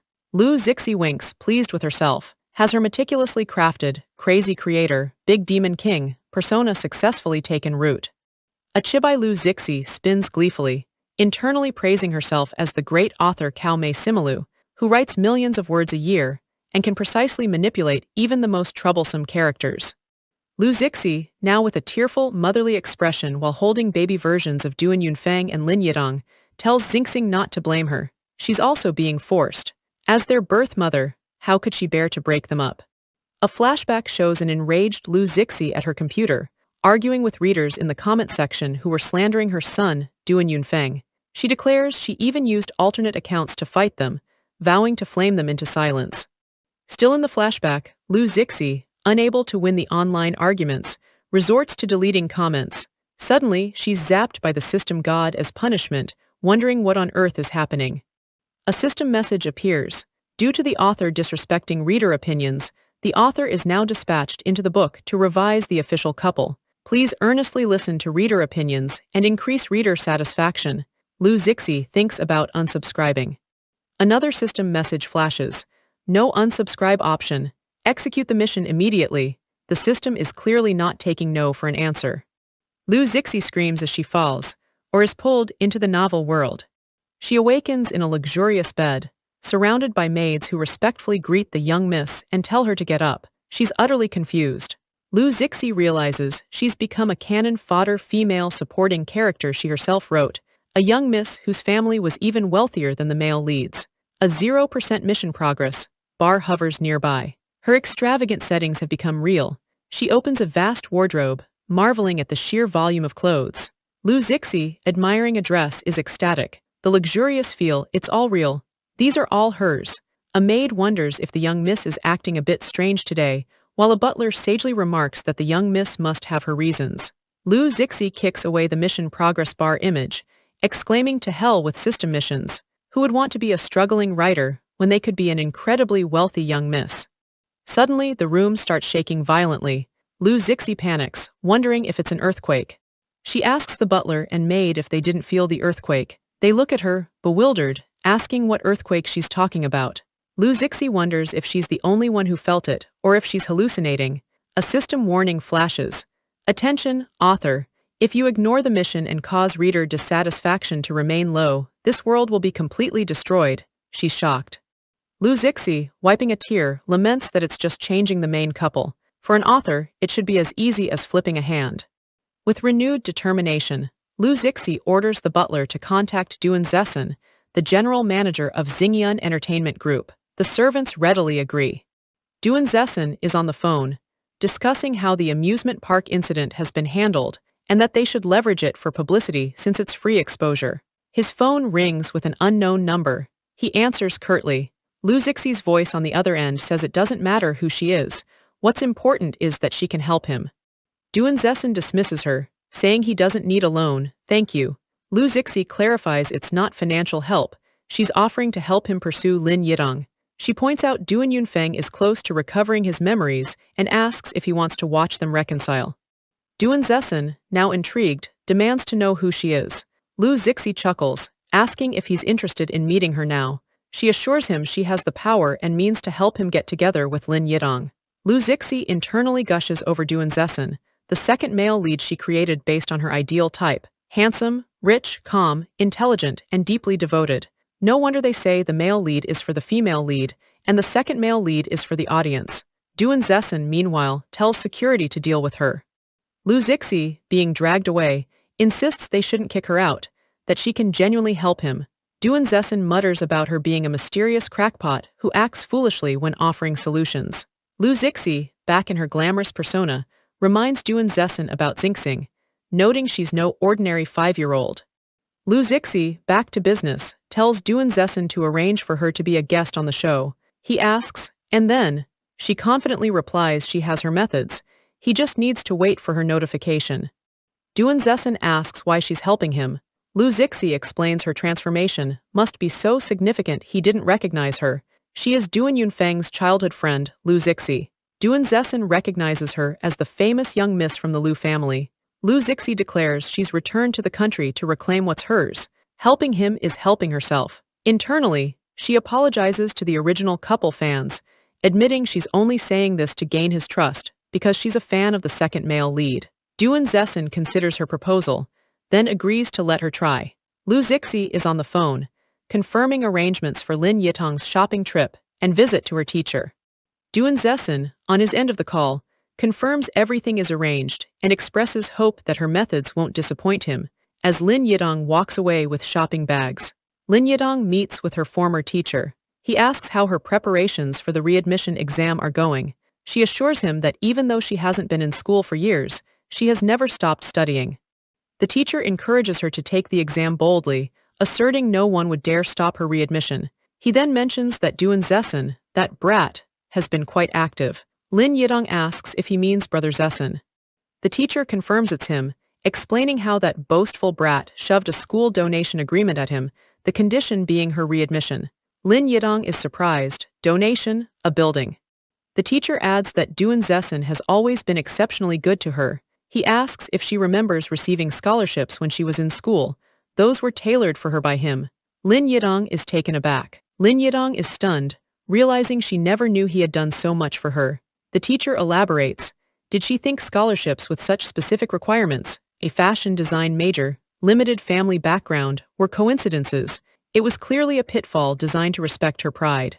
Lin Yidong passes by a milk tea shop, a nostalgic wave hitting her. It's the milk tea she loved during her school days, which Brother Zessen later bought out. Duan Zessen, in a flashback, explains to the shop owner that he bought it because it was closing down. He made the owner deliver, even if it was 50 kilometers away. Lin Yidong, in the present, sips the tea, noting it's still the familiar, comforting taste. Lin Yidong enters the shop, pleasantly surprised that it hasn't changed much. The female shopkeeper internally notes that Miss Lin has arrived, activating Level 1 Assistance Plan. Lin Yidong exclaims that even after so many years, the prices haven't increased. The shopkeeper proudly states it's a requirement from their big boss investor. A flashback to 6 years ago, the shopkeeper, flustered, asks Duan Zessen why he'd invest without wanting profit or allowing price increases. She wonders if he's interested in her asterisk. Duan Zessen explains that the person he likes loves their milk tea, and he doesn't want her to return to find only things changed and people gone. So nothing should change. The shopkeeper is touched. The shopkeeper tells Lin Yidong she thought he loved the tea himself. She adds that he's a grown man, drinking milk tea, and the boss even had her create a new milk tea named after the person he likes. Lin Yidong sees a new menu item, Jizi Huakai, gardenia blossoms, a play on Yidong's name which has tong that can relate to flowers trees. She wonders if it's possible Zessen knows another girl whose name has Jai or Tong. The shopkeeper swoons over what kind of fairy deserves such a devoted and wealthy man. Duan Zessen enters the shop. The shopkeeper gushes over her boss's daily dose of handsomeness. He dryly tells her to shut up. Lin Yidong softly calls out to Brother Zessen. Lu Zixi, observing from afar, presumably via her author powers, mentally notes that her plan is working. After learning what Zessen did for her in the past, Lin Yidong's heart is wavering. Lu Zixi, in full lecture mode with glasses and a pointer, ponders what it takes to sway Lin Yidong, who has liked Duan Yunfeng for 6 years. Step 1. Stop the silent guardian act. Let her know what you've done for her. Step 2. Confess your feelings directly. Duan Zessen internally states that now is not the time to confess.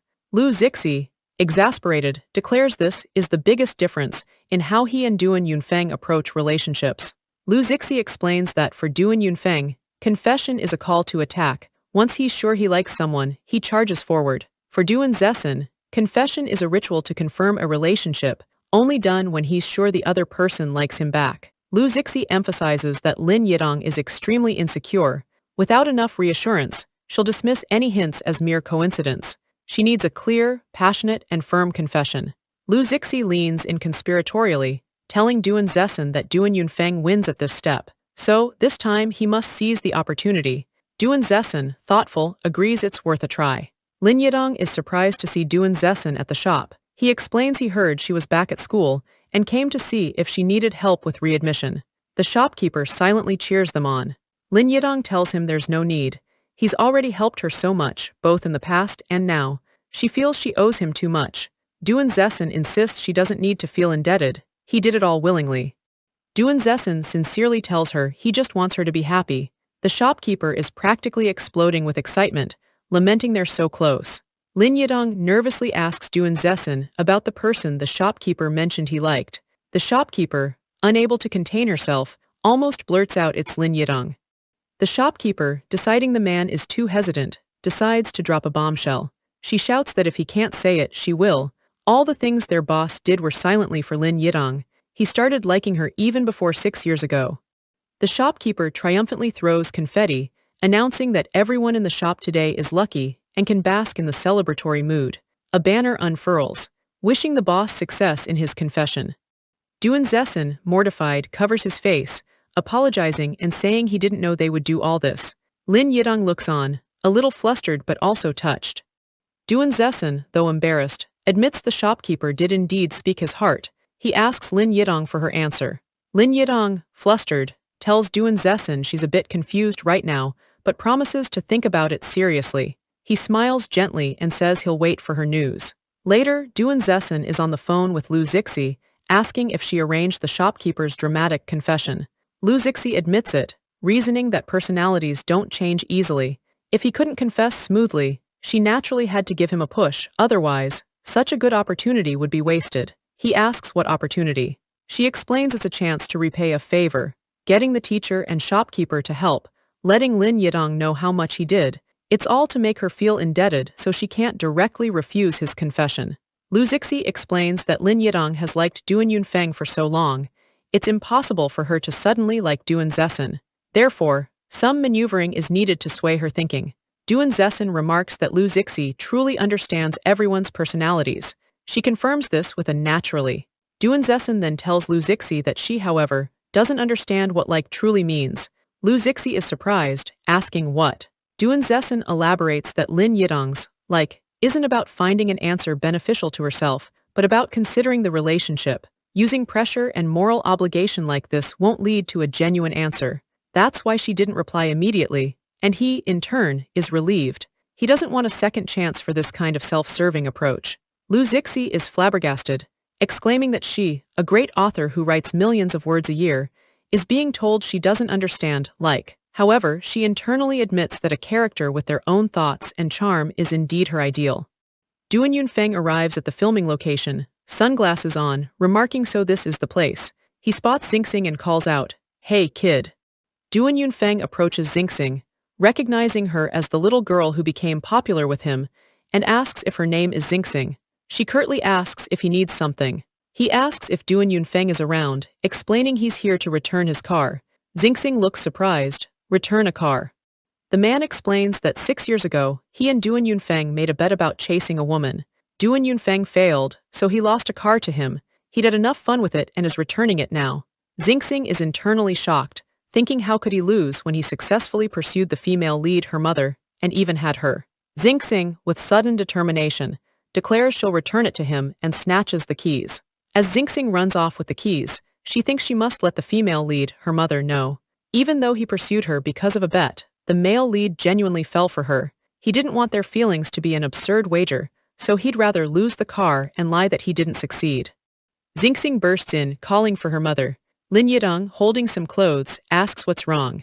Xingxing explains that an Uncle Duan said he made a bet with another uncle 6 years ago about pursuing a girl, lost, and gave him a car, and now he's here to return it. Lin Yidong calmly says okay, she'll have a staff member return it to him.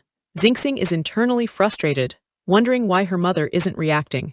Isn't the female lead supposed to be very sensitive about the male lead pursuing her as a bet? Xingxing adds that it's quite a coincidence. The uncle Duan couldn't win over was also named Lin. Lin Yidong simply agrees, indeed. Lin Yidong gently asks Xingxing if she's gotten used to her father not being around for so many years. Xingxing replies that with her mom around, she doesn't mind at all, but she hopes someone can help share her mom's burdens. Xingxing then asks brightly if she's going to get a new dad. Lin Yidong internally reflects that perhaps she's been too stuck in the past, neglecting those who are genuinely good to her and Xingxing's feelings. Maybe it's time to let go. Xingxing is alarmed by her mother's words. Let go of the past. Does she mean letting go of the male lead? Why is she suddenly saying this? Xingxing walks away, dejected. She concludes the author must have done something to sway the female lead. She can't win against the author. It's impossible. Xiao Nian, another child actor, approaches Xingxing, asking what's wrong with her lately, looking so down. He clarifies he's not concerned about her, but worried she'll affect their group's performance. Xingxing dismissively tells him to do whatever he wants. Xiao Nian grabs her arm, saying he thought they were at least friends, and she could talk to him if something was wrong. Xingxing angrily retorts, what's the use of telling him? They're not even from the same world. He's just a character in a novel. Xingxing immediately regrets her outburst, wondering why she said all that to him. She tries to cover it up, claiming she was just practicing her lines, and the words sounded a bit heavy. Suddenly, Xiao Nian faints and falls towards her. She's shocked by his strong reaction. Xiao Nian opens his eyes, looking dazed. He sees Xingxing and murmurs her name, noticing her small arms and legs, recognizing her as the 6-year-old Xingxing. He asks if she has amnesia or doesn't recognize him. Zio Nyan realizes he has actually transmigrated, successfully returning to the time they were filming the parenting show. Xingxing, meanwhile, wonders if yet another person has transmigrated. Zio Nyan exclaims, Xingxing, I finally found you. Xingxing, confused, asks who he is and why he's looking for her. He tells her he's Zhang Ruoning. Xingxing, flustered, claims she doesn't know any Zhang Ruoning and tells him to let go of her. He remembers that at this time, they used to call him by his nickname, Ba Si Guangning. He formally reintroduces himself as the 26-year-old Ba Si Guangning. Xingxing is incredulous. How is that possible? Ba Si Guangning chuckles, asking why it's not possible. Isn't she also the 26-year-old Xingxing? Xingxing is shocked. How do you know? He continues, revealing he also knows she transmigrated, that her father is the movie star Duan Yunfeng, and her mission is to reunite her parents. Xingxing cuts him off, saying, Stop, stop. All right, I tentatively believe you. Xingxing then asks what his purpose is for transmigrating here. He solemnly tells her that the you from 21 years in the future becomes a person in a vegetative state. Xingxing is utterly horrified by this revelation. What? A glamorous image of the adult 26-year-old Xingxing appears, a beloved princess, a super popular actress, the fiancée of the Dai Hao Group heir, and the national sweetheart. Xingxing shouts, Wait, fiancé of the Dai Hao Group heir, what's that about? Ba Si Guangning proudly explains that he is the heir and she is his fiancée. He emphasizes it's true love, not some contract marriage or family alliance. Xingxing is aghast, realizing her official match is this asterisk kid. This is an even bigger blow than her parents being broken up by the author. Ba Si Guangning, looking dejected in chibai form, doesn't understand her reaction, saying their engagement was blessed by the whole world, with trending searches for a whole month. Ba Si Guangning sadly recounts that they were supposed to smoothly enter the wedding hall, but on the eve of their wedding, she fell down the stairs and became a vegetable. A maid screams for the young miss. Despite exhausting the top medical resources, they couldn't wake her up. He prayed countless times, begging any higher power to take him to her consciousness. Then, he entered a void where he learned her consciousness had transmigrated to her 6-year-old self and lost her memories. Ba Si Guangning happily tells Xingxing that the system god is trustworthy and indeed sent him to her side. Xingxing, however, tells him he hasn't found the 26-year-old Xingxing, but someone from another dimension. He's found the wrong person. Xingxing, with a pained expression, thinks she can't tell him the truth. It would be too cruel. She'll have to let him accept it gradually. She then asks if he knows this world is just a novel. He nonchalantly replies that he knows. Xingxing is surprised he has no reaction, pressing that they are just novel characters, manipulated beings. Ba Si Guangning asserts that all his actions stem from his own will. He doesn't feel manipulated. Perhaps their lives were simply recorded and turned into a novel. Xingxing inwardly notes this is definitely not the 6-year-old Ba Si Guangning.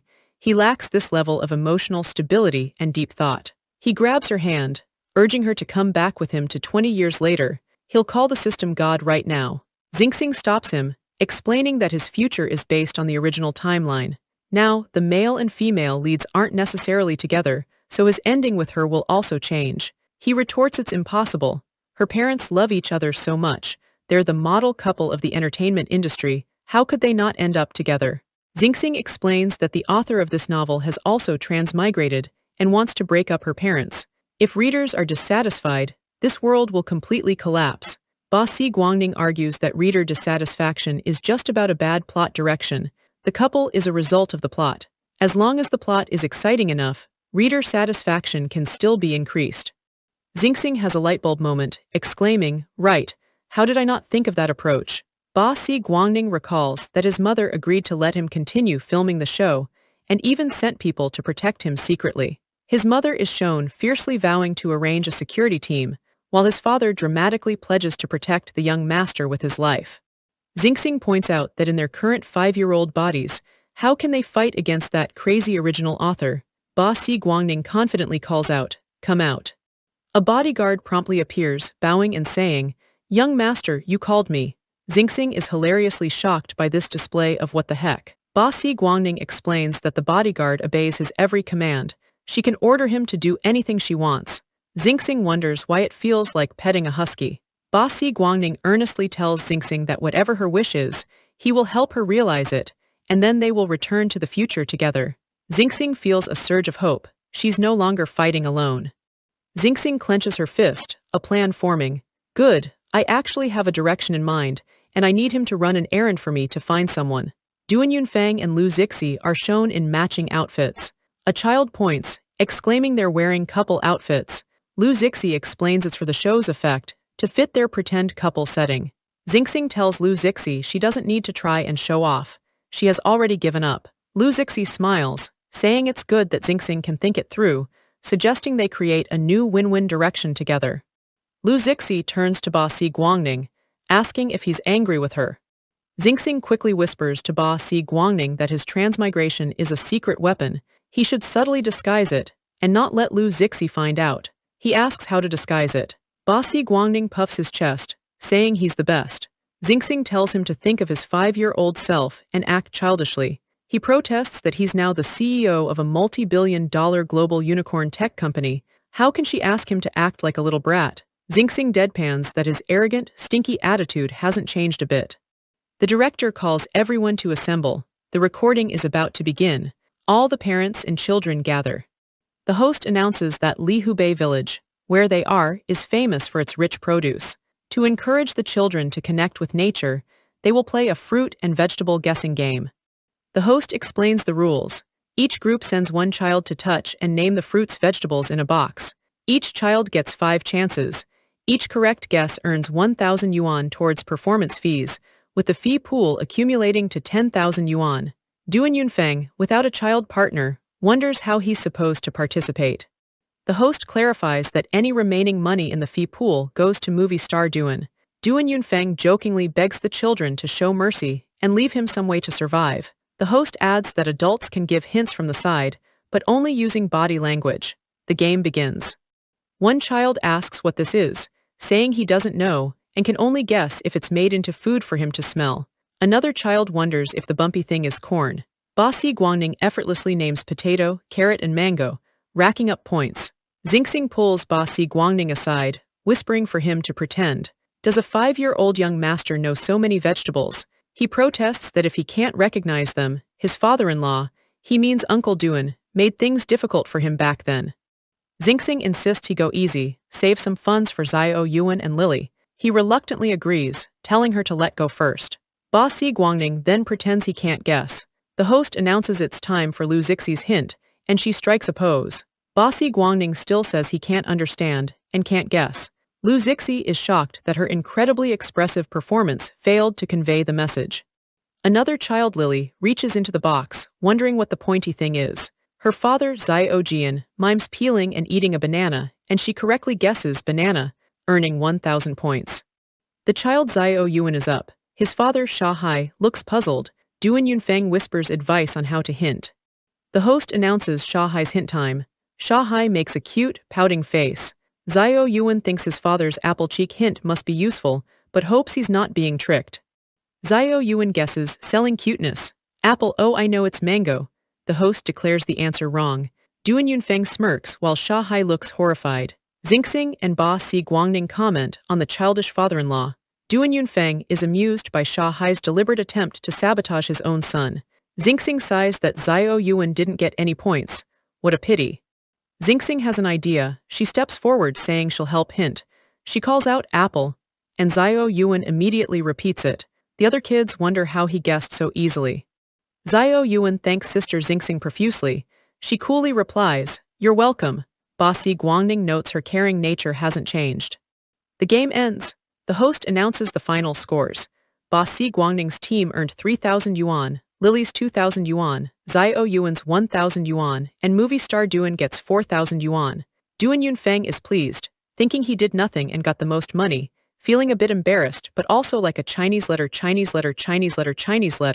someone who wins by doing nothing. The director announces that everyone's program preparations are unknown, but in 3 days, they will organize the first mini-test, where the friend group, audience judges, will watch the rehearsal and give opinions. Duan Yunfeng exclaims that his program hasn't even been decided yet. Duan Yunfeng confidently tells the director that he's in charge of how this 6,000 yuan fee is used. The director hesitantly agrees. Of course, but Duan Yunfeng discreetly slips money to the director, telling him to find some extras to act as his friend group. The director, aghast, exclaims that the funds aren't meant to be used like that. An older staff member holds up a red card, issuing a warning from the organizing committee. Duan Yunfeng argues, what else can he do? He can't let his father know that the top movie star, a box office guarantee, doesn't even have a stage partner. The director tells him to go find a partner then. The older staff member mentions that if Duan Yunfeng really can't find anyone, he actually has someone in mind. Duan Yunfeng is intrigued. Really? They arrive at the Lihubei Village Dance Troupe Activity Center. The village elder is delighted at the offer to buy new dance costumes for his troupe. Duan Yunfeng clarifies the condition. They have to choreograph a performance for this young man, himself. The dance troupe ladies strike a pose, exclaiming that it's a piece of cake for their girl group. Duan Yunfeng is horrified. They want him to do square dancing. The village elder proudly states their village dance team has fought many battles and won more square dancing competition trophies than Duan Yunfeng has movie star awards. The ladies recognize Duan Yunfeng as a movie star, one recalling seeing his drama, another saying he's the guy on her daughter's poster. Duan Yunfeng, however, thinks it's better to just sing and dance badly. He can't involve these aunties. He can take the folksy route, but not to this extent. His fans would kill him. The village elder assures him they'll train him intensively for 2 days. Even if his legs are crippled, they'll choreograph a number for him. The aunties enthusiastically drag a protesting Duan Yunfeng towards a tree. He screams for the village chief to save him. Duan Yunfeng's wail echoes across the village. I don't want to do square dancing. Lily approaches her mother, Miss Zhang, with an invitation, saying she wants to invite her mother to be part of the friend group for this mini-test.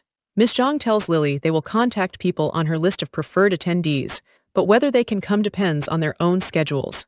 Lily, having decided to communicate honestly with her mother, becomes braver. She thinks this is the spirit of rocking out, unafraid of difficulties and unyielding. She's determined to impress her mom at the mini-test. Xingxing asks Bossy Guangning if, in his timeline, Lily's mother came to watch the show and understood Lily. He coyly refuses to give spoilers. Bossy Guangning explains that if this is a novel world, and he tells her in advance, won't the lack of anticipation and surprise affect reader satisfaction? Xingxing is amazed that the once mischievous kid has become such a cautious and meticulous adult. Xingxing suggests he whisper it to her, and they can test if the readers can hear. Bossy Guangning pinches her cheek, telling her she's also a mature adult now, so she shouldn't be so curious. Xingxing yelps in pain. Xingxing muses that having a fellow transmigrator to discuss things with is actually quite relaxing. Bossy Guangning wonders who he knows in this world. Duan Yunfeng is being dressed in traditional Chinese attire by the enthusiastic aunties. One exclaims that he looks great in their team uniform. Others agree that young people should wear colorful clothes, and that clothes indeed make the man. He looks much more energetic. He internally wonders if he came on the show just to add to his embarrassing history. His phone rings. One auntie urges him to try on a skirt. He answers, yes, Duan Yunfeng. Relieved, he thinks this call saved him from a huge predicament, thanking his bro. The voice on the other end, Lu Zixi, says he wouldn't be thanking her if he knew why she was calling. He asks who it is. Lu Zixi tells Duan Yunfeng that if he doesn't want her to expose his love life, he should give her 1 million yuan, or she'll sell the scoop to the paparazzi. He scoffs, love life? Are you talking about me, single for 28 years? 6 years in the industry with 0 scandals, having a love life I don't even know about. Lu Zixi tells him to keep playing tough. She knows he protects her very well. If it weren't for the recent trending topic, she wouldn't have known their underground relationship has lasted for 6 years. He demands to know what on earth she's talking about, threatening to hang up if she keeps speaking in riddles. Lu Zixi drops the bomb. She has proof of his 6-year romance with Lin Yidong. If he doesn't pay, she'll give it to the paparazzi. The name Lin Yidong clearly startles him. Duan Yunfeng, with a steely gaze, asks if it's money she wants. Fine, bring the evidence and meet me. Duan Yunfeng waits at a table, wondering if there's truly a past connection with Lin Yidong. Will this be another dead end, like the paternity test? A man approaches, greeting him after a long time. The man, Wu Xingyang, waves casually and asks if Duan Yunfeng has the money he wants ready. Duan Yunfeng asks who he is. Wu Xingyang replies it's normal not to remember a small fry like him after 6 years. Wu Xingyang introduces himself as the owner of the convenience store where Lin Yidong worked 6 years ago. A hidden camera blinks nearby. Xingxing and Ba Si Guangning are secretly observing via laptop. He praises her, saying thankfully everything went according to her plan, and they successfully got the two to meet. She notes it's lucky they met at the resort invested by Dai Hao Group in Lihubei Village. Otherwise, they'd have to find another way to eavesdrop. Xingxing reiterates her plan. She has a direction and needs boss Si Guangning to help her find someone. Xingxing explains she saw Lin Yidong's commemorative photo album. They got engaged at the convenience store. If they can find the store clerk or owner, there must be clues. Boss Si Guangning assures her that finding someone is easy for the Dai Hao Group. He's got it covered. The bodyguard stands stoically. Xingxing asks Boss Si Guangning if the bodyguard isn't curious why. Boss Si Guangning explains the bodyguard is sworn to protect young master Boss Si Guangning, obeys all his orders, and never asks unnecessary questions. Xingxing gives a thumbs up, remarking no wonder ancient emperors trusted their loyal subordinates. The bodyguard reports on the phone that he's found Wu Xingyang, who apparently suffered investment losses and owes millions. Wu Xingyang is shown sitting dejectedly on a park bench. The bodyguard confirms he understands. The bodyguard approaches Wu Xingyang, introducing himself as a reporter from a gossip weekly, and asks if he recognizes a person named Lin Yidong. Wu Xingyang gruffly denies knowing her and tells him to get lost. The bodyguard remarks it's a pity. She and movie star Duan were on a trending search recently. They found out the two had contact 6 years ago, and Lin Yidong once worked at his convenience store. Wu Xingyang asks why he's investigating these things. The bodyguard explains that if there's a lead proving the movie star had an underground romance 6 years ago, it would be a sensational scoop, bringing them massive traffic. Wu Xingyang nervously insists he doesn't know her, and it has nothing to do with him. The bodyguard hands Wu Xingyang a card, saying if he has any leads, to contact him for a generous reward. The bodyguard calls Xingxing, asking what to do if Wu Xingyang doesn't contact him. Xingxing confidently replies he definitely won't contact the bodyguard. He'll take the evidence straight to the male lead, Duan Yunfeng, to extort a hefty sum. Xingxing smiles, explaining this is their true objective. Wu Xingyang tears up the bodyguard's card, thinking why should he let a middleman profit from such valuable information. Wu Xingyang tells Duan Yunfeng he bought his phone number from a scalper and contacted him directly. Duan Yunfeng, impatient, tells him to stop the storytelling and show him the evidence. Wu Xingyang proudly presents a photo of Duan Yunfeng and Lin Yidong, explaining he helped them take it back then, and his phone automatically backed it up to his cloud album. Duan Yunfeng scoffs, questioning what a photo proves with today's advanced photo editing technology. He stands up, dismissing Wu Xingyang. Did he think he could extort him with a photoshopped picture and a fabricated story? He must think Duan Yunfeng is incredibly naive. Xingxing groans in frustration. It's all Lu Zixi's fault for using a photoshopped picture to confuse the male lead. Now he won't easily believe photographic evidence. Wu Xingyang hastily stops Duan Yunfeng, claiming he has more evidence. He shows a video on his phone where Duan Yunfeng is telling Lin Yidong to stop working and go on a date, and she replies to talk after she gets off work. Wu Xingyang explains that 6 years ago, things were stolen from the store. When he reviewed the surveillance footage from that week, he found many clips of Duan Yunfeng and Lin Yidong. Duan Yunfeng snatches the phone. As he watches the videos, fragments of memories flash through his mind, him with Lin Yidong, looking happy, intimate moments. Duan Yunfeng clutches his head, overwhelmed. Are these memories real or fake? The phone slips from his grasp. Xingxing and Boss Si Guangning, watching intently, wonder if his memory is about to be restored. A vivid memory surfaces. Duan Yunfeng in a car, desperately asking Lin Yidong why she's suddenly breaking up with him, refusing to accept it. He tries to stop her from leaving, shouting her name. Then, the screech of tires and a car crash. He wakes up in a hospital bed, doctors around him. He vaguely recalls a car accident, searching for someone, but he can't remember who. Duan Yunfeng gasps, covering his mouth. He remembers everything now. He had amnesia after the car accident and forgot Lin Yidong.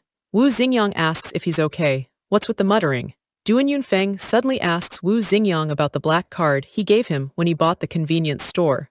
Wu Xingyang confirms Lin Yidong took it back and returned it to Duan Yunfeng, then nervously asks if he's trying to extort him now.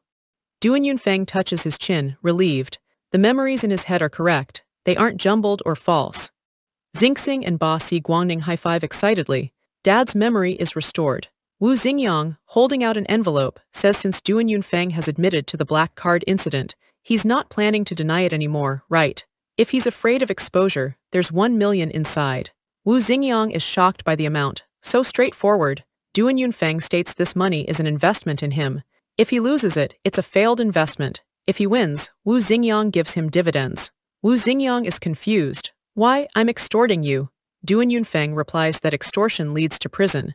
Although Wu Xingyang was lazy and petty in the past, he did take care of Lin Yidong. He doesn't want him to go down the wrong path. Wu Xingyang is deeply moved, promising to be a good businessman and a good person in the future. Duan Yunfeng tells him if he truly wants to thank him, he should do him a favor. Wu Xingyang eagerly asks what it is. He'll do anything. Xingxing, watching, tearfully comments on how quickly he turned into a loyal underling. Duan Yunfeng now firmly believes Xingxing must be his daughter. The previous paternity test must have been tampered with. Someone is secretly preventing their family reunion. He thinks he knows who it is.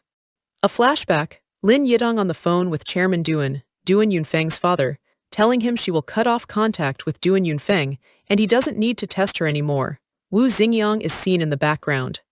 Duan Yunfeng has an epiphany. Wu Xingyang was his father's spy planted by his side. That's why he was given a fake paternity test result. Duan Yunfeng tells Wu Xingyang he can't trust the people around him anymore and asks him to help arrange another paternity test.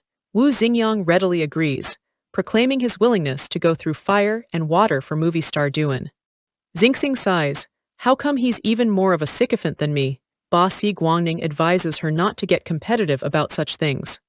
A staff member approaches Duan Yunfeng, reminding him that he still hasn't submitted the list for his friend group for the mini-test. Duan Yunfeng looks at the blank list, thinking that since it's his old man causing trouble, it's better to deal with it sooner rather than later. Xingxing whispers to Ba Si Guangning that the troublemaker is Lu Zixi, but old man Duan is suspecting Grandpa Duan. He's completely on the wrong track. She adds that speaking of which, Grandpa Duan dotes on him the most.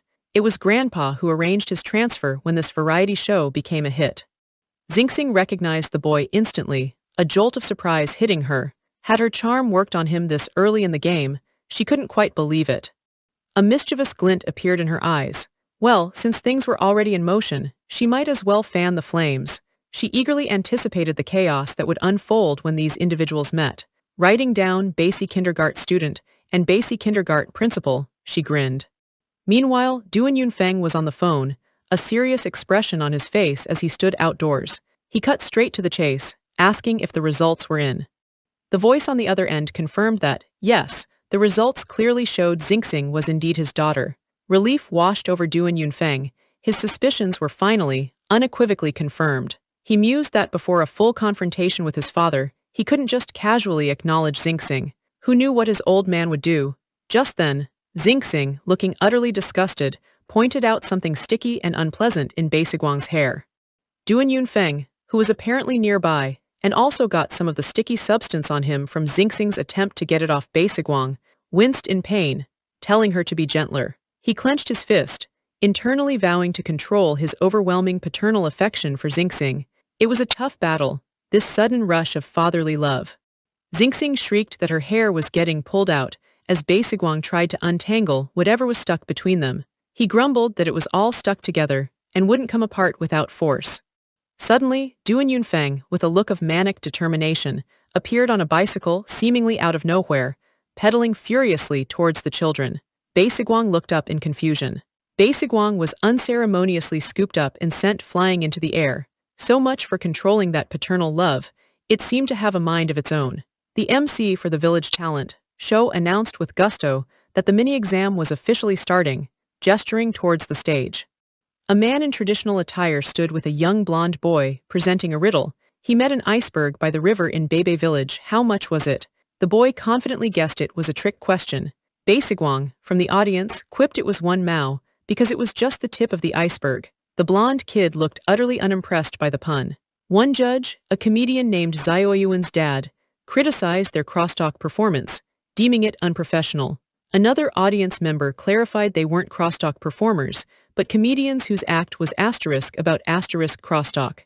The comedian dad continued his critique, suggesting their performance lacked exaggeration, and their stage presence wasn't dignified or stable enough. His fellow judge, the crosstalk actor, countered that his asterisk image wasn't dignified enough.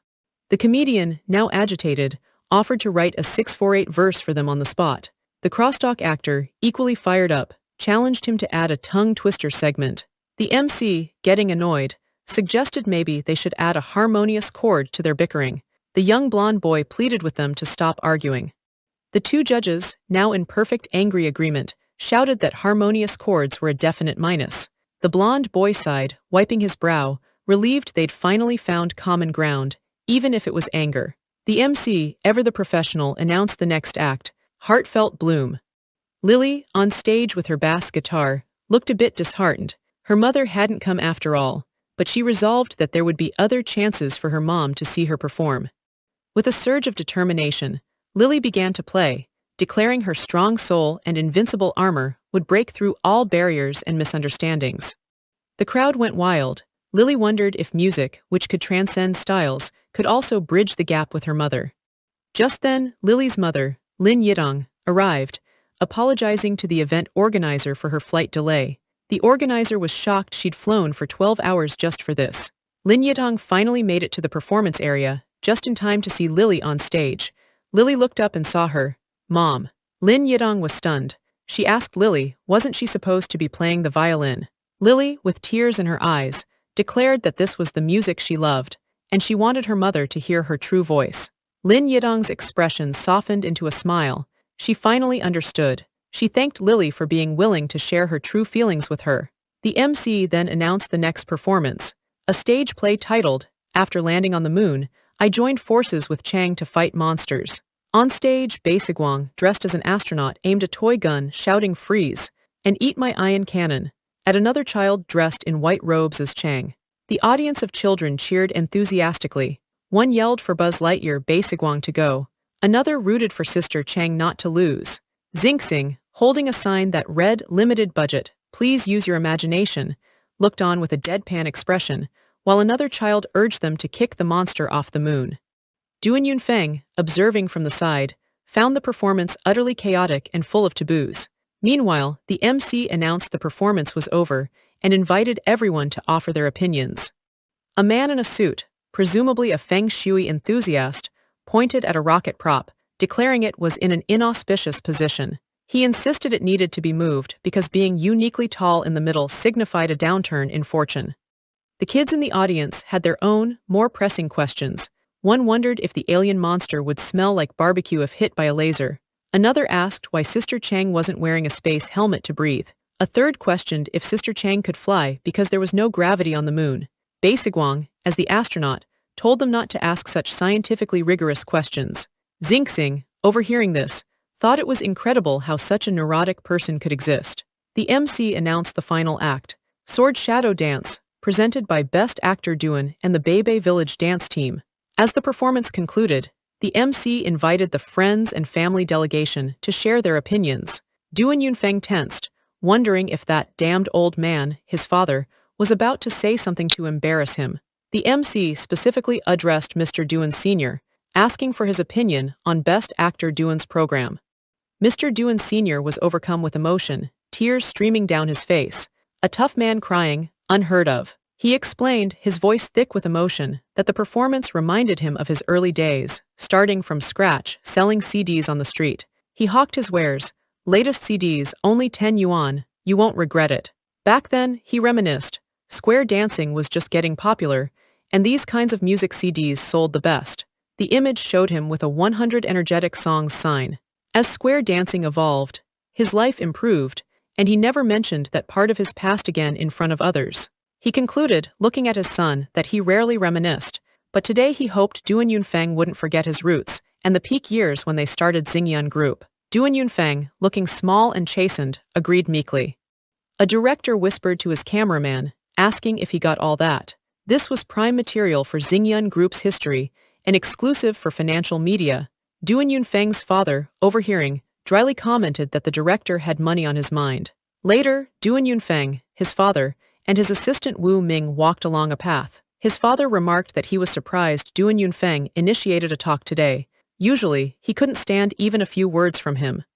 Duan Yunfeng, looking serious, stated he didn't want to waste time and bluntly told his father to stop meddling in his life. His father feigned ignorance, asking when he had ever meddled.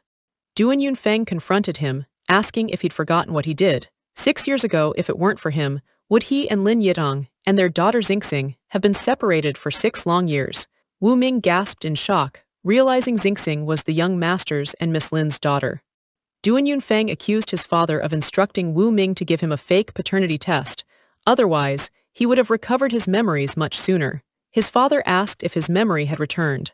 Wu Ming, flustered, stammered, wondering when he was instructed to do such a thing. The father defended his past actions, claiming he advised them to break up for the greater good, believing their vast difference in status meant they wouldn't be happy. Duan Yunfeng retorted angrily that his happiness wasn't for his father to define.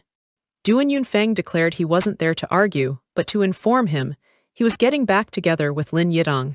If his father interfered again, he would sever their father-son relationship. His father scoffed, questioning if he was sure Lin Yitong would even want to be with him. His father pointed out that while Duan Yunfeng had amnesia, Lin Yitong didn't. Why hadn't she sought him out?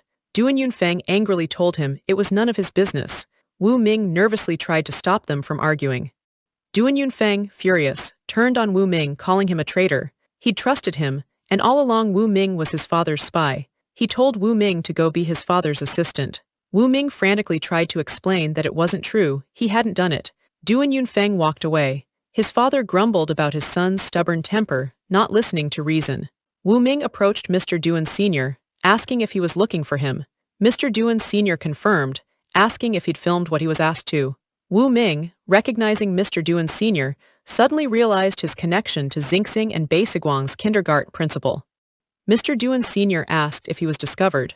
Wu Ming assured him he was careful, and no one found out. Mr. Duan Sr. then asked suspiciously what they were illegally filming. Wu Ming clarified he'd filmed everything as instructed. Wu Ming showed him his phone. A super clear, filter-free, direct shot of Miss Xingxing's stage play. He then realized it was just a recording of Xingxing's performance. Mr. Duan Sr., looking at the footage, fumed about his granddaughter being an extra. He pulled out a wad of cash, demanding they make Xingxing the main character. Wu Ming, however, informed him that this time, bringing money into the group wasn't allowed, and if they were to compete with money, the other two could outspend him. Mr. Duan Sr. huffed, dismissing the small village stage. He declared he wouldn't compete for this. He'd get Xingxing on a bigger stage later. He seemed to think Mr. Duan Jr. was considering it deeply. He then instructed Wu Ming to post the video to Xingxing's fan group to build some hype. Wu Ming was flabbergasted. Mr. Duan Sr. was in Xingxing's fan group.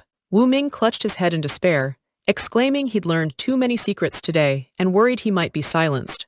Mr. Duan Sr., now in a gentler mood, asked if Xingxing was adjusting well at kindergarten and if anyone was bullying her. Wu Ming reassured him that everything was fine. Miss Xingxing was now the most popular kid in kindergarten, her words carrying more weight than the teacher's. He recalled Xingxing easily quieting a group of noisy children.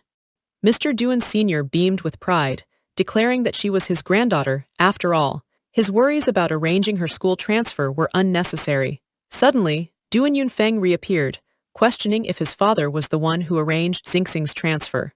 Duan Yunfeng pressed further, asking if it was true his father had been secretly helping Xingxing all along. His father, flustered, asked why he had come back. Through binoculars, we see Duan Yunfeng retorting that it was none of his business. Nearby, another man, best actor Duan Yunfeng's brother, Duan Zexi, listened in with headphones, a smirk on his face. He noted that everything was proceeding according to their plan, with Xingxing and Beisiguang beside him. Duan Yunfeng, enraged, kicked the air, fuming that his old man dared to look down on him while his own family was perfect. His phone buzzed with a message notification. He looked at his phone, puzzled. Wasn't that Xingxing's kindergarten principal? He wondered if his father was pressuring the principal to kick Xingxing out of kindergarten. His eyes narrowed with determination. If anyone dared to bully Xingxing, even if it was his own father, he wouldn't let them off the hook. Duan Yunfeng reappeared before his father again, demanding an explanation. His father, flustered, clutched his head, wondering who on earth sent that message. A small image of Xingxing winking mischievously appeared, labeled your precious granddaughter. Duan Yunfeng, with a knowing smirk, accused his father of having long since accepted Xingxing as his granddaughter and deliberately playing tough. Wu Ming, seeing his chance, chimed in, confirming that Mr. Duan Sr. cared deeply for Miss Xingxing. He had not only arranged her transfer and paid for special security, but also had Wu Ming send regular weekly and monthly reports. Terrified she'd be bullied, Duan Yunfeng was visibly moved, realizing how much his father had done behind his back. Mr. Duan Sr. grumbled at Wu Ming, asking why he wasn't keeping it a secret. Wu Ming, adjusting his glasses, stated that he'd checked the old almanac, and today was a good day for honesty. Mr. Duan Sr. admitted it, declaring proudly that he acknowledged Xingxing, and his granddaughter had his style. Duan Yunfeng then questioned if it was necessary to do all this secretly. Wouldn't it be better to just bring her home openly? His father retorted that Xingxing was Xingxing, and Lin Yidong was Lin Yidong. Lin Yidong was still far from being accepted into their Duan family. Duan Yunfeng countered, asking what was so great about the Duan family, asserting he had faith in Lin Yidong, and her future achievements would surpass his father's. Mr. Duan Sr. dismissively told him it had nothing to do with him, and that he should focus on winning Lin Yidong back first. Duan Yunfeng shot back that as long as his father didn't interfere, they'd reconcile immediately. His father insisted he hadn't interfered, believe it or not, and walked off with Wu Ming. Duan Yunfeng, fuming, muttered that his old man should just wait until his family of 3 was reunited, then he'd show him. Duan Yunfeng, feeling utterly confused, told Wu Ming that he had no connection with Mr. Duan Sr., so the paternity test he received must have been fake. He then demanded to know who was really stirring up trouble, offering Wu Ming a chance to redeem himself by investigating the true culprit. Wu Ming, however, cried out that he was the one being wronged and had nothing to redeem. Duan Yunfeng placed a hand on Wu Ming's shoulder, stating he was the person he trusted most, and only felt comfortable entrusting this matter to him. Wu Ming, still smarting, reminded him that he'd just called him a traitor. Duan Yunfeng cajoled him, saying he was giving him a way out and urging him to investigate. Wu Ming, sighing in resignation, agreed to look into it. Wu Ming then remembered seeing Duan Zexi, Duan Yunfeng's brother, the best actor, at the program earlier. Duan Yunfeng questioned why his brother would be there. Wu Ming elaborated that Duan Zexi seemed to be there for a program endorsement, but overheard him on the phone with someone, saying Lin Yidong had agreed to meet and respond to his confession. Duan Yunfeng was thunderstruck. Confession. He whirled on Wu Ming, demanding why he hadn't said anything sooner. Wu Ming defended himself, saying he didn't know about Duan Yunfeng's relationship with Miss Lin before. A flashback shows Lin Yitong telling Duan Zexi to call her by her name, not as sister-in-law Zexi, because between them, there was only you and I, not Duan family. Duan Yunfeng looked devastated by this imagined scenario. Duan Yunfeng panicked, realizing his father was right. Lin Yitong wouldn't just wait for him. What if she really accepted his brother? He was gripped by a desperate thought. He had to stop her. He ran, spotting Lin Yidong in the distance, and yelled her name with all his might. Lin Yidong turned, surprised, and asked Duan Yunfeng why he had come. Duan Yunfeng, out of breath, pleaded with her not to go meet his brother. Lin Yidong looked at him, puzzled, asking how he knew. He urgently told her he remembered everything, their past. Lin Yidong was taken aback by this sudden revelation. He continued, explaining he didn't know what his father told her to make her break up with him, but his heart had never changed. Lin Yidong, however, stated she didn't want to bring up the past anymore. Duan Yunfeng pressed on, feeling he had to clarify that he had a car accident while chasing her, which caused his amnesia. He hadn't intentionally avoided her for 6 years. Lin Yidong calmly replied that she already knew all that, but it wasn't important anymore. His voice filled with desperation. He insisted it was very important to him. He had never changed and begged her not to change either. He couldn't lose her and Xingxing. He pleaded with her not to meet his brother, not to agree to anything. Lin Yidong gently told him he was too late. She had already met with Zexi. Duan Yunfeng's heart sank. He asked, his voice barely a whisper, how she had responded to him.